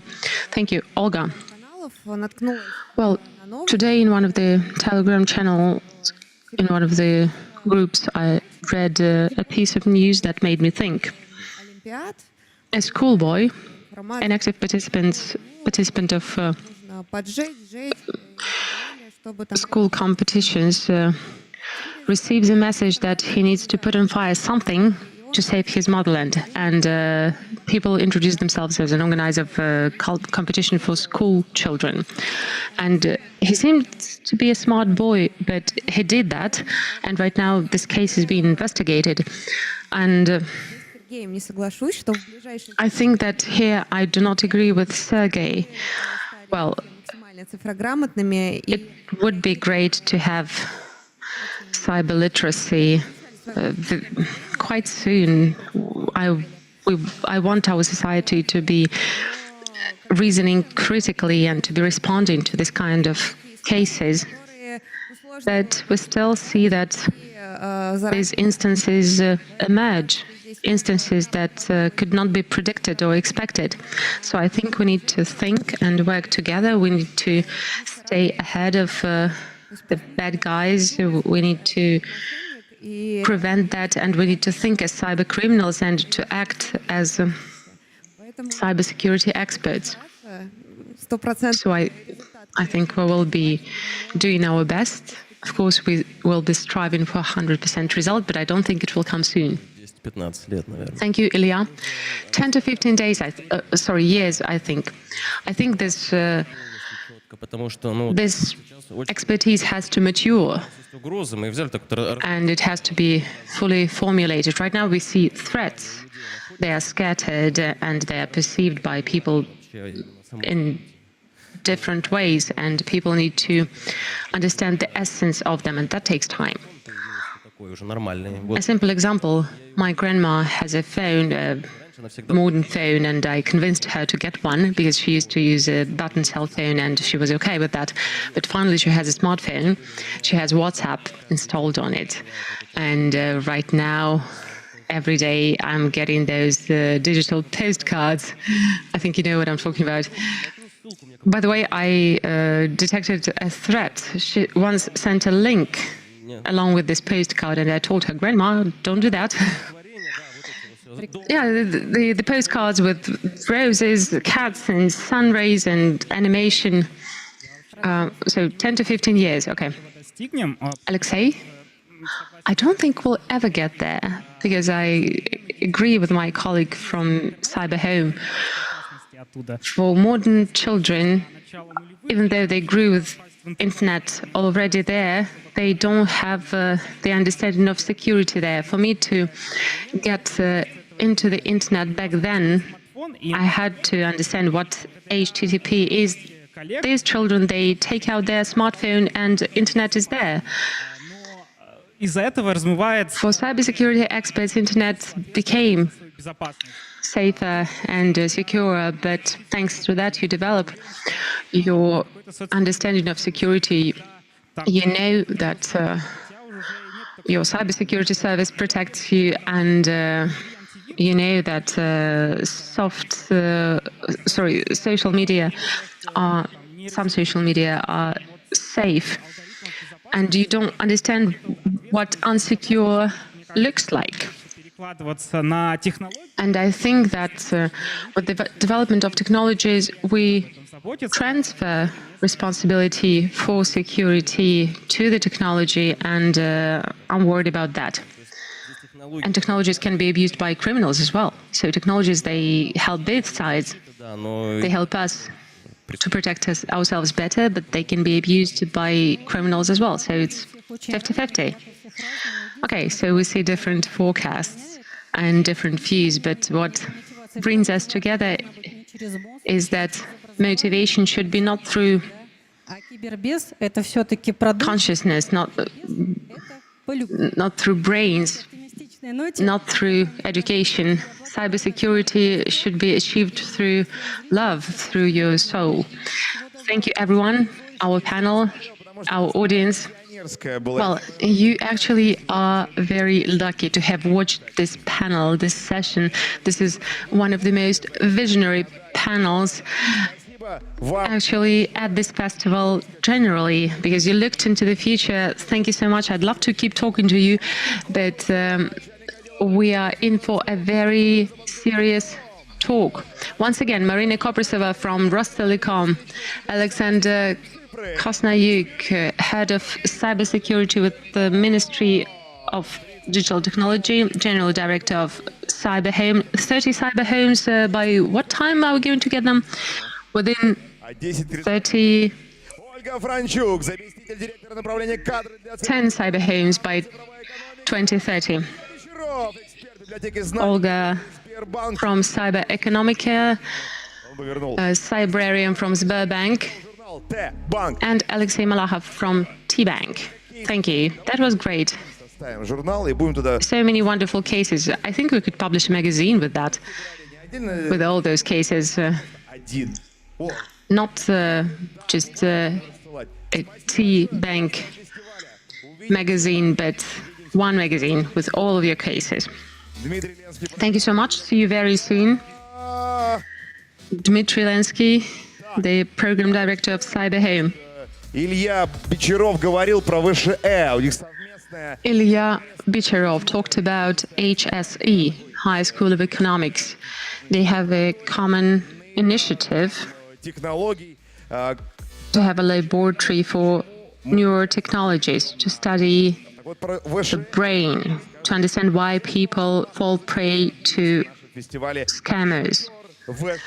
And of course, we have an HSE tent, and there you can look at the system of manual control of operations and tailor-made video games. So please see and look into that tent to play games and to ask experts about what you're interested in.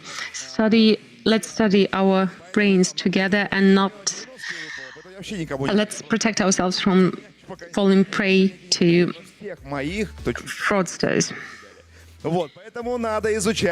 I don't have this experience, but people who are younger than me, they unfortunately are victims of that. So let's move on. We are at Kulibin. We are talking about popular science, positive hack days. Move on. At this stage, you can listen throughout these 3 days wonderful presentations. You can learn more about cybersecurity, and not only about that. Today, for instance, we learned a lot about video production. And all the money collected not from free of charge, but from paid B2B professional stages, all that money goes where? Right you are, that money goes for charity. Charitable foundations. All the money will be transferred to these foundations because these people, we do good things, and they do extremely good things. Our festival is not only about technology, it's about positive things, good things. We are positive hackers. We are hacking systems, brain, and kindness and heart. We do all that. And right now, we are welcoming at this stage these people who are emanating kindness and light. Director for fundraising of Give Life as a Gift Foundation, Tatiana Slesser. Fundraisers Polina Zimoglad, head of Streets of the World and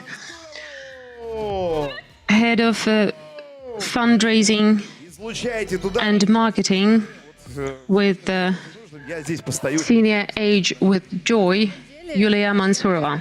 It's over to you. First of all, I would like to thank everyone who came here today.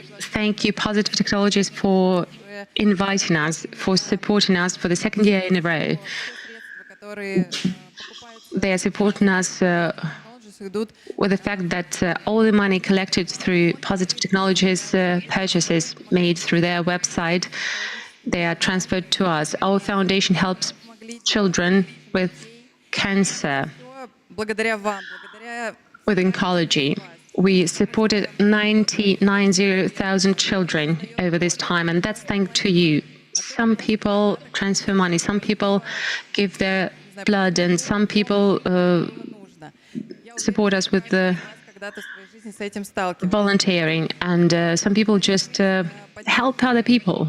I think we've all lived through these experiences. Our foundation supports children not only during the treatment, the course of treatment, but during the recovery period as well. Right now we are building a facility for children who are out of the hospital for rehabilitation. Last year, the collected money was used to build a playing ground for children that will be named after Positive Technologies, and we are proud of that we were trusted with that money to build that playing ground where the people under our care will be able to play and find joy and to recover from the severe diseases they're suffering from. Thank you. It's over to my colleagues. Hello, my name is Polina. I represent the foundation named Streets of the World. We support adolescents and children in difficult situations. That sounds very abstract, difficult situations, right? So that's about children with mental disorders, children from poor families, with parents with addictions, and we aim to help children to find their identity and independence, because these children are very often invisible in our country. We have a lot of effort dedicated to orphans, and unfortunately we don't have statistics for children who are social orphans. These children have parents, but these parents do not look after their children, do not take care of them. So our goal is for children to see these parents, not these children, for people to see these children not as difficult teenagers, but as children who need a senior adult and for someone to take care of them. I would like to thank our organizers.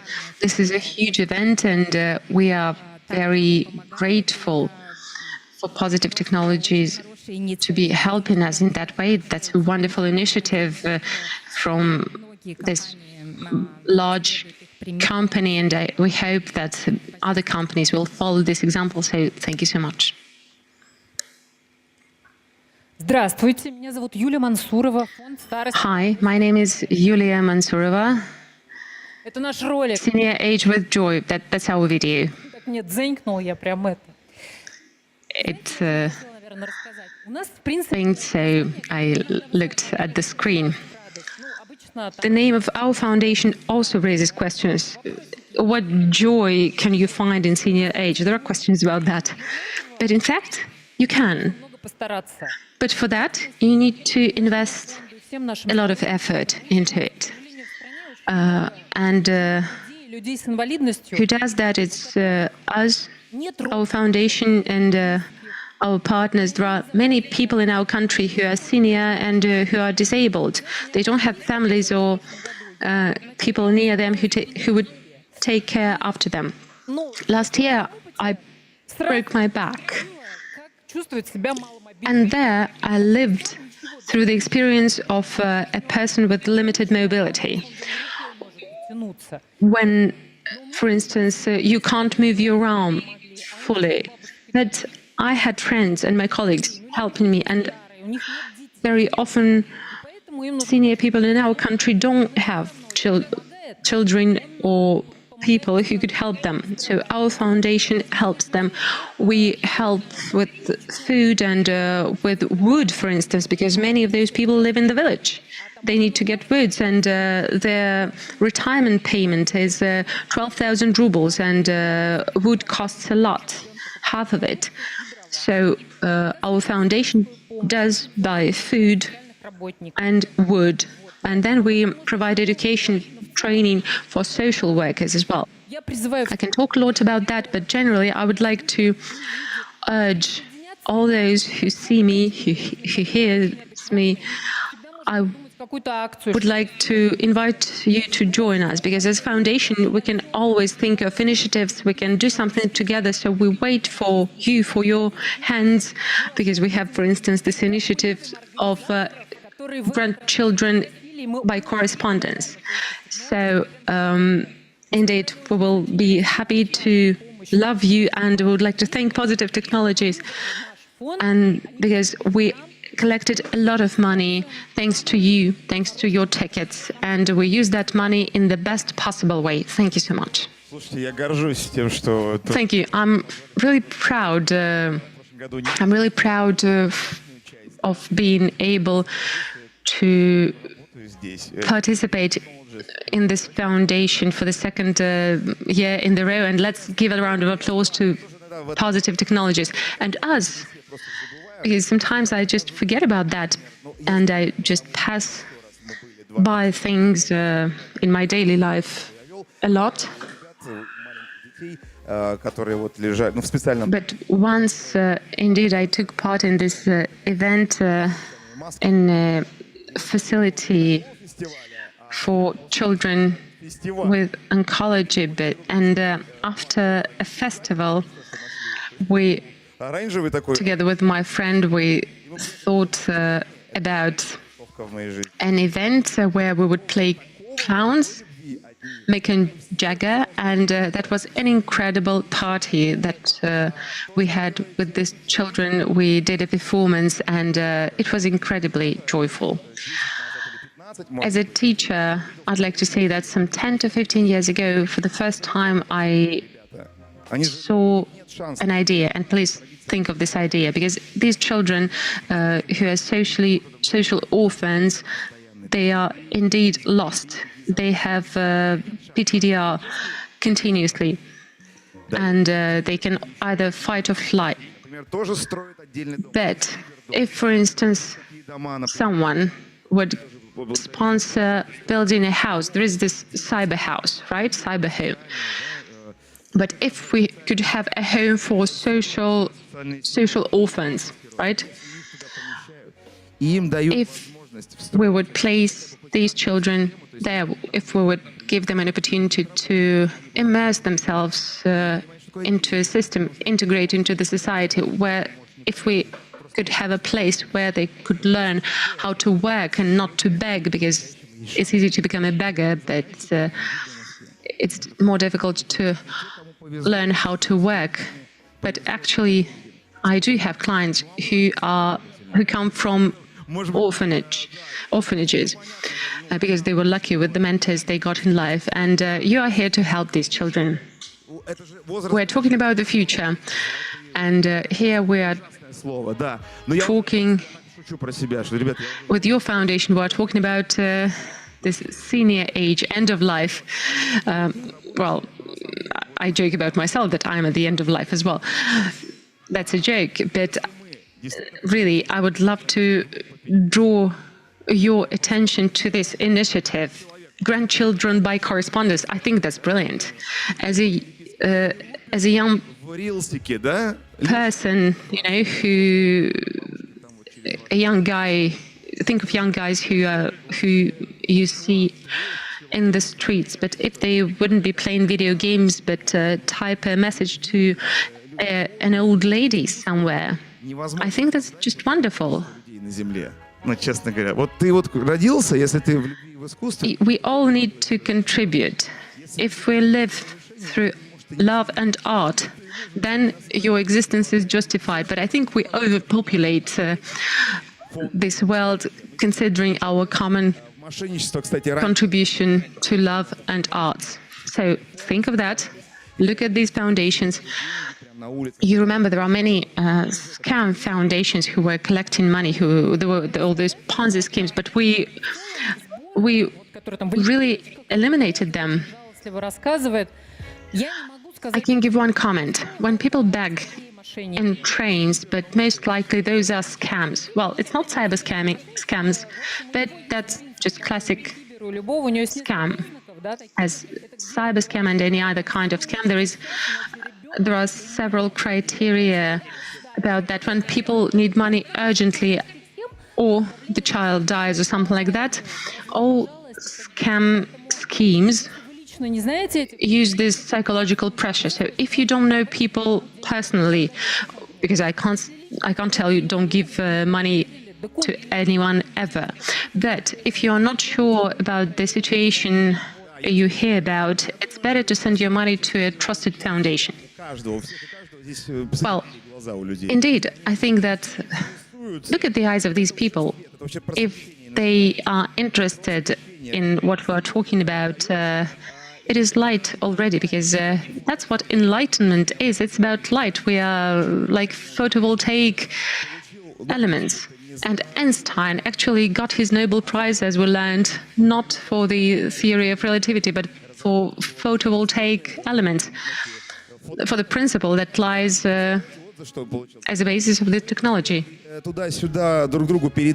So we convey this light, one person to the other, and we do have people who emanate light from their hearts here. So if you have a request to do kind things, please address all your requests and contact these three foundations. Or you can visit PH Days and you can pay for those merch items or buy a burger, and this money will be spent on these good things. If you want to do a good thing, do it right.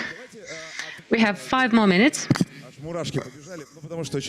have goosebumps because, I mean, I take it close to my heart because we all are teachers, right? Let's talk about hardcore things. We are cybersecurity, but please talk about the last instance when you talked to a scam. I regularly get calls from a security service general saying that I need to go to police, otherwise all my property will be seized. It's very important not to get involved into that talk because in order to participate that you need to either be a professional in communication like a moderator, right? Знаете, у нас есть тема реверс-инжиниринг, обратный инжиниринг, когда ты ломаешь какую-то штуку и понимаешь, как она работает. Это очень важно для кибербеза. Вот у меня реверс-инжиниринг только с ними. It's very important. Мне нравится, как они работают. И они очень примитивные, на самом деле, но отточенные. Но действуют. Но действуют, да. Вот, хорошо. It is very important to по дефолту вообще все... actually talk about reverse engineering and везде. Аккуратненько, аккуратненько. То есть у меня просто... It is important to be alert and aware of these scam schemes. In your default settings, you need to be suspicious of any unknown caller. What about you? Well, I didn't get calls from scams myself, but sometimes the people I know, they actually fall prey to scams because we have children of refugees, children of migrants, and very often they have problems with papers, so they are a vulnerable group for scams, unfortunately. And that is why we provide them legal assistance. We train them, so you build them small cyber homes, right? Yes, but unfortunately, they are a vulnerable group, and not often they are able to actually reason like you do. I have great experience. You know, back in the 90s, I did get my sad experience as well, because I'm a son of a teacher, and one time I just gave my coat to another person. That coat saves me from other things that could happen to me now. Your turn.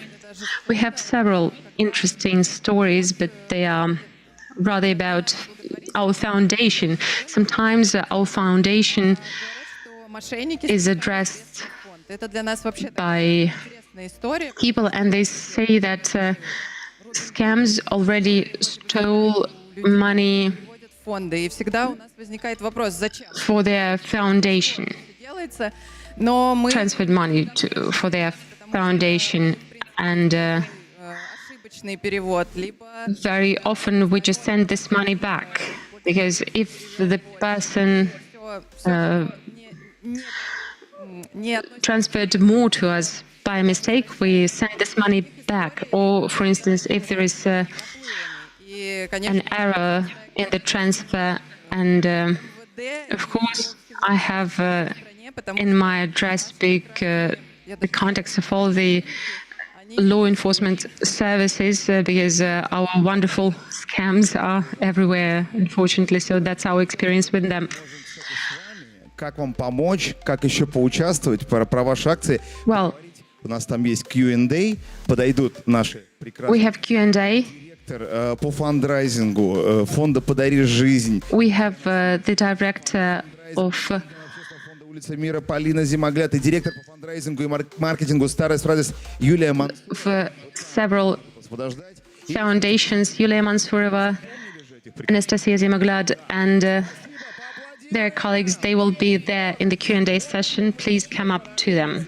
Здесь на PH Days. Помогаем. That's what we also do during PH Days. We help people. Thank you. Здесь все понятно. Все поняли, сердце раз. Okay, all clear here. We've opened our hearts. And right now let's switch back to brain. Вообще это одно и то же. Мозг, сердце. You know, in Buddhism, they actually do not distinguish between the mind and the heart. We do. And one of my favorite topics is the conflict of generations.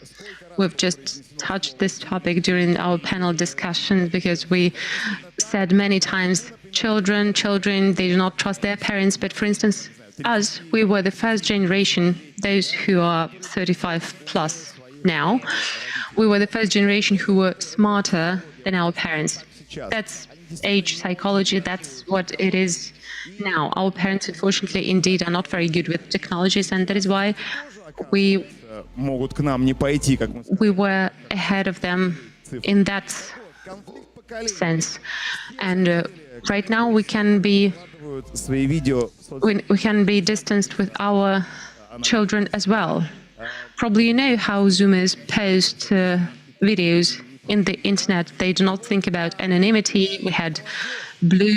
Молодежь сейчас быстро записала, быстро выложила. А что дальше? В чем конфликт? We had different events, blue whales, and so on. And Миллениалы да бумеры. how can we actually deal with all of that?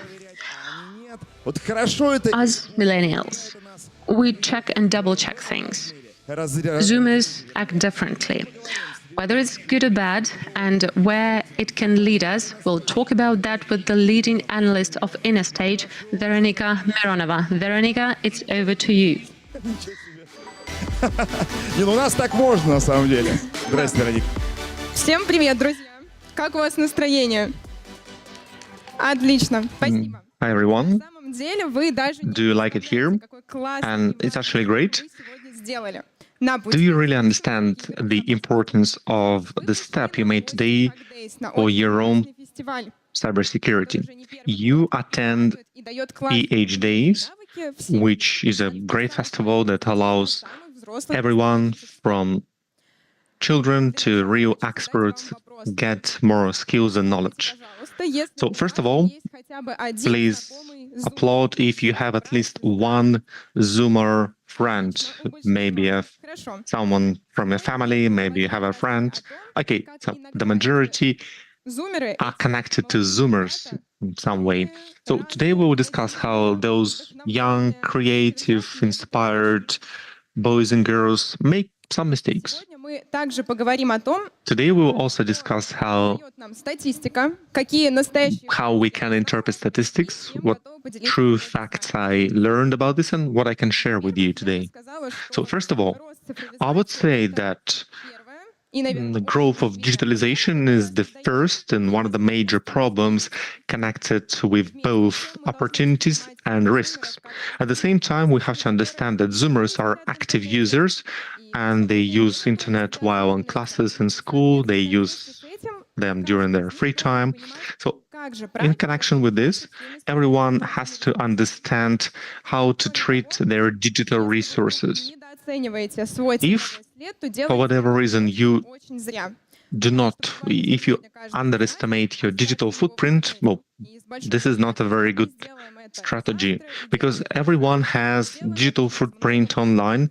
We do this today, we did it for a few years before, and we will continue to do so in the future. So you can prove anything with numbers. This is what was said by a famous author, by a famous writer. So that's why we'll use statistics.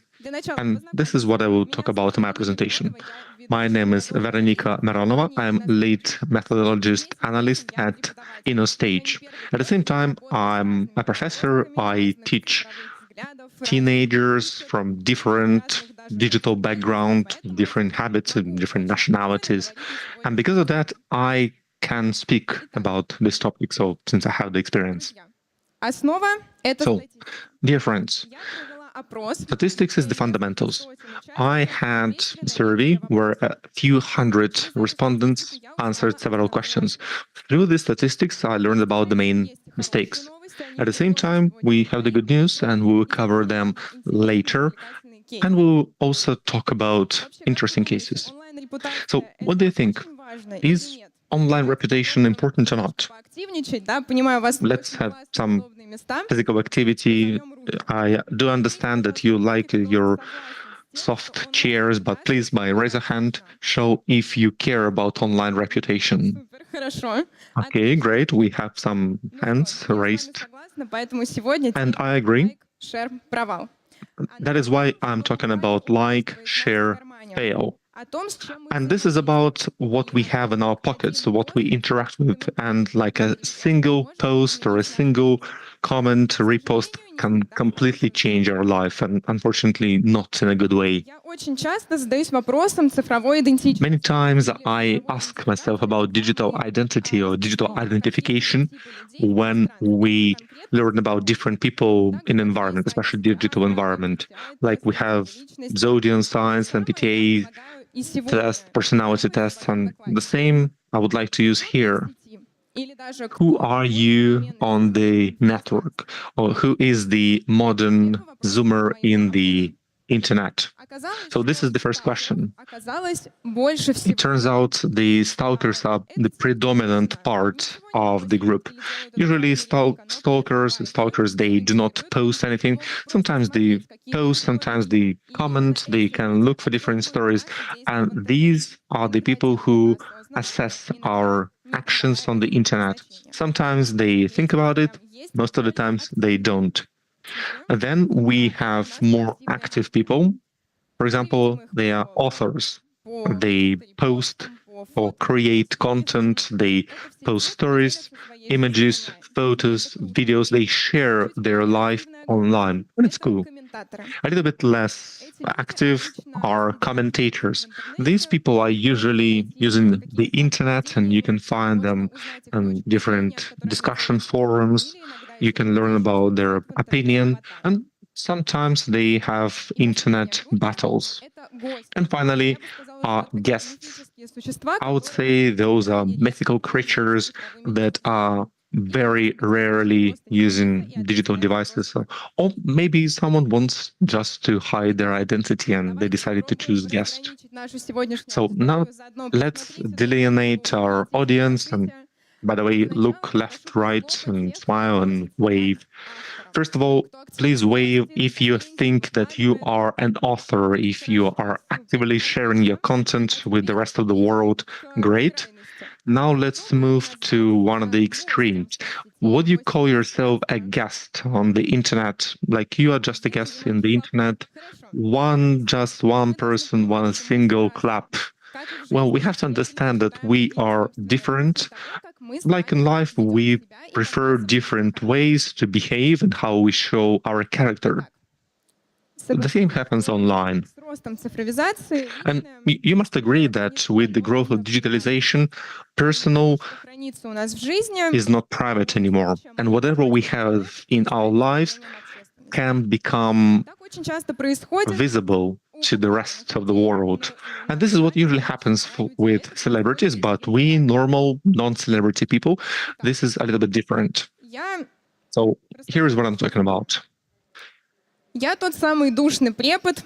I am that very pedantic teacher at school who wants to talk about some very deep philosophical position, to look at the problem from different points of view and think what students are thinking about. So one time I had, let's say, a little obscene comment of my student. Then I saw questionable publication stories and photos. And then I started to have an abstract discussion in terms of privacy on the internet. To answer the question, why do teenagers do this? I have multiple answers. Some people say they don't really care, nobody cares about me or my life. Some said this is only for friends, and some said this is only for fans. But even if we upload this to the internet, even if it's private page, it's always a door. And any door, even if it's locked, even if it's a safe door, it can be opened with different tools. At the same time, I learned that about 42% of respondents really believe in the function to delete both for you and for the other users. So suppose you send something wrong in the wrong chat and you can remove it. But we have to understand that there are many people who are very fast on the internet. So whatever we send might actually leave some traces, even if we delete it. Unfortunately, the function to delete for you and for the user, for the person you're talking to, is very trusted by teenagers, and I think this is a very big pitfall. So we have passports, Цифровые аватары. Есть наши we have digital avatars, we have our profiles, we have our pages. где хранится вся эта информация. Where do they store all this information? And you can easily find this online, open access. So now, once again, let's try and have some interaction. Dear Race, please raise your hand if you Googled your name, surname online. Ребят, вот как раз Okay, we are very active people here in the middle. You raise your hand, especially here, and yep, teenagers. 63% зумеров гуглили 63% of Zoomers Googled them at least once. They wanted to learn what kind of digital profile they could have, what kind of opinion you could come to if you put together all those pieces. And about 70% deleted this information. Maybe they found some old images or comments they wanted to delete or they do not want to make public. Or maybe they just had some emotional posts and they found them, removed them. But unfortunately, not everyone thought about this. этого шага действительно доходят не все. It actually takes a while to make this step. Нужно задаваться вопросом, а насколько At the same time, найти ask yourself, is it easy to find some information about me? подготовке к своему докладу я решила провести небольшой To prepare for this presentation, I ran a simple experiment. I Googled my name and surname, сделала 3 клика, just a few words, then I clicked где я живу. a few times, and I was able to find my location, my physical address. And you can do the same. I tried to remove all the information online, but you have to understand that we are the same, and the information online is stored basically in the same place. Всем любопытные люди. И если они And there are even more peculiar people, and if they найти do информацию, a little bit more clicks, they can find how much money I earn. And it, персональных данных, какие-то сливы, взломы, data leaks, databases, того, где мы можем найти different documents are leaked, and this is where you can find information about yourself and your friends and other people. Sometimes this can be useful, but just to realize that everyone in the world has access to my data is actually very scary. В своем опросе я также попросила ребят In my survey, I asked teenagers to share an interesting story that would и о том, как она влияет talk about this online reality and how it affects our offline life and our behavior. историй. And I've got a few stories. Some of them were positive, some of them were negative. So, for example, Вы можете ознакомиться here с разными кейсами. you can see that someone wanted to remove a post from personal Telegram channel because the reputation of the university they were in Порочит репутацию. were negative because of that post. Страшно. Было And непонятно. the author of the Telegram channel was actually Посмотрели a little bit scary. How did this happen? How and why do people from the university got to his Telegram channel? которых он сам не знает. And then he realized that whatever he posted was seen by people he never knew. His target audience was significantly smaller than it turned out to be. And there is a different case. Было One of the videos that was uploaded to YouTube, опроса в мем. and then the person became a meme. До преподавателей, до родителей. His friends, his parents, teachers saw this meme, Неловкость, непонимание. and it's какая-то, ну, я shame, misunderstanding, была. and quite negative emotional experience. Кроме того, был еще один случай, когда человек Next point. осознанно стал узнаваемым на улице. Он снялся The person became видео на Ютубе, a sort of celebrity, начали подходить людям. and people started approaching him on the streets. In the beginning, it was curious, it was kind of funny, but then it became a little bit scary because there are people you do not know, Знают больше, чем ты о них. but they know much more about you compared to you. So this asymmetric Неравномерность, information, некоторый дисконтроль ситуации. and you basically lose control of this situation, and you have no idea who approaches you. And finally, there was a lady who tracked своих сторис, и после этого, one of his friends, and как итог, свидание, а после этого и счастливые отношения. she saw that he saw her stories, and then they were able to communicate in direct messages, and now they are a couple. So maybe it was a good story. Now we've talked about how virtual reality affects our day-to-day life. But now let's talk about the future, what we can achieve and what can be an obstacle on the way. Dear friends, if you can say yes, answering to the question, if digital reputation affects your career or not, or by raise of hand or by your applause, if you agree. It is true, digital reputation affects your career. And now let's delve a little bit deeper. Расскажу еще одну небольшую историю. Она из Here is a little story from my personal experience. которая поделилась случаем. I had a conversation with one of other professors, and she said that there was a student, a female student. She looks good, she's competent, she had straight A's, В своем небольшом городе. and she wanted to have a job in her local town. But unfortunately, she did not get the job. And as you can imagine, the reason was for her digital activity. She also said that she was told that her photos do not У каждого из нас могут быть разные represent or are not in line with the position of a teacher. один важный вывод. We all can have different opinions on this, but we must agree that digital Нашему развитию. image, your digital reputation is a key for your future development. And statistics is even more telling here. Zoomers do not really understand how HRs, how people they want to work for care about online behavior. And not many people know about how HRs look for potential candidates and learn what they do online.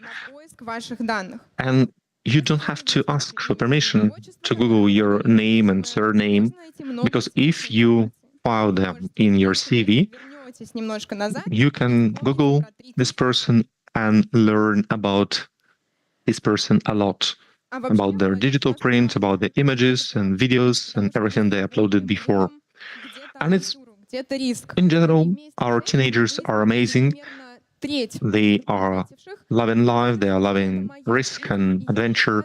And about a third of people said that this is my life and I upload whatever I want. And this is what characterizes at least 1/3, or maybe even more, of the generation. And it means that teenagers are open, they want to share it, and it's easier to share it through the internet. But when we're talking about digital reputation, it's a little bit different. It's not about if you can or cannot. Then we're talking about consequences or even ramifications. Maybe it will be connected with serious risks for your career or for life. And here is another set of examples for potential career hunting. 3 of them are connected with candidates, and the final one from the HR side, where they shared that they actually declined a candidate because of their online position and because of channels they're subscribed to. So even if you do not follow this, even if it's an old repost, an old comment, image, this is stored online and the internet remembers everything.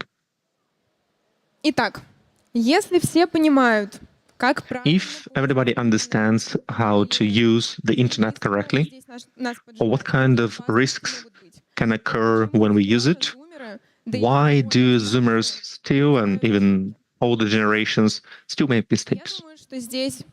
I think that the reason, and first and foremost, is that knowledge does not equate skills. When we learn, we have to change and turn this knowledge into skills. We have to learn and actually use it at the same time. So, for example, you've learned that you can learn about your physical address in 3 clicks. And maybe in 5 or 10 clicks, you can learn about your salary. So maybe after this PhD 2025, you can look up yourself online. Maybe you can even delete some of those posts just to protect your digital reputation. Next, when we educate ourselves and other people, it's not about prohibition, it's about education, it's about enlightenment, it's about analogies, it's about metaphors, so that people would actually understand how it is important to educate people who are your peers, who are younger, who are older, how to protect and how to maintain your digital immunity. But at the same time, we have to realize that personal responsibility is a must. You are responsible for whatever is stored about you online. Whatever is searchable online is also your responsibility. And it also means that, unfortunately, it will be your consequences to face. Moreover, understanding digital risks, you will become more flexible and you will be faster to respond. Once you know what kind of information can be found about you online, you will be able to predict potential questions and you have ready answers.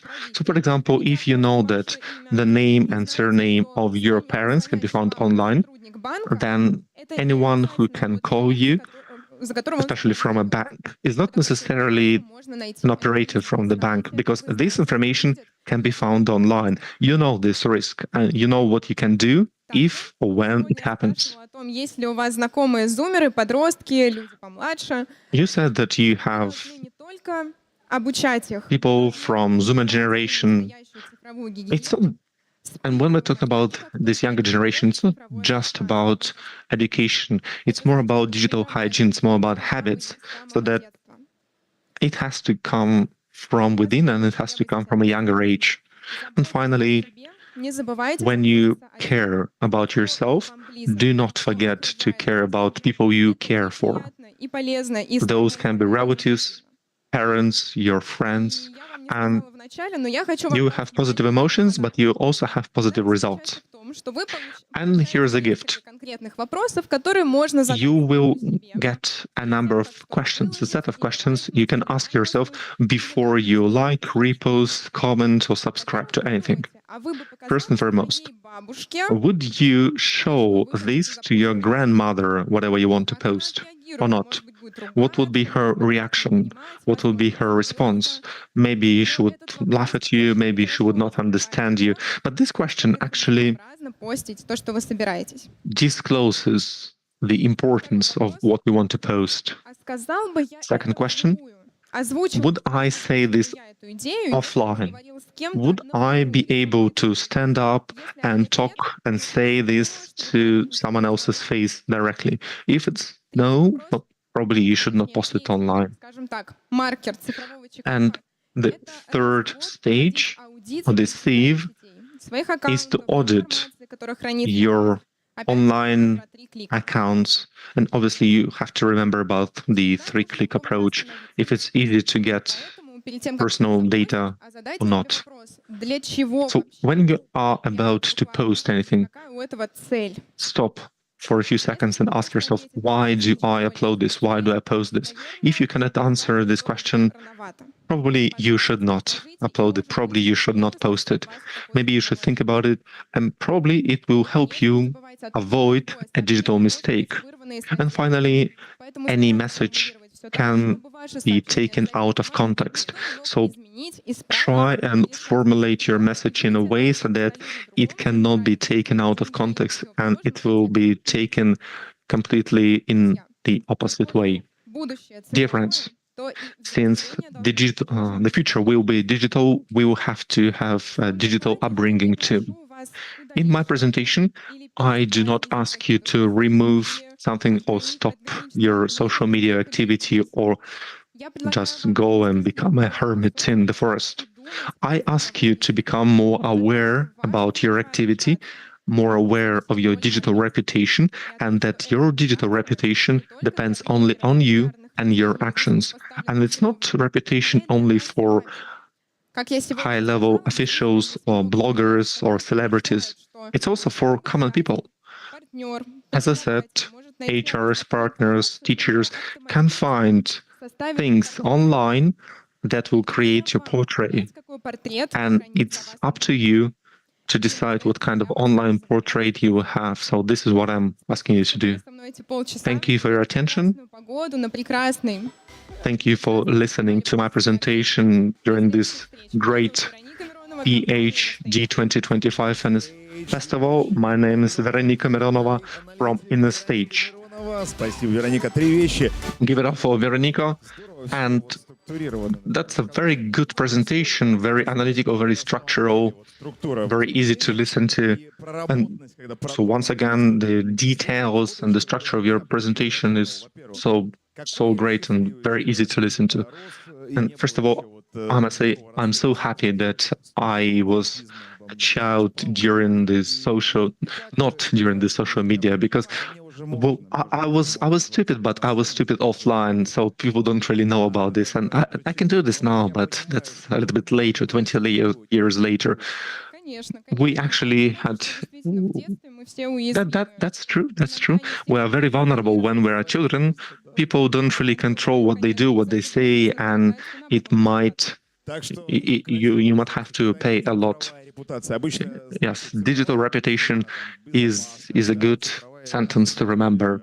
Usually people will talk about digital education, digital hygiene, but digital reputation is a better phrase. People judge about us by looking at profile, maybe finding a few words online. I know you understand why you do this and how you do this, but in general, this is the second point what I get. My daughter turns 10 in 2 weeks. Last year, in May, right after PhD 2024, I actually used my salary and I bought her a very good smartphone. I did not expect that torrent of content from my 9-year-old daughter. So in a few days, I will come home and we will have this very deep and thoughtful discussion with my child. And finally, maybe a single the most important resource. We just had a panel discussion with different digital companies. They have their own resources and they promoted them. But in your opinion, where do you go and you understand, okay, so this is how I should behave online in terms of digital reputation? Where do you go and where do you learn? That's a very good question. And I became an author of a course for school children for the Cybersecurity 101, where we're talking about cyberbullying, social engineering, social media. And basically, this is what the Ministry of Education and Science approved. And they say, yes, there is some value in this course. It's a course by Veronika Mironova at Inner Stage. Big hit. It works for everyone. If you are 15, if you are 50, it doesn't really matter. You go and you learn there. And how does it go in different proverbs? You have to, before you take a decision, you have to think 10 times, 100 times, doesn't really matter. And I believe that we'll see Veronika in other events. So what else? What else can I say? When we are talking about digital reputation, then we can obviously talk about career tracks. This was just mentioned by Veronika. A lady wanted to become a teacher, but she was not admitted there because she had photos from holidays in Turkey, but it's actually kind of difficult there with photos, with digital reputation, with schools and teachers. And maybe we will cross this line, maybe we will not cross this line, maybe teachers and professors will always have this high profile or maybe high level of importance. But we have to understand that we have young teachers who live online and they feel at home. And that is why we have to ask ourselves these questions. And finally, let's talk about career track. I highly recommend to go through the alley of internship and career start from super job. Start an R vision. You can go through the resume or CV constructor, and CV constructor is actually a great thing. When we created our first CVs in the 1990s, we had no idea what to do. We did not have any templates. It did not look good. But now you can place different modules and you get the very good looking and effective CV.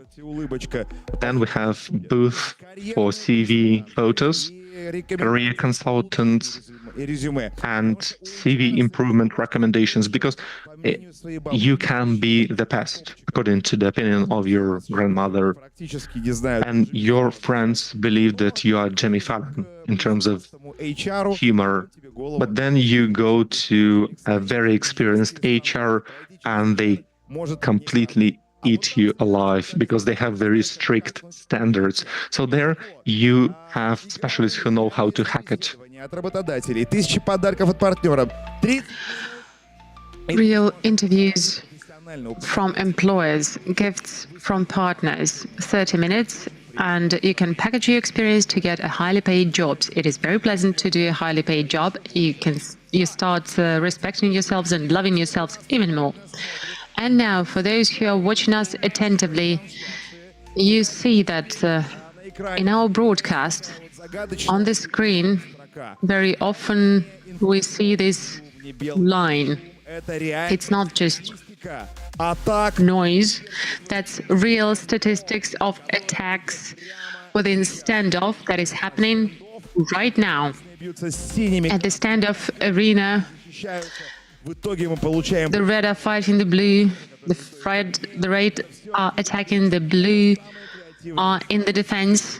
We get the purple experts, they are the most creative and the fastest people of all of us. We have 45 attacking teams, and we have defenders from 15 countries, 15. We are in Moscow, in Luzhniki. Russia is watching us, the whole world is watching us, and we have 15 countries' representatives taking part in standoff, and that's for real. They are fighting for the right of owning the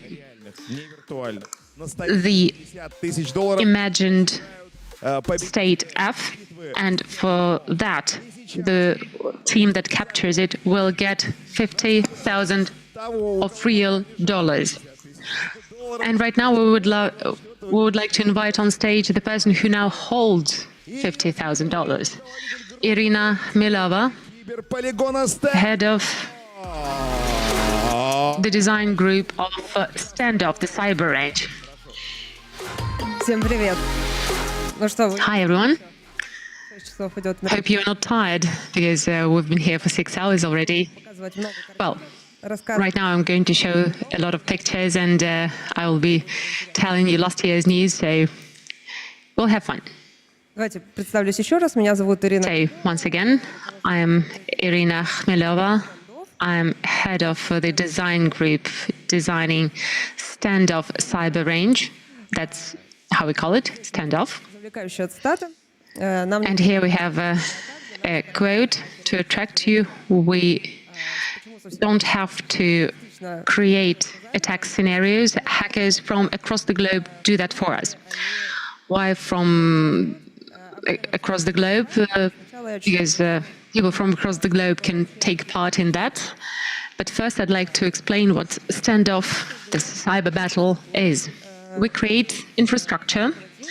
Inside that, we have the corporate part, and basically that's office machines, computers of directors, accountants, HR, the mail service, file storage computers.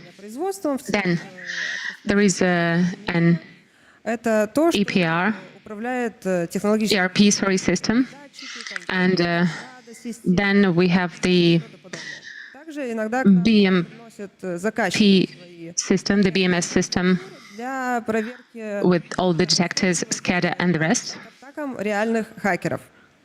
And then very often we get requests from clients to test their equipment for realistic attacks.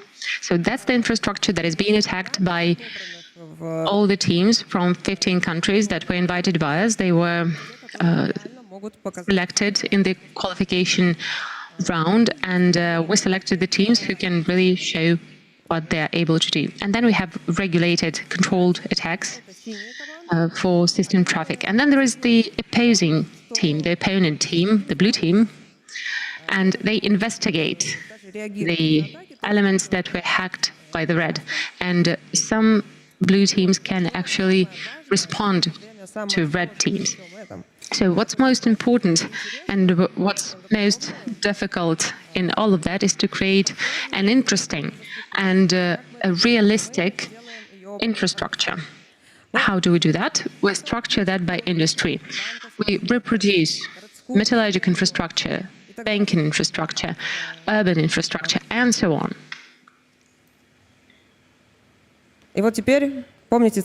And now, you remember that quote that I gave you on the second slide, that hackers from across the globe work for us.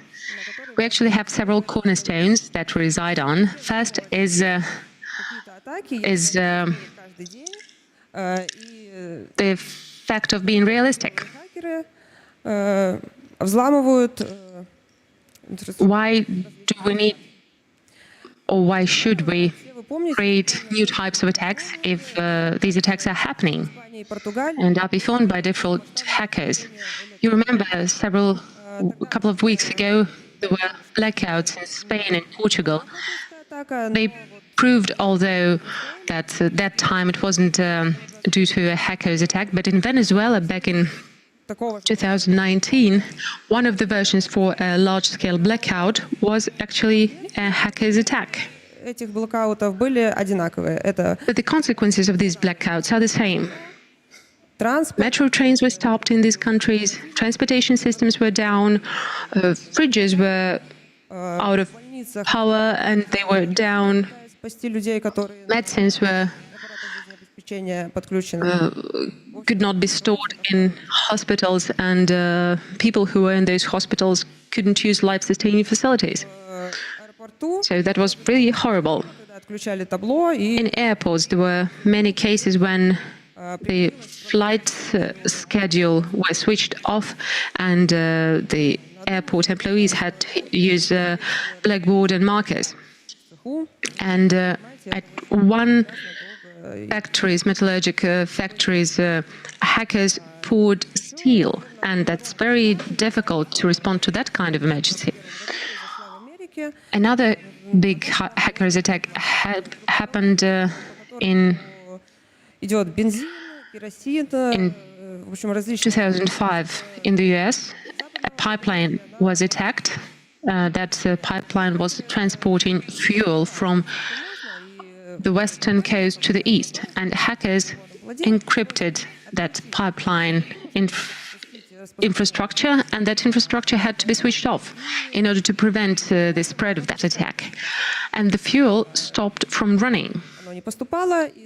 It wasn't running in the pipeline for 5 days, and indeed, because of that, in the country, in several states, the state of emergency was announced, because fuel was in deficit.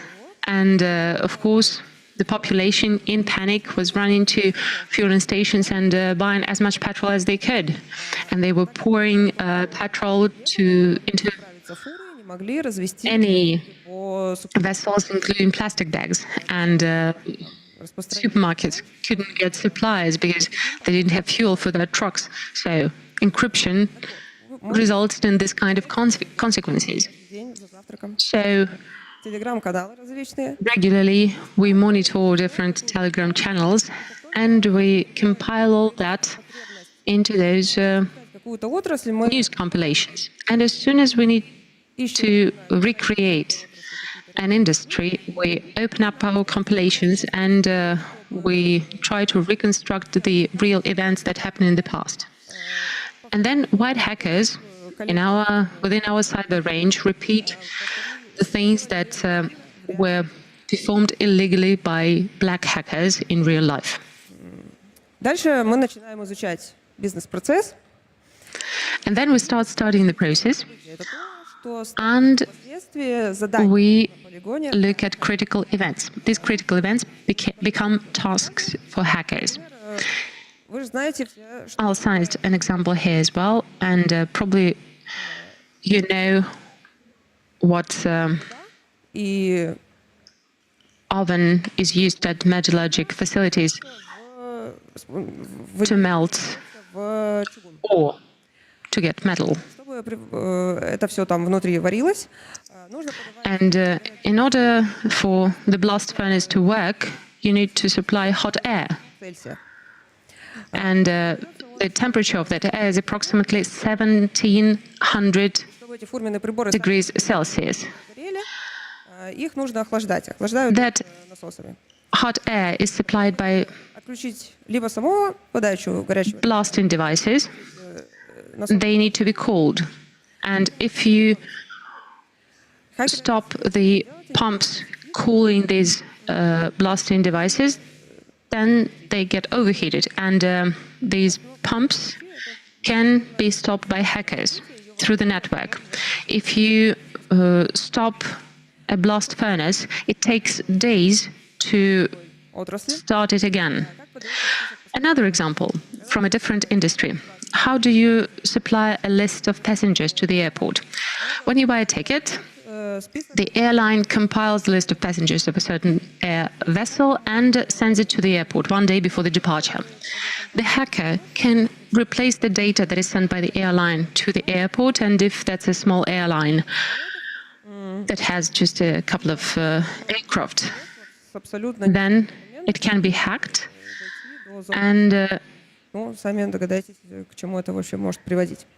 then a person with the wrong papers or a wrong passenger can board the aircraft, and you can imagine what that can lead to. So we take these real events as tasks for our participants.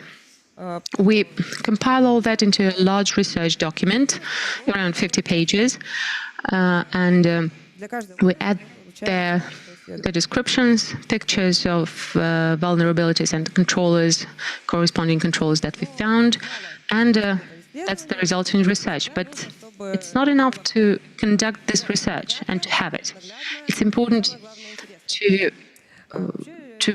convey this information to the others. And the hallmark of Standoff is our models. And have you visited Standoff? Did you like it? Завораживает, да? What do you think? It's mesmerizing, right? У нас сейчас есть 7 макетов. Right now we have 7 models for 7 industries. It takes approximately 3 months to produce one, and these models, they fully recreate hackers' attacks. They respond to those. If something happens, trains stop, turbines stop, smoke appears, the light goes off, and if you have a ticket for that and you haven't visited it yet, go and see it. It's better to see it once than hearing about it 100 times. And just once again, to make it even more visualization. This year we have updated our system of visualization that supplements our models. So that's AR. There are touch panels, and here you can see the same state F. You have all the elements что конкретно произошло. tagged here, and Будут. you can go and see what hackers did, what are the consequences. This visualization is produced by Unreal Engine that is used for computer games. So it looks really great. I highly recommend to go and see it. Еще раз вернемся к инфраструктуре. Once again, let's go back to the infrastructure. So what do we have for this 15th standoff? We have 67 unique vulnerabilities that cover top 25 rating of MITRE attack metrics. And we have 37 sets of standoff for standoff 15. Но мы полностью обновляем инфраструктуру, если хотим. В следующий раз ему the hackers can be the same. Вектора другие и шаги, которые нужно сделать, чтобы. And they can participate several times because each time the vectors and the steps are different. Изучить. And this new infrastructure has to be studied every next time. Кто еще не видел, можете отсканировать. If you haven't seen it yet, you can scan these QR codes. We have a wonderful wiki for this standoff, and everything that I've just told you, it is explained there. And indeed, we built in news into every critical event. We use top ratings of critical events, and you can read about them. There are lots of pictures. I showed you several ones, but there you'll have all the objects, all the models. And of course, please come and visit our stand-up pavilion. It is a lot of fun. It's very interesting. And in Wiki, you can read the legend, what happens in the F state if hackers achieved what they need to achieve. Why is it the F state? Why F? Standoff. That's why F, the F state. Well, okay, why not? Because you tried to be closer to reality, more realistic. While you were talking about critical events and vulnerabilities, I recently thought of one thing that I once saw in the news. And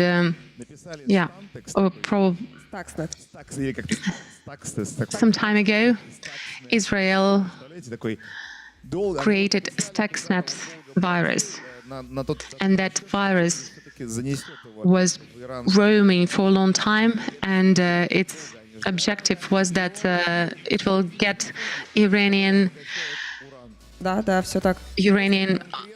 enriching objects infected, and it actually put down all the centrifuges. That was back in 2015, and even before that, the Israeli stole Mirage, the military plane, and that plane was directed into the uranium enrichment facility, and the Iranians had to eliminate it. And you call it cyber exercises, right? Yes, it's a cyber range, and it is a real cyber battle. But here it's safe. Well, we train our experts. We train them to defend themselves. We do not train them to do bad things. Right, but we've just talked to Makar, to other people from Positive Technologies. Makar suggested a simulator for people to use it for training. And in order to be a great expert, you need to think like a red team member. So cyber range is real exercises. And we are great, and we know why, thanks to this kind of initiatives. Thank you so much. Many thanks. 24 мая. On the 24th of May, at this stage, we'll hand out the awards to the best cyber teams. 45 teams, 15 countries, Irina mentioned 18 countries even. Many countries, many teams, a large award, $50,000. And we're quite... and we're cool in the way we say that we hand out awards in US dollars. Should we take a break, you say? We can watch a video. Из банка. Онлайн-кинотеатра «Премьер». Вместе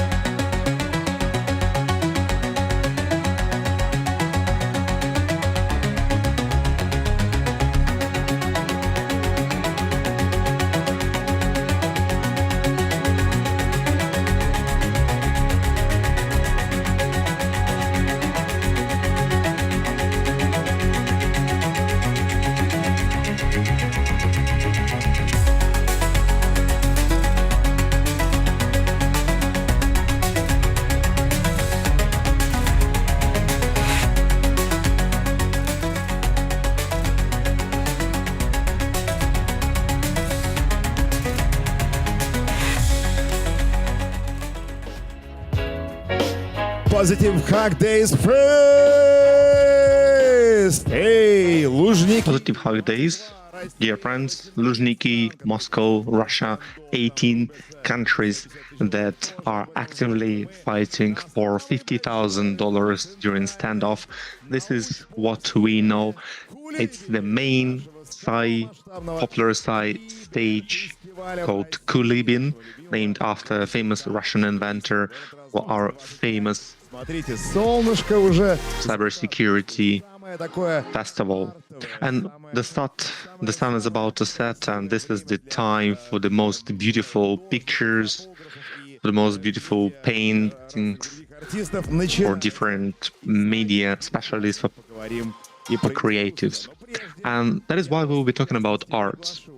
But before we do so, I would like to invite you to the booth of ITMO University. And if you know just a little bit in terms of edutainment or edutainment journalism, you would learn that so many champions on programming Olympiads and international contests came from ITMO. And this is where you should go if you care about winning international competitions. The growth area knows how to foster world championships. And believe me, we made a movie about world champions for programmers. And ITMO is one of the best universities in Russia. Next presentation is about arts. Previously, you could steal a painting, you could hide it in your personal collection, and nothing would happen to you. And I can see this in the audience, that this is what you used to do. I can understand, I can see the sentiment. And you did not feel any guilt. But now the time has changed. Not only the technology is used by general population, but it's also used by scammers, by con artists. Obviously, there are different pluses and minuses, and you can benefit from new technologies. Even now, even if you take a photo online, you post it, maybe you post something online and you'll be able to reveal digital footprint for potential scammers, for people who steal art. And it will be, the presentation will be given by Ria, an independent expert in the area of art crime. Ria, you have the stage. Hello everyone, I'm glad to welcome you here on the beautiful spring, almost summer night or summer evening.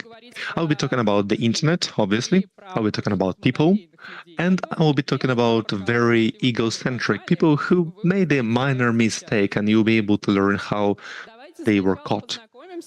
A few words about myself. My name is Ria. I'm OSINT GeoInt specialist, I'm art crime expert, and I'm also a product designer. And when people want me to describe what I do is OSINT, art crime, and design. And you have to love what you do. There is so much information about painters, about arts, about rights. Anything goes. And usually this is a lot to learn, a lot to know, and you have to love it. What exactly is art crime? Those are investigations connected with the crimes in the world of art. You might think it's just about paintings, but that's not exactly true. We're talking about illegal artifact trade. We're talking about forgery of paintings, maybe fake paintings, and obviously smuggling of the aforementioned artifacts. And if you might think that not so much money is here, but actually the shadow market for art crime is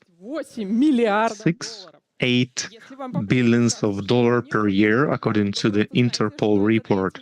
And if you still think that's not too much, it ranks third after drugs and weapons. So quite a lot in comparison.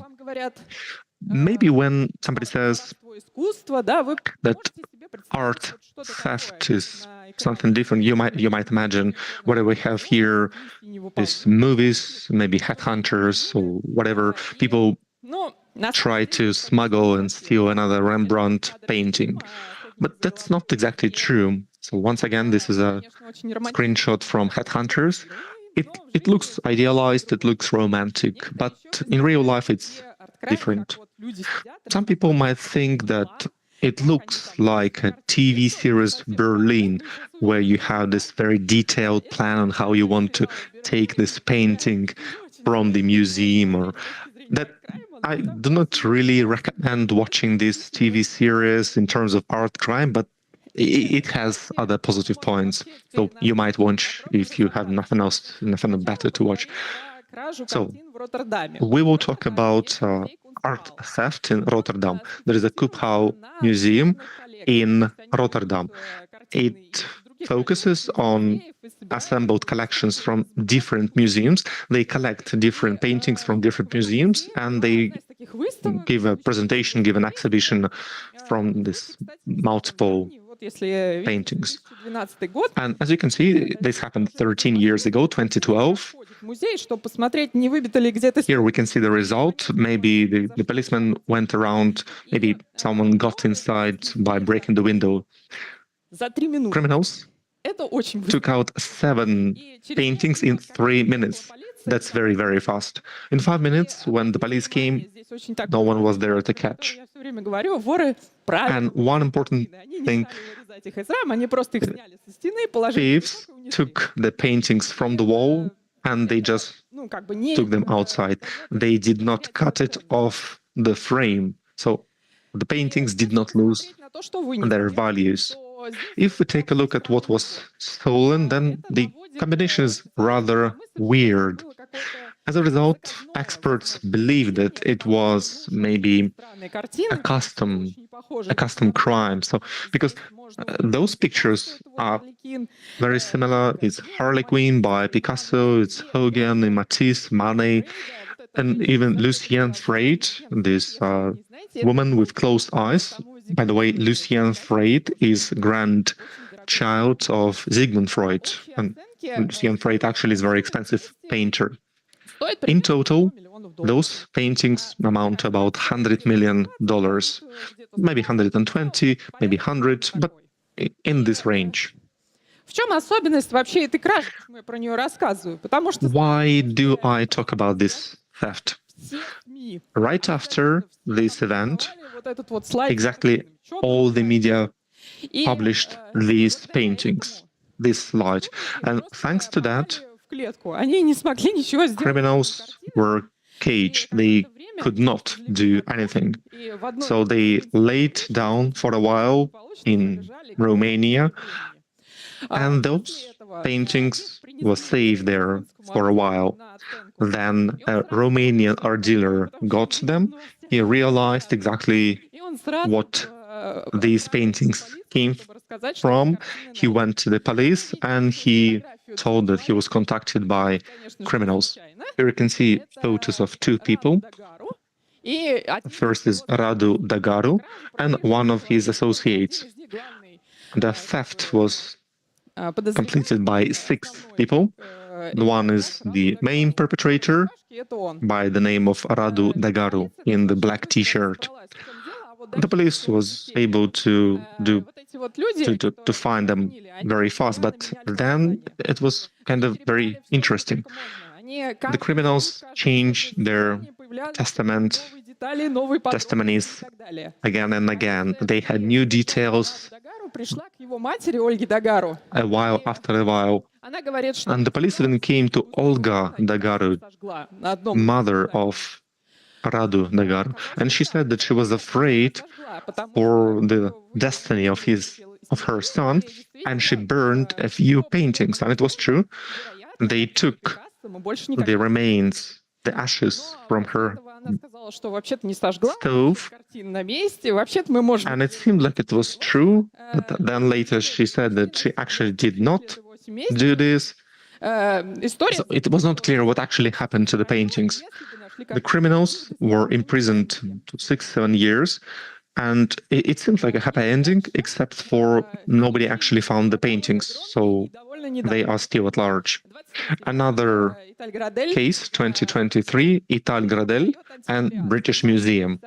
Here we have resale of artifacts and different antique elements, antique artifacts. And when we're talking about people who are collectors, they want to get items in their collections. And one of the ways to improve, let's say, your collection is go to eBay. On eBay, he was able to find this beautiful human being. Here we can see an old kami, an old carved stone, and it's sold by Sultan 1966. Ital Gradel buys this, and he was told that these carved stones were from the collection from his grandfather, but for some reason he made a few mistakes about his grandfather's age. So that was one of the reasons to become suspicious of this trade. And one of the peculiarities for Ital Gradel is that he has eidetic memory.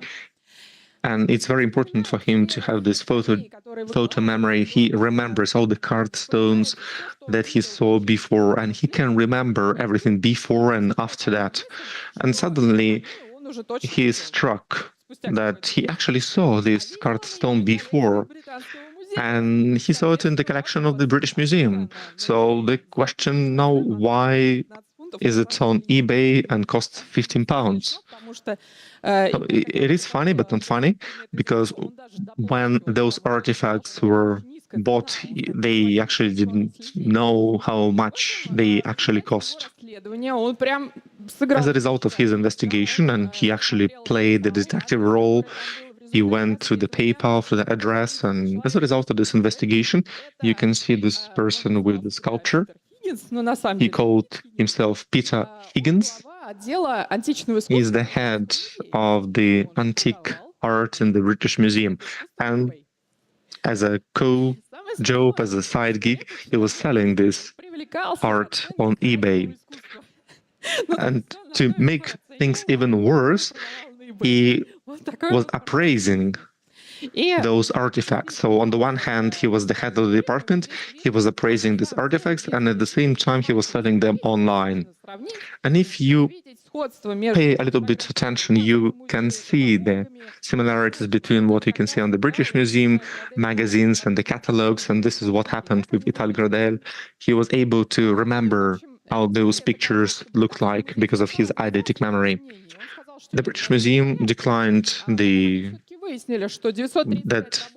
they were at fault, and then they were able to find that 35 artifacts.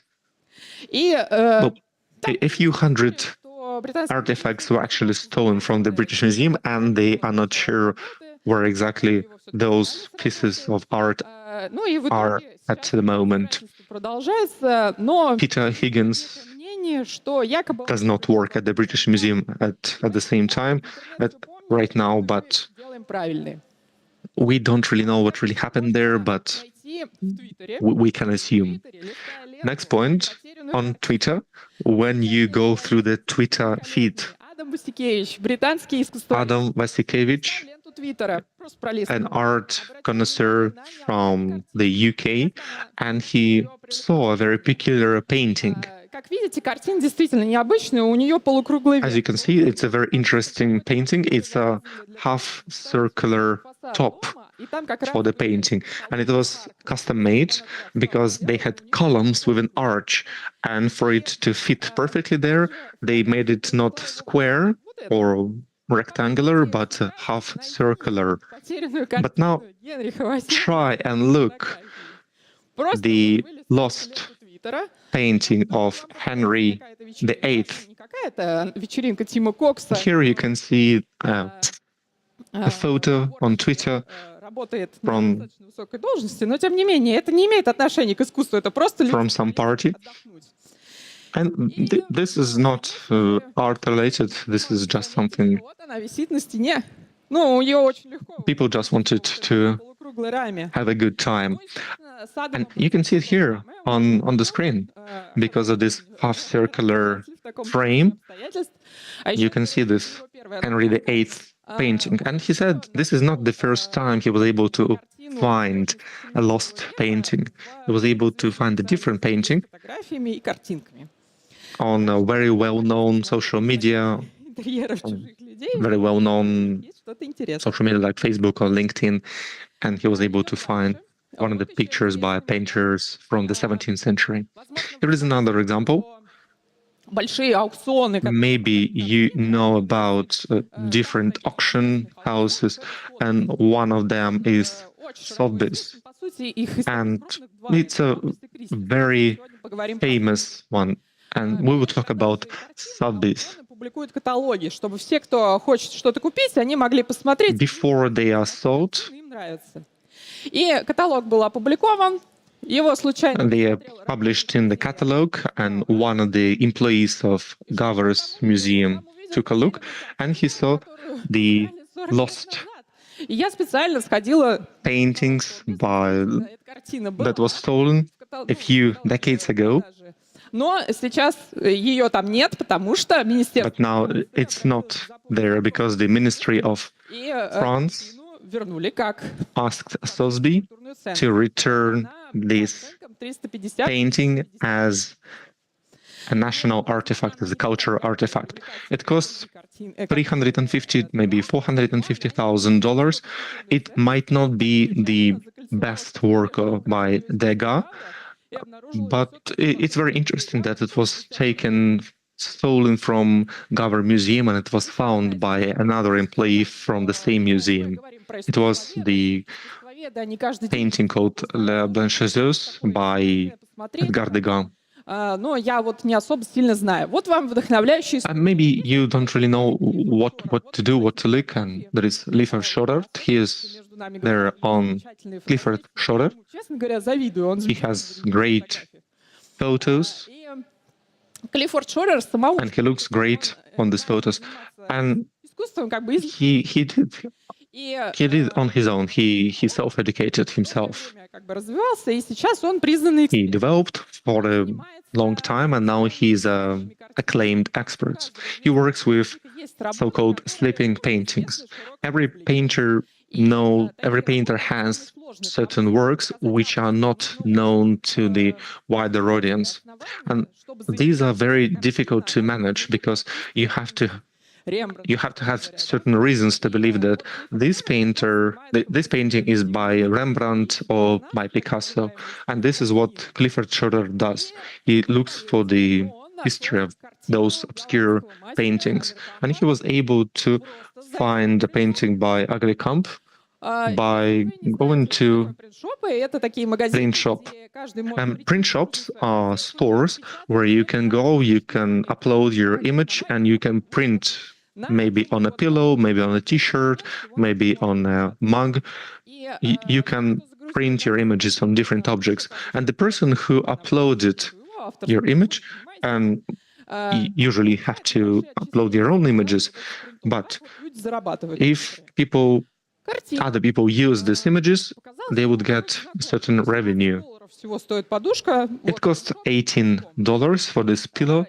Он начал смотреть, и тут он вдруг понял. He started to look deeper into it, and he realized that it was by a Dutch painter, Averkamp. So how can this be in this very good quality? Then it was stolen.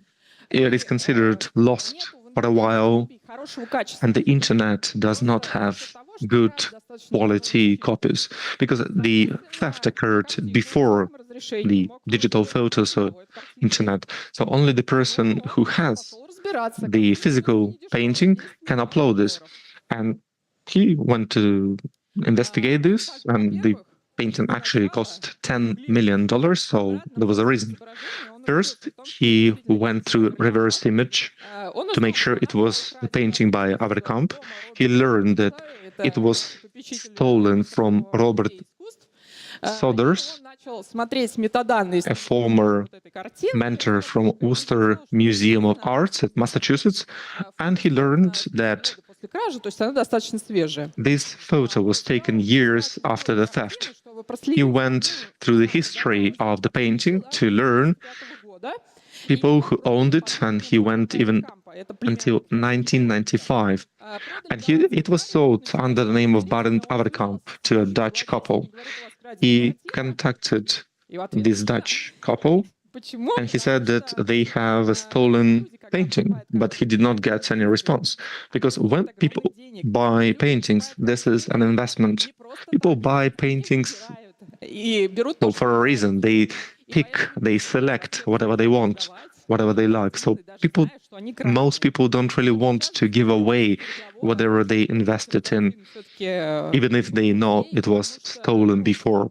And now they are in the investigation, they are in the communication phase that where paintings are stolen and they reside in personal collections, but at least they located the physical location of that painting. Симпатичная картина. Человек на фото вот этом черно-белом — это Анри Матисс. And finally, Вот тоже фотография. it's Что ж произошло? Caracas Museum in Mexico. It's a painting by Matisse.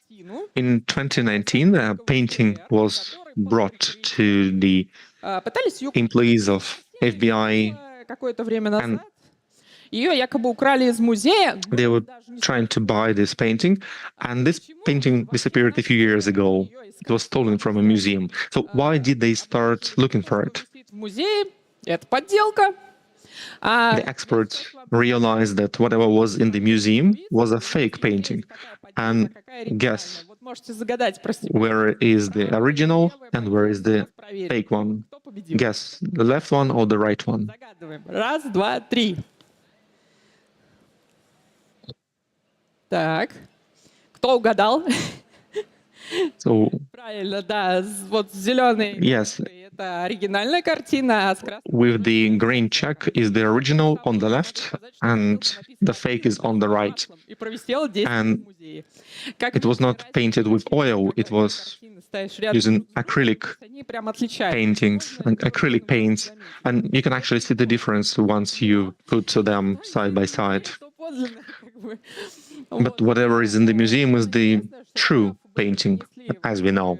So once FBI brought the copy of this painting, the fake painting, the person who was selling them said that they actually know that it was a fake one, but they still want to sell it for a few hundred millions. But obviously, they were not able to do that, and they went to the places they belong, and the real painting was brought back to the museum, and everything is finally, we had a happy ending. Помимо картин, которые крадут, подделывают, что But it's not just about paintings, it's about other artifacts and pieces of art. And one of them is Viole Pardessus. Посмотрите внимательно. I talked about this in my blog, but take a look at the paintings. Maybe there is something peculiar about it. Well, the thing is that how women hold this Немножко другим способом. violin. And usually you hold the violin in a different way. But it's not actually violin, it's a viola da gamba. Дам During красивых. that time of 16th, 17th century, you were not able to play violin like this, Способ игры для placing it on the shoulder. And it seemed like it was not the correct way to play for aristocracy, because this is how peasants played. And there was a different instrument with a lower несколько там виола да гамма. sound. It was called viola, and they had viola da gamba and viola pardessus. And this is how women played this instrument. So now let's consider this story. There is Как раз на обложке Lisa Papanova. исполняем You can see this on the cover of a disc, инструментах. and she plays ancient musical instruments. She has viola da gamba in hands. The number of strings is different, and the pitch is also different for viola pardessus and viola da gamba. She was looking for among the customers, among the where to buy the viola per dessus because it's more rare. It produces different sound, and it's an absolutely amazing piece of art for Annalisa. And she was able to find it. She got the image from her friend, and she was told that this is probably what you're looking for, and it looks great. Сама скрипка в замечательном состоянии. The violin is in top-notch condition. Можно играть. Что Аннализа, собственно, You can use it and you can play it. And this is what Annalisa did. своим друзьям об этой своей прекрасной покупке. And then she told her friends about this purchase. And one of these friends who works as a historian with musical instruments, and he said that this instrument looks very similar. He decided to go to the British Museum of Musical Instruments that published their collections online. It's actually a very good way to learn about collections. You don't have to go anywhere physically, you can just do it online. You sit comfortably at home and you look through these violins. And on the left is exactly what we have here. Annalisa did not believe it at first. She did not want to believe it at first, and she wanted to compare them to find the different differences. And there were some, a few notches, a few scratches, but you could tell that it was the same violin. Once she went and addressed this to the Museum of Musical Instruments, it turned out that this violin was stolen quite a while ago, but somehow it was found. Annalisa, on the one hand, says that it was kind of difficult for her to make this decision. She played the concert before she gave it away for the instrument, but you cannot play a stolen musical instrument and bring joy to people. And she said that it does not align with her moral compasses, with her moral compass, and she had to give it back to the museum. And according to the law of Belgium, it does not have any time of expiration. Whatever happened before, she had to bring it back to the museum, according to the law. And once again, this had a happy ending. And just look at the curvature, look at all the elements for this violin. Looks absolutely amazing. Now, let's take a look at how we look for fakes. I've been talking about arts experts and people who do this, and you can do this yourself. You can do it at home. If you see something peculiar, or you're not sure what kind of painting you have here, and you go to Google Images and you look for it. Maybe use Google Lens and Google Images, and then you can do this later. So Google is a very good tool. Next, there are museum archives, and so many museums now upload their collections, images of their collections online, and this is a very good way to learn about those images, about those collections in high definition, and maybe select where you want to go physically. And many of those paintings are in public domain, and you can print absolutely legally using those paintings, but you have to consult if they are in public domain or not. Maybe they are protected by copyright. Next point, you have to be very attentive, and it is true. As you can see, many cases are solved simply because somebody started. It seems suspicious, and they started to learn a little bit more about this, and it turned out that this hunch was correct. And finally, you can look for people who do the same, for example, using Reddit. You can go there, you can ask other people and use hive mind approach to solve those problems. It doesn't mean that you'll be able to find something unique that was not found for years, but sometimes you can have beautiful stories and just expand your personal horizon and awareness and knowledge about our world. К сожалению, здесь у меня, наверное, на сегодня все. I believe that's all I wanted to tell you about. I have a channel where I talk about these similar stories. Here's the QR code on the screen. You can subscribe to the channel and see what kind of stories I publish there. You can also reach me via email. Sometimes I read, sometimes I reply, sometimes in details to your answer. So thank you for your attention, and I hope you enjoyed the presentation. Еще вопрос какой-то. Wow, I'm absolutely amazing. I'm absolutely amazed here. Hope you really like the presentation. But by the way, Ria, I have a comment. Ситуация была, да? Мы же тут... We had a situation with artificial intelligence. We use AI for cybersecurity, but also for life. Ситуация, где... So the situation was, Да.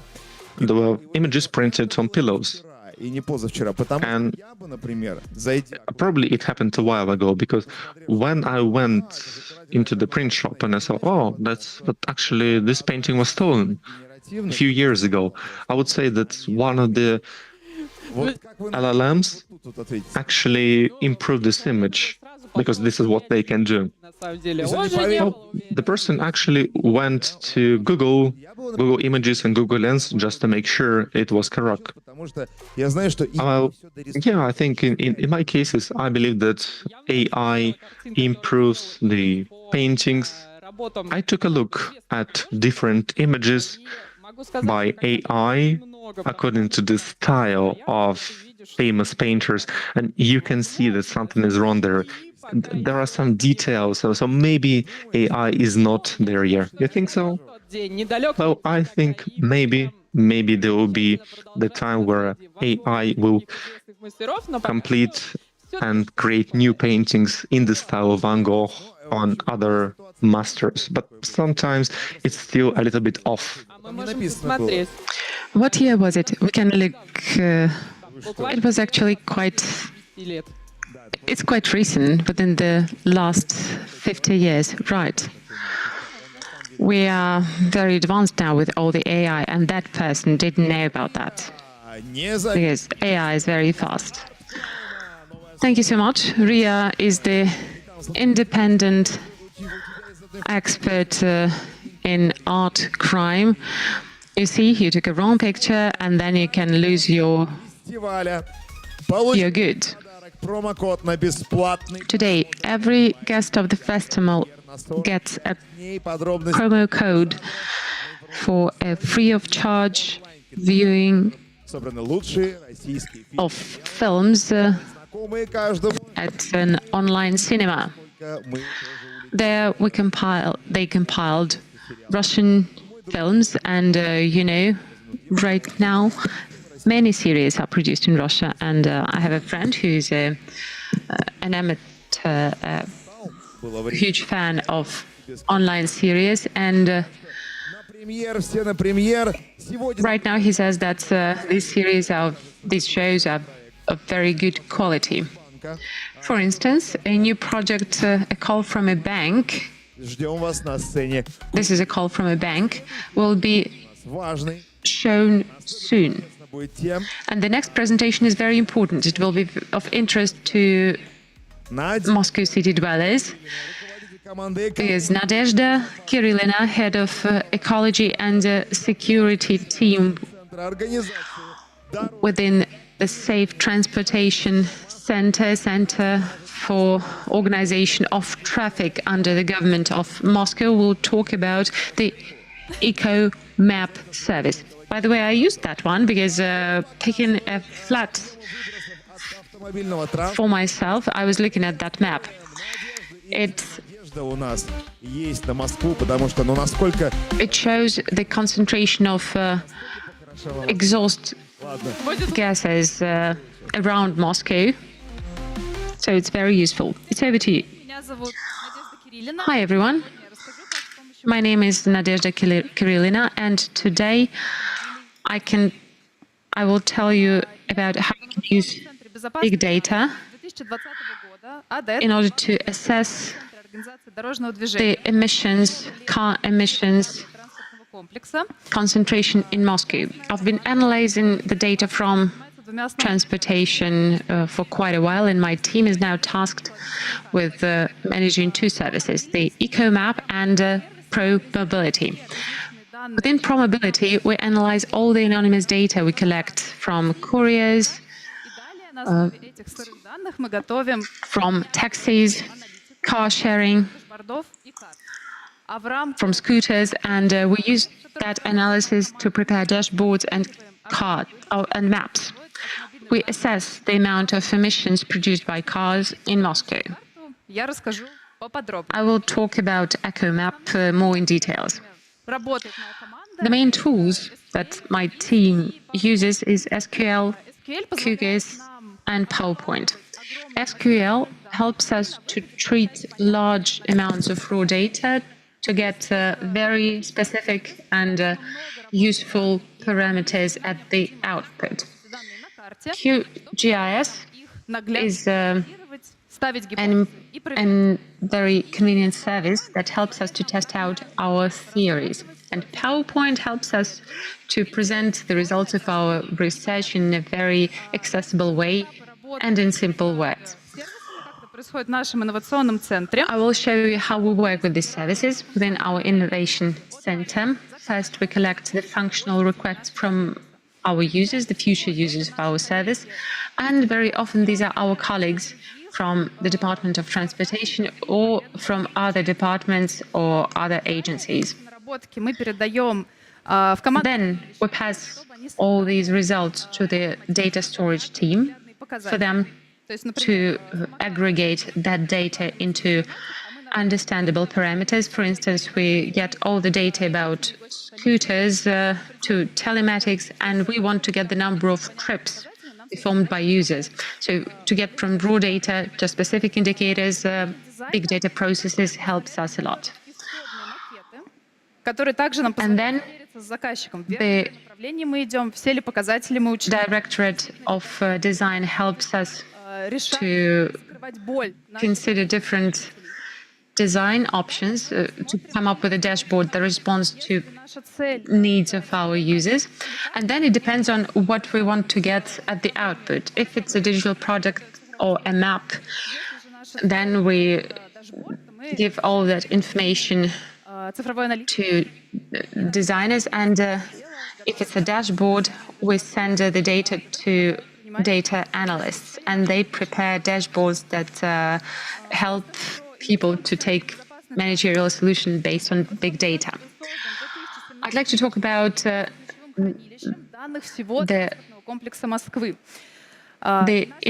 innovative service about transportation. It stores information about the transportation of Moscow, and it helps people to use transportation of Moscow in a safe way. And also we help managers to take and city administration to take managerial decisions.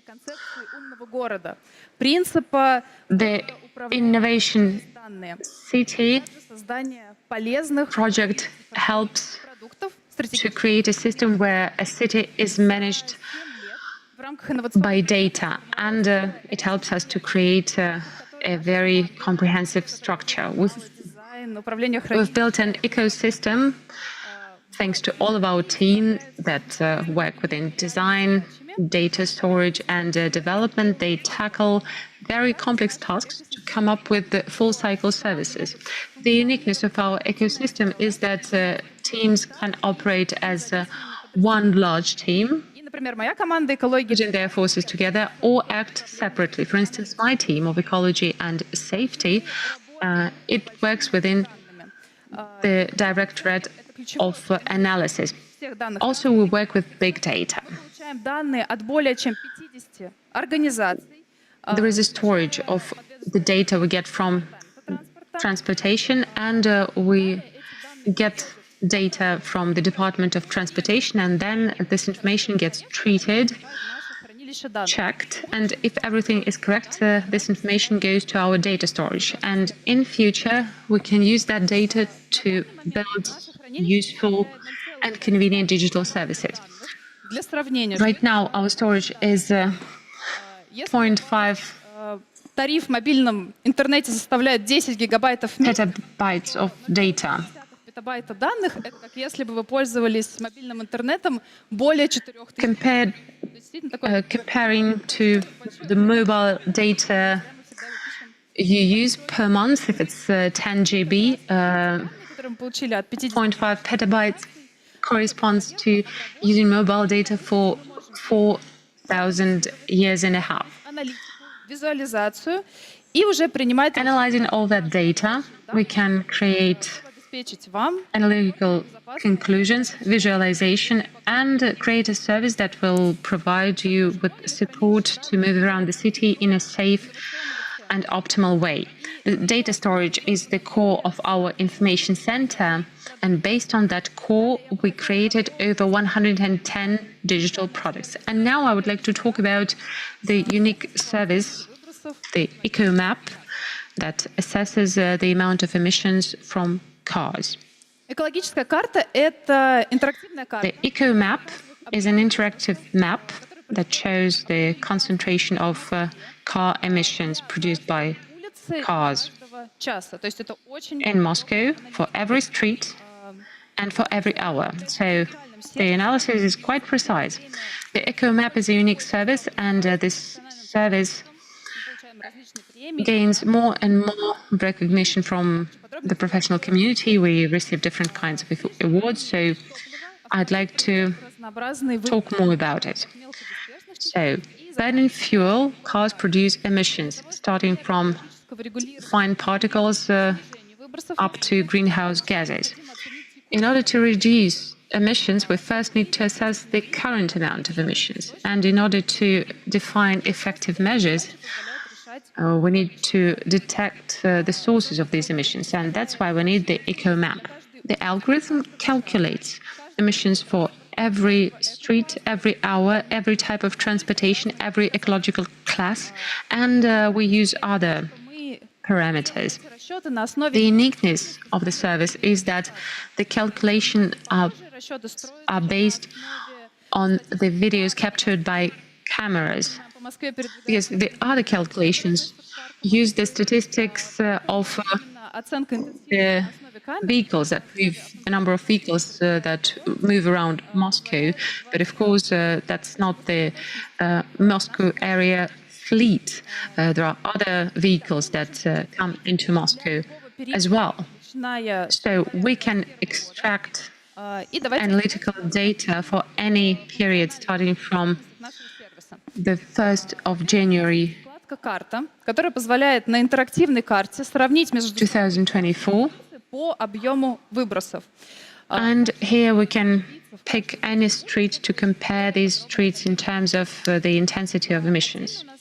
So we can dig into that analytical data. Then there is a tab corresponding to concentration. Emissions do not equate to pollutants concentration. So we can assess the situation around every air station on the garden ring of Moscow. And then there is a tab pollution of streets for every street, and you can compare different districts of Moscow to, for instance, define top 10 streets in terms of different kinds of pollutants, from emissions to greenhouse gases. Natural Resources Use Department worked on that service. The Center for Organization of Moscow Traffic and Eco Monitoring worked together to create this service. So they brought their efforts together to come up with this digital product. We use existing infrastructure and existing cameras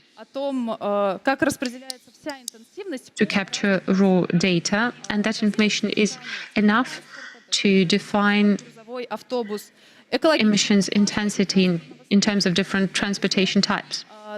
We take into consideration the vehicle type, the engine type. For trucks, we take into consideration the weight of these trucks, and for buses, the number of passengers. So these are the different categories, and all these categories produce different amounts of emissions. Ключевая методика, которая лежит The в основе нашего key methodology that lies исследовательского института as a basis of НИАТ, this service is the methodology of NIAT, оценить the и эту Research Institute of Automobile Transportation. So we use our methodology and combine it with NIAT's methodology. We take into consideration the speed of vehicles, the type of vehicle, the ecological class, the type of engine, the amount of the number of passengers, and the weight for buses and the weight of trucks.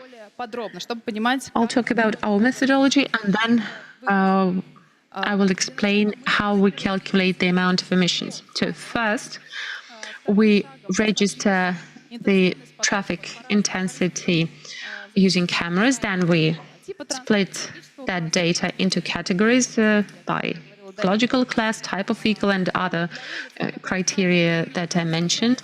Then for the streets that don't have cameras, we apply there the average value taken from the streets that have cameras, and then we use NIAT's methodology to calculate the emissions by street and by hour. The unique feature of our service is that we get very precise data in terms of intensity. That is possible thanks to the cameras that capture videos and pictures, and we indeed can calculate the amount of emissions produced by cars traveling through these streets, and that's a great basis for analysis to analyze the changes in infrastructure. For instance, if a new metro station was open, we can assess how that affected the emissions. методики расчета. Now, if we look closer at the calculation methodology, when we get the data about the traffic intensity and when we split and distribute that data by category, we can calculate the intensity of emissions by street. For the streets where the cameras are not present, we use the average value Своя категория, и мы это учитываем при by street category. Every street is камеры отсутствуют. И также assigned to a certain category according to building codes and rules. And then we take into consideration the area of Moscow to make our calculations even more precise, to understand how many cars travel through streets where there are no cameras. So we've covered all the streets of Moscow, and after that, we use NIAT's methodology. We take the coefficient of emissions per kilometer of road, we multiply that by the length of streets, and thus we can get the level of pollution for every street per hour. I already mentioned the different tabs that we have. Let's look at them. As this service is used in the internal perimeter, you can look at it closer.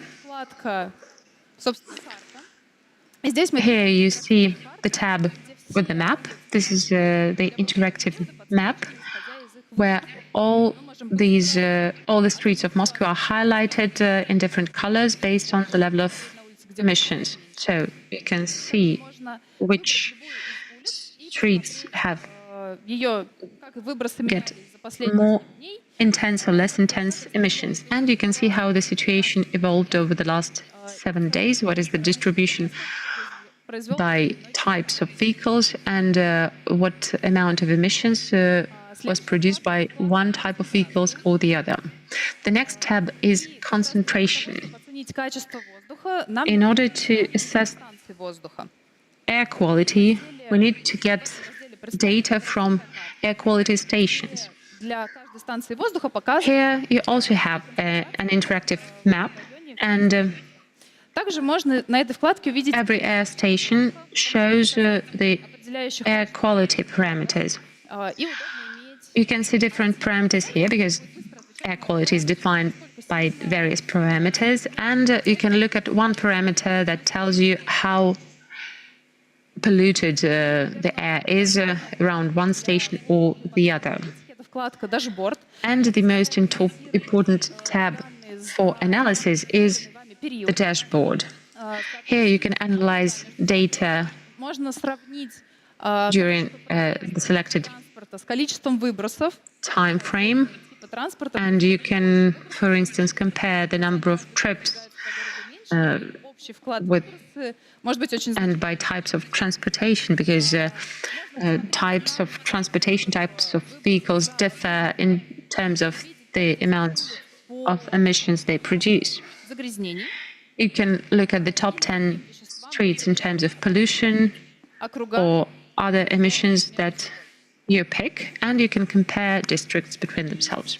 Я продемонстрирую вам работу сервиса. And now I'd like to show you how this service operates. Сейчас на экране представлена вкладка «Карта». So right now you can see the map tab, Видим интерактивную карту, которая показывает объем. and here you can see the interactive map that shows you the amount of emissions for a certain day. We can structure the data, and we can select the data we're interested in for the time of the day for the certain area, and we can see how the amount of emissions changed over the last 7 days. For instance, let's pick Krasnopresnenskaya embankment. Here you can see the data about the emissions for that street. We have analytical data for the 5 pollutants and for greenhouse gases. We can see how the amount of emissions or how the concentration of certain pollutants evolved, and then we can see analytical data for types of vehicles that travel there. So you have analysis for the last 7 days, and you compare the data year on year to see how the situation evolved short-term and long-term. So you can pick the type of vehicle and see the contribution of that type of vehicle into the overall situation, and look at the analytics by type of pollutants and emissions. Then we go to dashboard, and here you have more detailed analytics for the whole city. There you can select the pollutant, the time frame, districts, types of vehicle, and you'll have all that analytical data based on your input, the information you put into the filters. Then we can compare today's situation to 1 year ago, and you can see the distribution of emissions across different districts and compare these emissions zone by zone, area by area. Then we can compare streets in terms of the same parameters, and I need to mention here that, of course, the rating of the street is impacted by its length. The longer the street is, the more emissions it gets. So that's it from me. I was very happy and really glad to present this service to you. We try to make it as convenient as possible, to make your moving around the city as ecological as possible, and to prove it with data. Thank you, Nadezhda. And you are wearing a green jacket, so we are talking about cybersec here. Do you get calls from scams? Yes, I do. Probably they are men, but seriously, what are the scam schemes that you experienced? What do they want usually? Probably they try to access your money, of course, but what technique do they try? Well, I usually do not pick up the phone if the number is unknown to me. When I did, well, people usually started trying to sell me some medical or banking services. Okay, so they were not trying to frighten you, saying that they are from police or from the security service. They were trying to go to the next level. Yes. Right. You know, Once I was changing the hospital I'm attached to. By the way, I'm really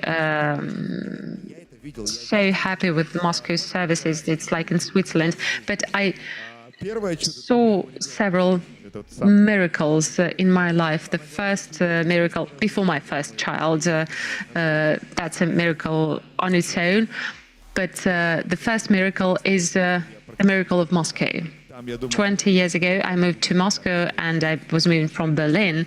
And I was thinking, moving from Berlin, that, well, probably I'm saying goodbye to that life, to S-Bahns, to that green grass in parks, to have, probably I was thinking that I was saying goodbye to high-speed trains. But 3 years later, we got subsons, then we got trains and the circular railway, and here you're taking care of us from the point of view of ecology. Moscow is, yeah, I think Moscow was rated among top 5 cities across all the different parameters, including population satisfaction. And right now, do you think we are within top 3 cities? Well, we are doing our best to be there. We are trying to climb this rating. Well, I hope that we're in for the ecological miracle as well. Of course, back in the 90s, when all these factories and facilities got bankrupt, that was bad for the economy, but for the ecology, that was great, because in the center of Moscow, air is better compared to the air within the city centers of small cities. And we need to value that. We are living in wonderful times. Thank you so much, Nadezhda. You've given us a lot of hope.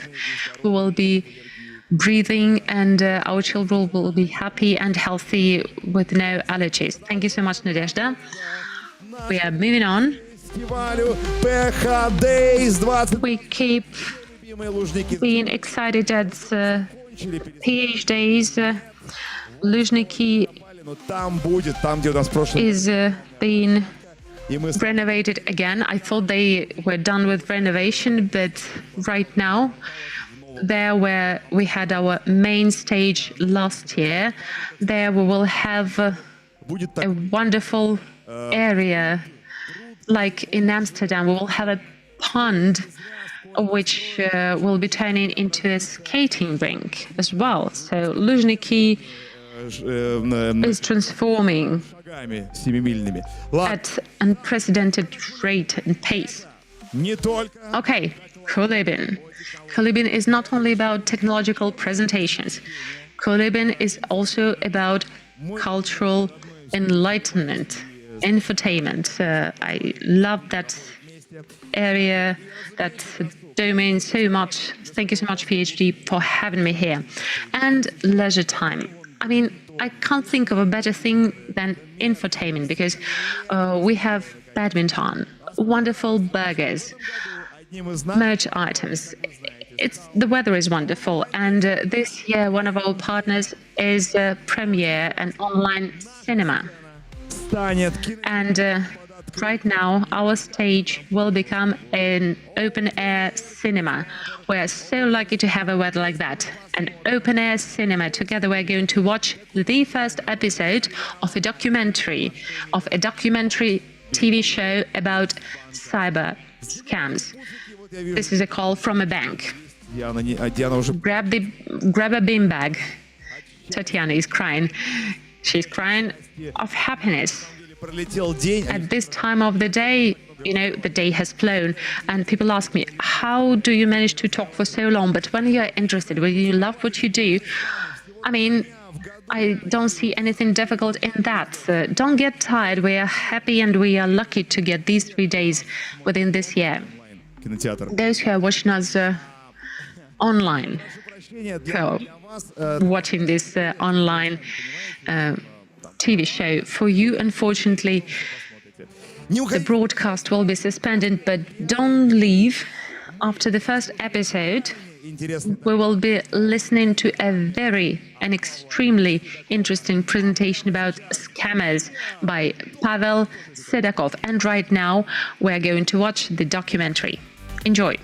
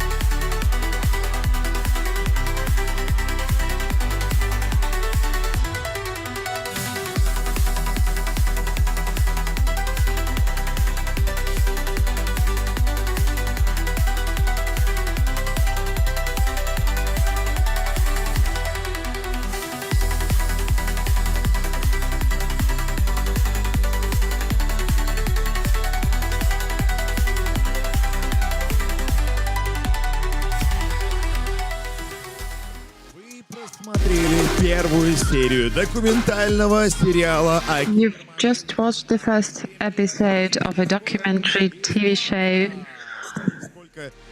You've got a call from a bank. And just imagine how many cases we learned. These stories were told here at Hamovniki. I'm not going to give you the exact bank office. And my friends with their degree in economics, they fell prey to that. And actually, these scams, they are masters of scripts. They actually told my friend Julia, you did the right thing. You can buy a bottle of champagne and take a bath. And she still remembers that phrase. And because they know what they do. And yes, we don't like these people, but they are professionals in what they do. They are very skillful. They are very witty. So take care and do remember about cognitive biases. The mistake of optimists. Don't be too confident of yourself. We always think that we are better than the others. This kind of thing can't happen to me. This is a call from a bank.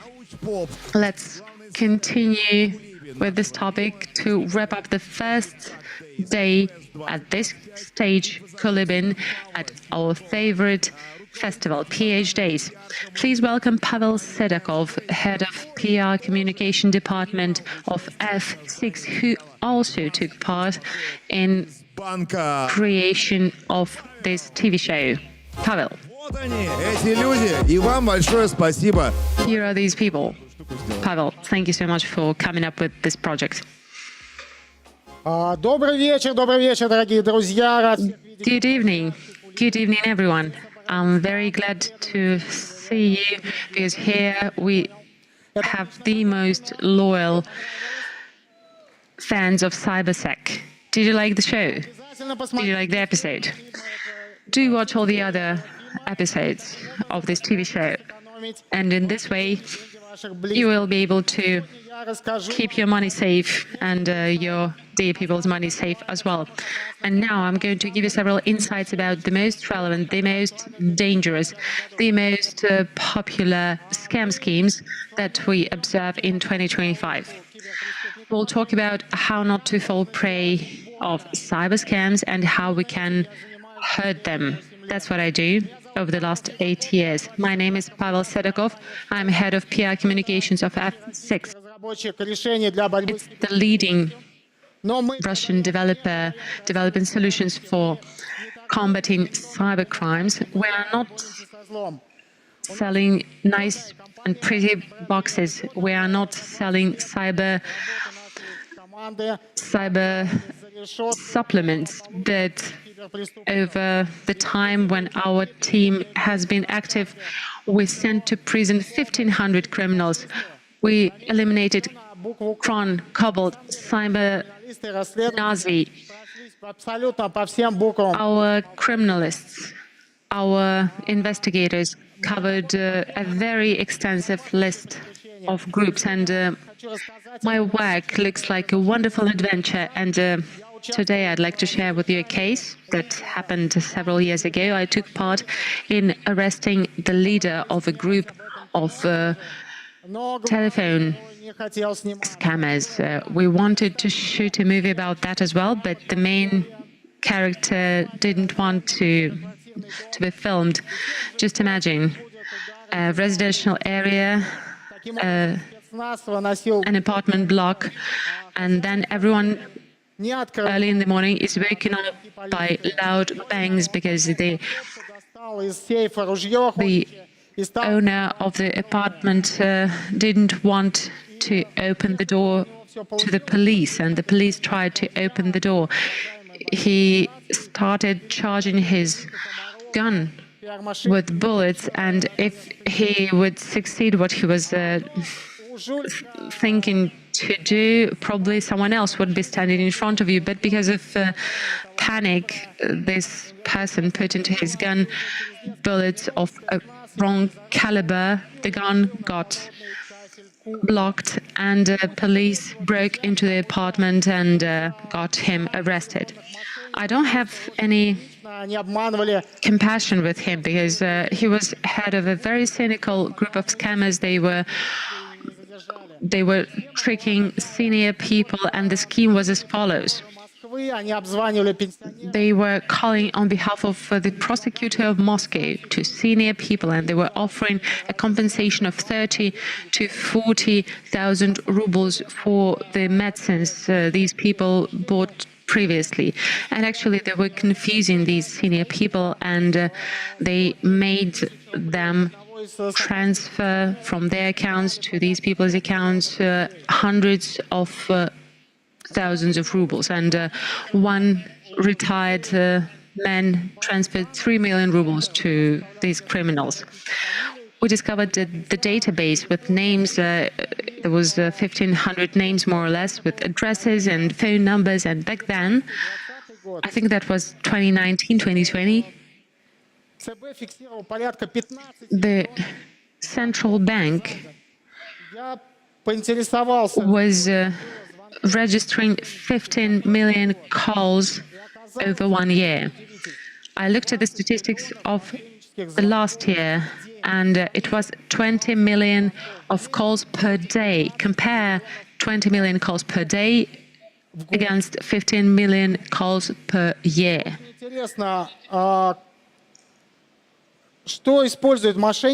It's very interesting what these frauds use to make people send their money to that. Is it black magic? Is it brainwashing people?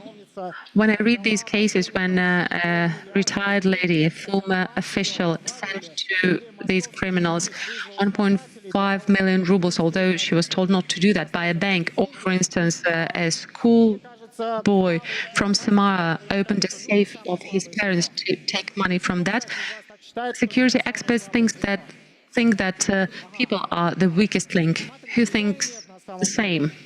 Well, actually, yes and no.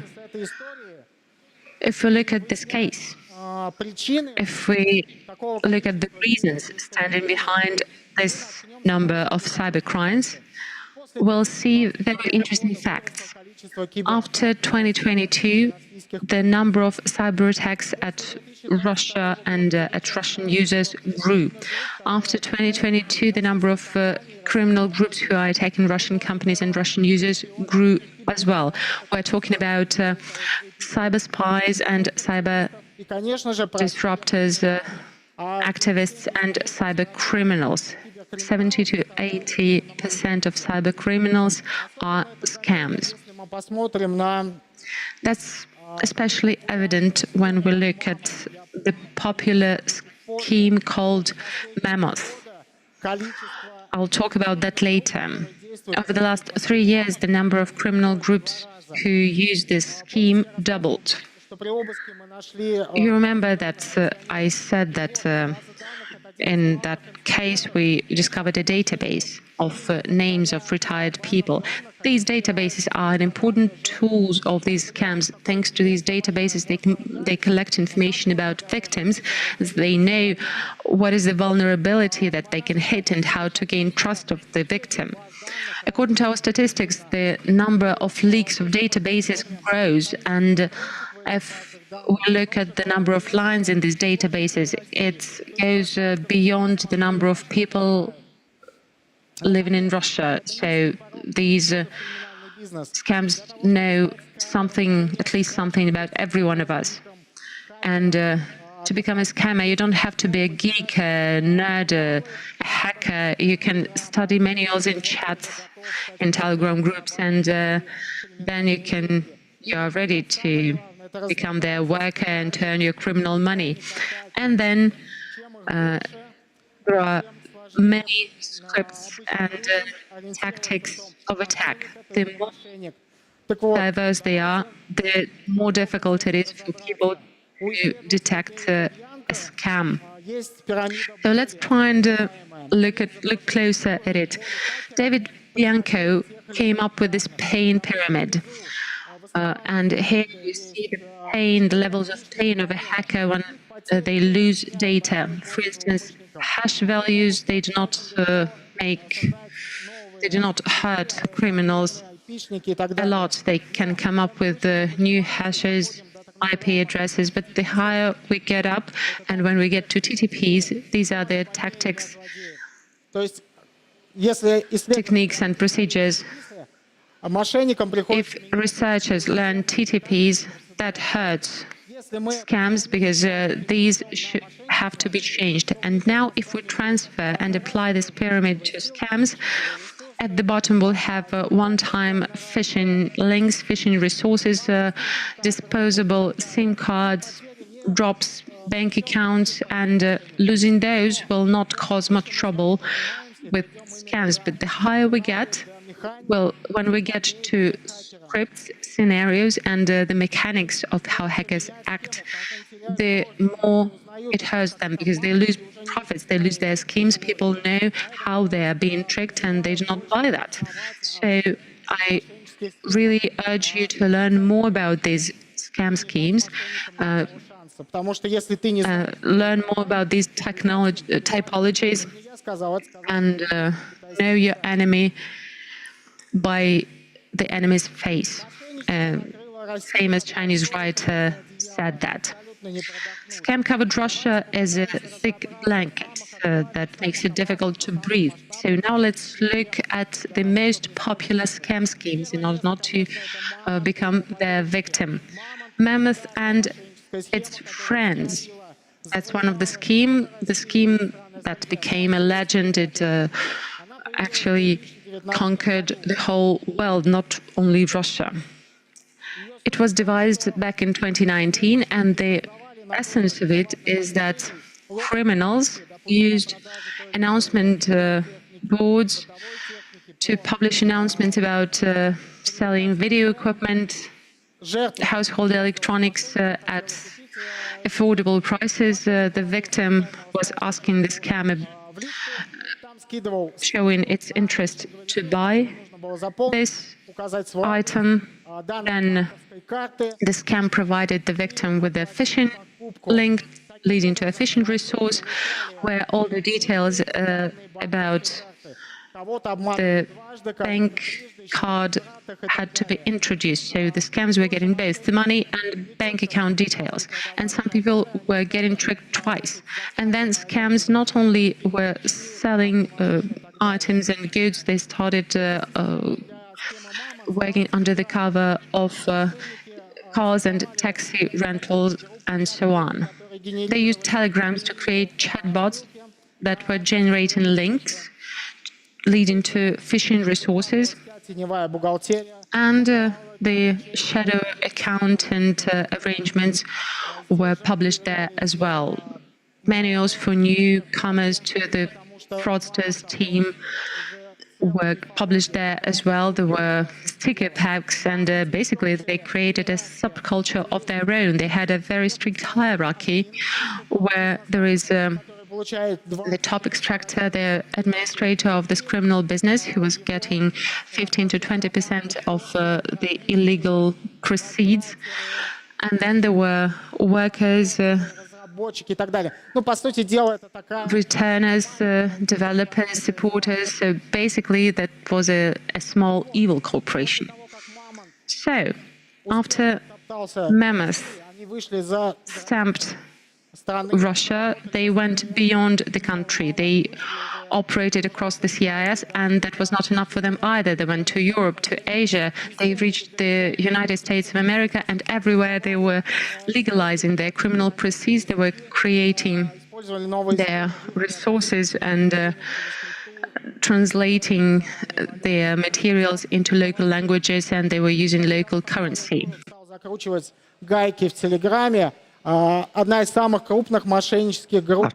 Pavel Durov started to make it harder for scammers to work on Telegram, one of the scammer groups left Telegram, which they wanted to use for their shadow activity. In parallel with Mammoth, there was fake date scheme, and our colleagues believe it appeared even in 2018, 2019. Those are obviously fake dates or anti-cinema scheme. And it's very simple. A man meets a so-called girl online. This so-called girl proposes to go to a theater, to a stand-up show, to whatever, and they send a link to a fake resource. Once they input data, they lose access to their banking data, banking card. So why is this interesting? They started to use artificial intelligence to generate audio and video deepfakes as if those messages were recorded from ladies. They started to use cinemas and stand-ups and but also different mobile applications like taxi, internet hosters, OnlyFans, in order to steal credit card data. And what's interesting, not only men are being tricked, but also ladies too. Just recently, together with the officials from the Moscow police, a case was studied when 26 sources were created for a free photo set for ladies, and they only had to pay for the rent. 1,500 to 1,300 rubles for the rent. So once this happened, they lost basically the access to their banking accounts. So, dear ladies, obviously, please be vigilant. What can we say? Do not leave the official website to the personal messages when you want to buy something or buy some kind of services. Second, do not prepay unless you see the actual product. Third, important point, try to meet online, not offline, not online, but maybe that's a good way to meet somebody here at PH Days. Next, partner programs and crypto scams.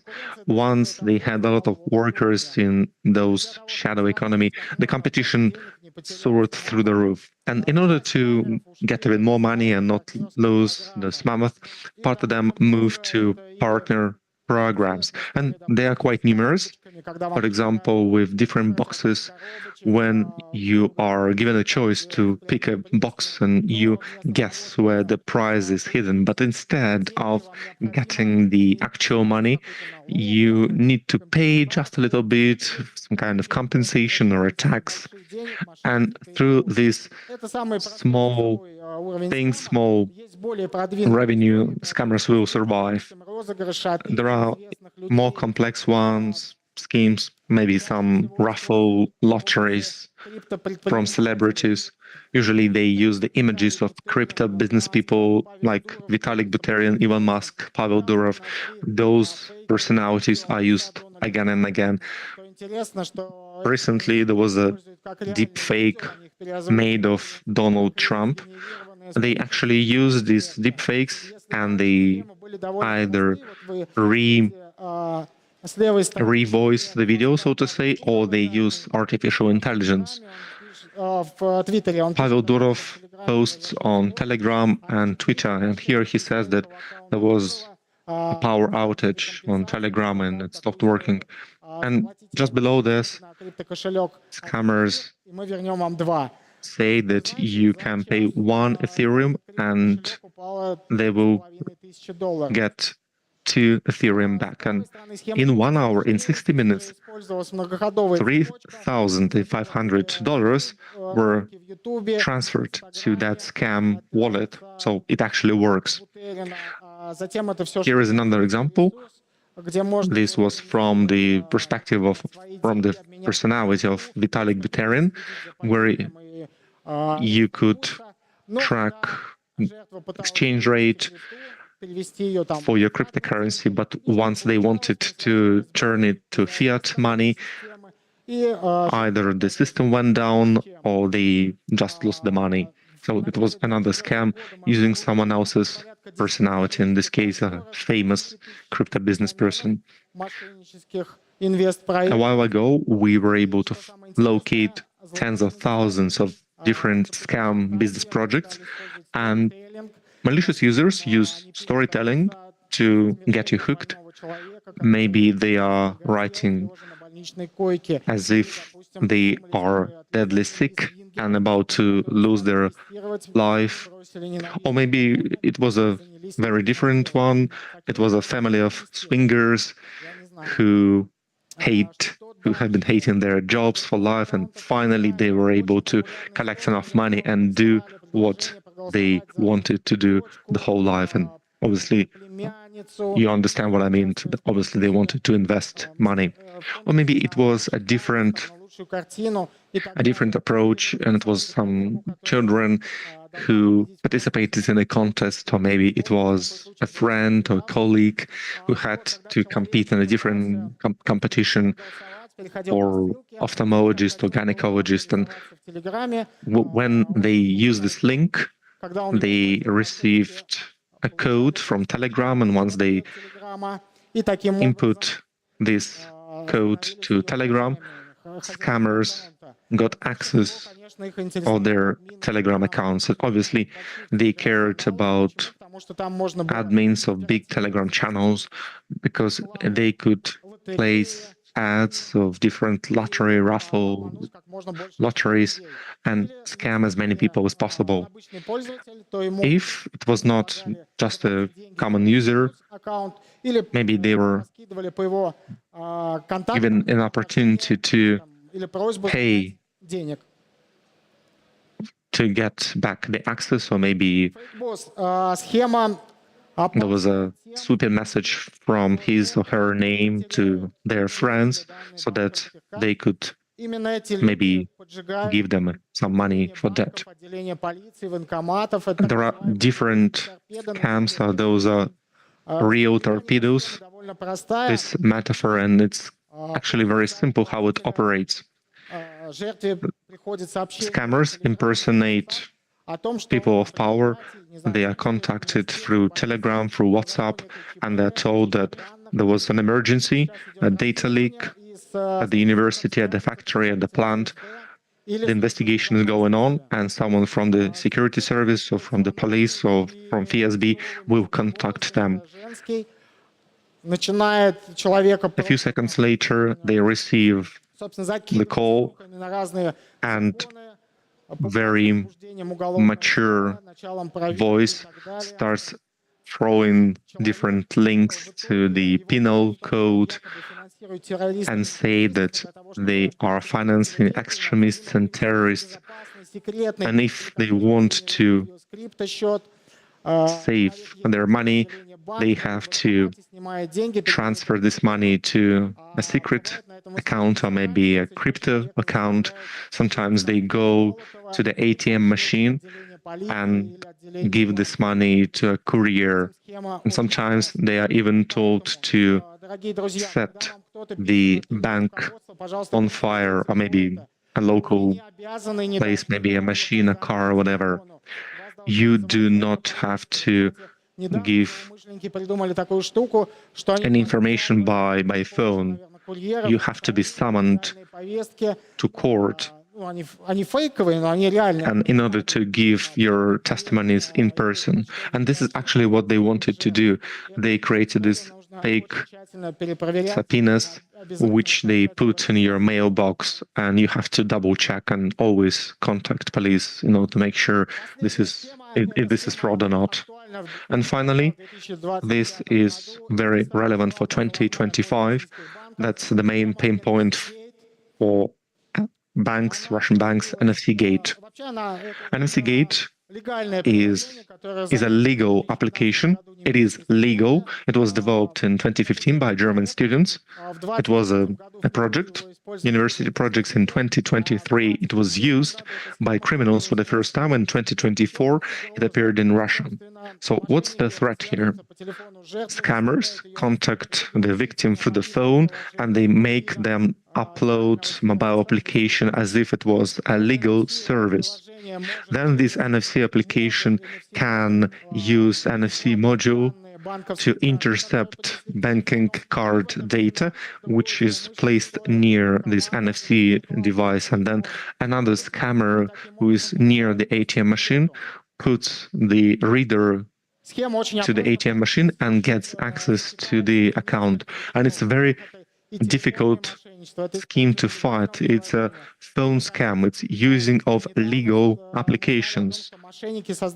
And recently we learned that there is a Frankenstein monster that basically connected Trackstrat, a banking Trojan, with NFC Gate. And we learned that at least 200,000 Android devices were infected with this scheme. In 2025, the total loss amount to more than 400 million rubles from this illegal activity. Dear friends, these are the main 5 major scam schemes in 2025, and obviously the list goes on and on. It's one of them is to tap the different small fluffy animals.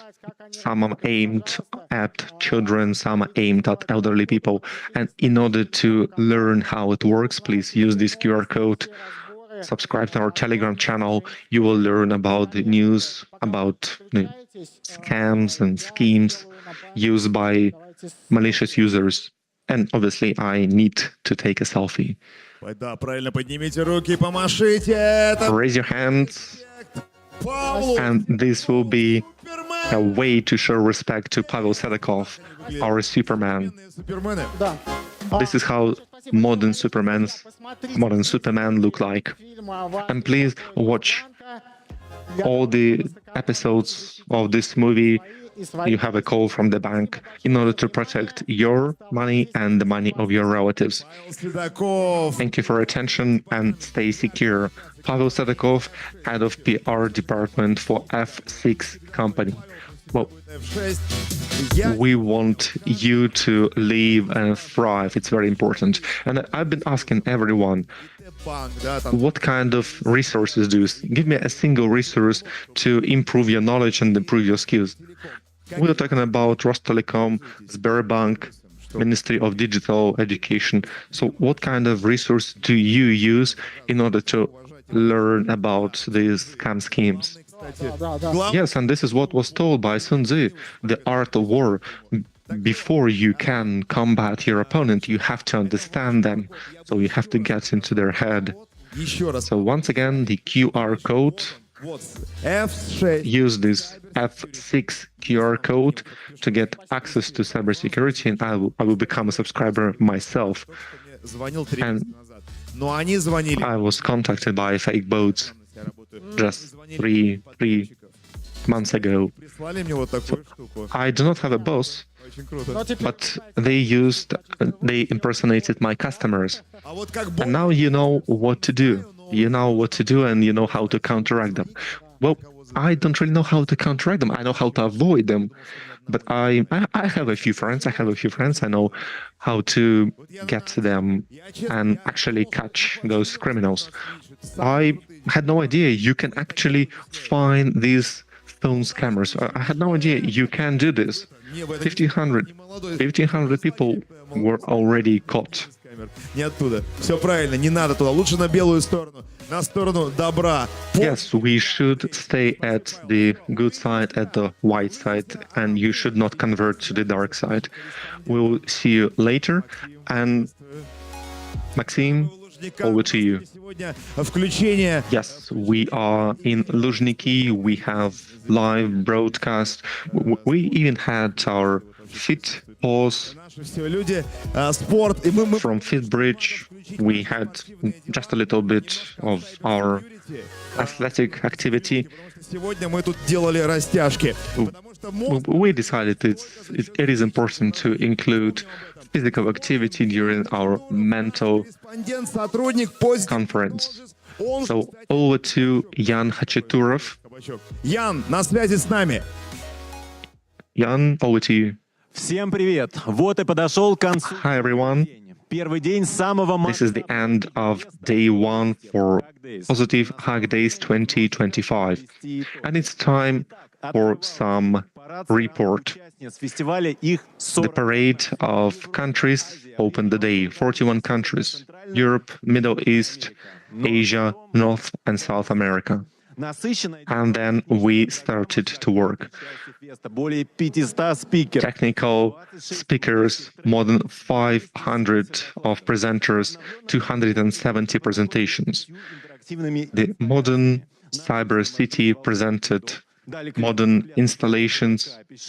We gave the oath and visited the administration of the big technological city. And if you have no idea what I'm talking about, you should go through this quest, which starts here at Luzhniki, and we have almost 2,000 people who went through this quest. The most interesting location is the headquarters of reverse engineers, because reverse engineering is one of the topics here. Standoff. More than 40 teams from 18 countries are part of the standoff this year. More than 600 units of software, 7 key industries, including 2 new: metallurgy, oil and gas, banking, urban structure, aviation and logistics. The red team could win 50,000 USD. Blue team can get invaluable experience. 40,000 people visited Luzhniki today. More than 50,000 people watched it online. We have 2 more days. Tomorrow we will have Valentin Vilsacom. Welcome to PH Days, and we are waiting for you. Jan Khachatурov tomorrow and the day after tomorrow will be here. Thank you, dear friends. We will see you tomorrow and the day after tomorrow. Main stage, sci-fi stage, Kulibin will be here. Thank you. Thank you for your attention. Кулибин. Первый русский хакер. С вами я, русский изобретатель Иван Кулибин. Я не боюсь взламывать реальность во имя прогресса. Мир — это бесконечное количество проводов, соединив которые можно совершить бесконечное количество открытий. Осталось понять, что и с чем соединять.